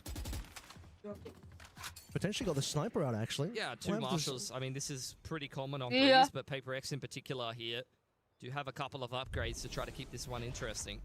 Okay, Kiko there as well. Moving up through mid, walking into something. He's been waiting for this opportunity. Yep. Buying up as well, given that what was the pistol going towards the NRG side of things? This is a very slow round. Look at the trappers well on the door side of things. Jing and Envy dodging out from the Viper Molly as well. This could be very interesting. Should get checked though. 2 players there. Envy is the only one that actually gets somebody from the Paper X side of things. Yeah, both of Itu yang dikirim masih RRQ yang traktir meletusnya. Unfortunate. But look, not much to be done here as the wall gets dropped on Paper X, and Divide not even able to take one more with him. Only Marta to go down here. Oke lah bang, boleh bang, boleh. Nice anti-eco. Yeah, but Paper X would have liked to see a little bit more coming through from the marshals. No one really biting over towards mid. The trap setup. Now the mid doors only delivering the 1 kill. That's after the fact that they dodged out from that molly as well. Once more, Ethan, the rest of NRG, diffusing that situation. Device body shot and Kiko not landing a kill either. Kan itu ini, replay. Paper X is going to hamstring the opening gun round a little bit. A couple of sets of light armor. Full buy up for NRG. 13-9. Initial contact. Going the way of either one of these NRG teams. RRQ 13-5 Lotus. That's the second time that Kiko has picked Forsaken on the jump spot, and this is a landslide for NRG. Yeah, Forsaken's first deaths just keep going up, unfortunately, as the light armor gets a little bit lighter now, not in a good way for Paper X. 5 versus 2. You know, a map and a half ago, I would have said maybe still winnable for Paper X. Divide can certainly do it, but now the way this is going, looking like 3 in a row for NRG. Yeah, they are all over this. Just keeping things pretty simple here, using the double init just to be able to take control of the mains and springboard into these quicker executes. Paper X having a really tough time dealing with it. So it's first deaths, man. No trades either. Heavy investment on that second round. Double marshals being brought in. Doesn't allow every single member in the team to have a full buy on this round 3 rifle. Now you have to walk out tail tucked between your legs for Paper X. They even hold on to a couple of rifles here. It's the best possible start for NRG, honestly. Like, the cash is already like 2+K on all of these players. They're about to win the bonus round, up 3-0 on the attacking side of Breeze. This is going to be a bit of a nightmare to navigate for Paper X. Similar to what we saw in Fracture, but the opposite side around, right? I mean, we just saw the fact that you get those 5 in a row, bonus converted as well. After Paper X wins the pistol, they got both the pistols on Fracture now. 3 pistols in a row. Haven't seen anything come through from PRX. The timeout coming through super early. See what they want to kind of construct around these two rifles that have been kept through from the opening gun round. Might be some marshals or sheriffs to be invested in. Maybe throw a shotty in the mix, especially if they want to contest a main or something like that. Up to Paper X to kind of pick themselves up. This has been a false start here on Breeze so far. NRG are looking pretty locked in, really running through with all of the momentum they garnered from stomping Paper X on Lotus, and Breeze looks like it's heading in much the same direction. I mean, it really did say it earlier on, but it kind of feels like we're speed running the London finals in a way where get a very resounding win on Fracture. That this time around actually kind of gets a lot more competitive, and then slowly but surely throughout the rest of the series, and this time just in a BO3, losing momentum from PRX, confidence seems down as well. Some of those magic moments you get out of Fracture, you're just not getting anymore. Let's see what they come up with here. Got a lot of work to do. I think the objective starts to move, especially when you have this good of a start on the attacking side from, you know, being able to string rounds together, being able to break the money to how many can we kind of chip in early on here.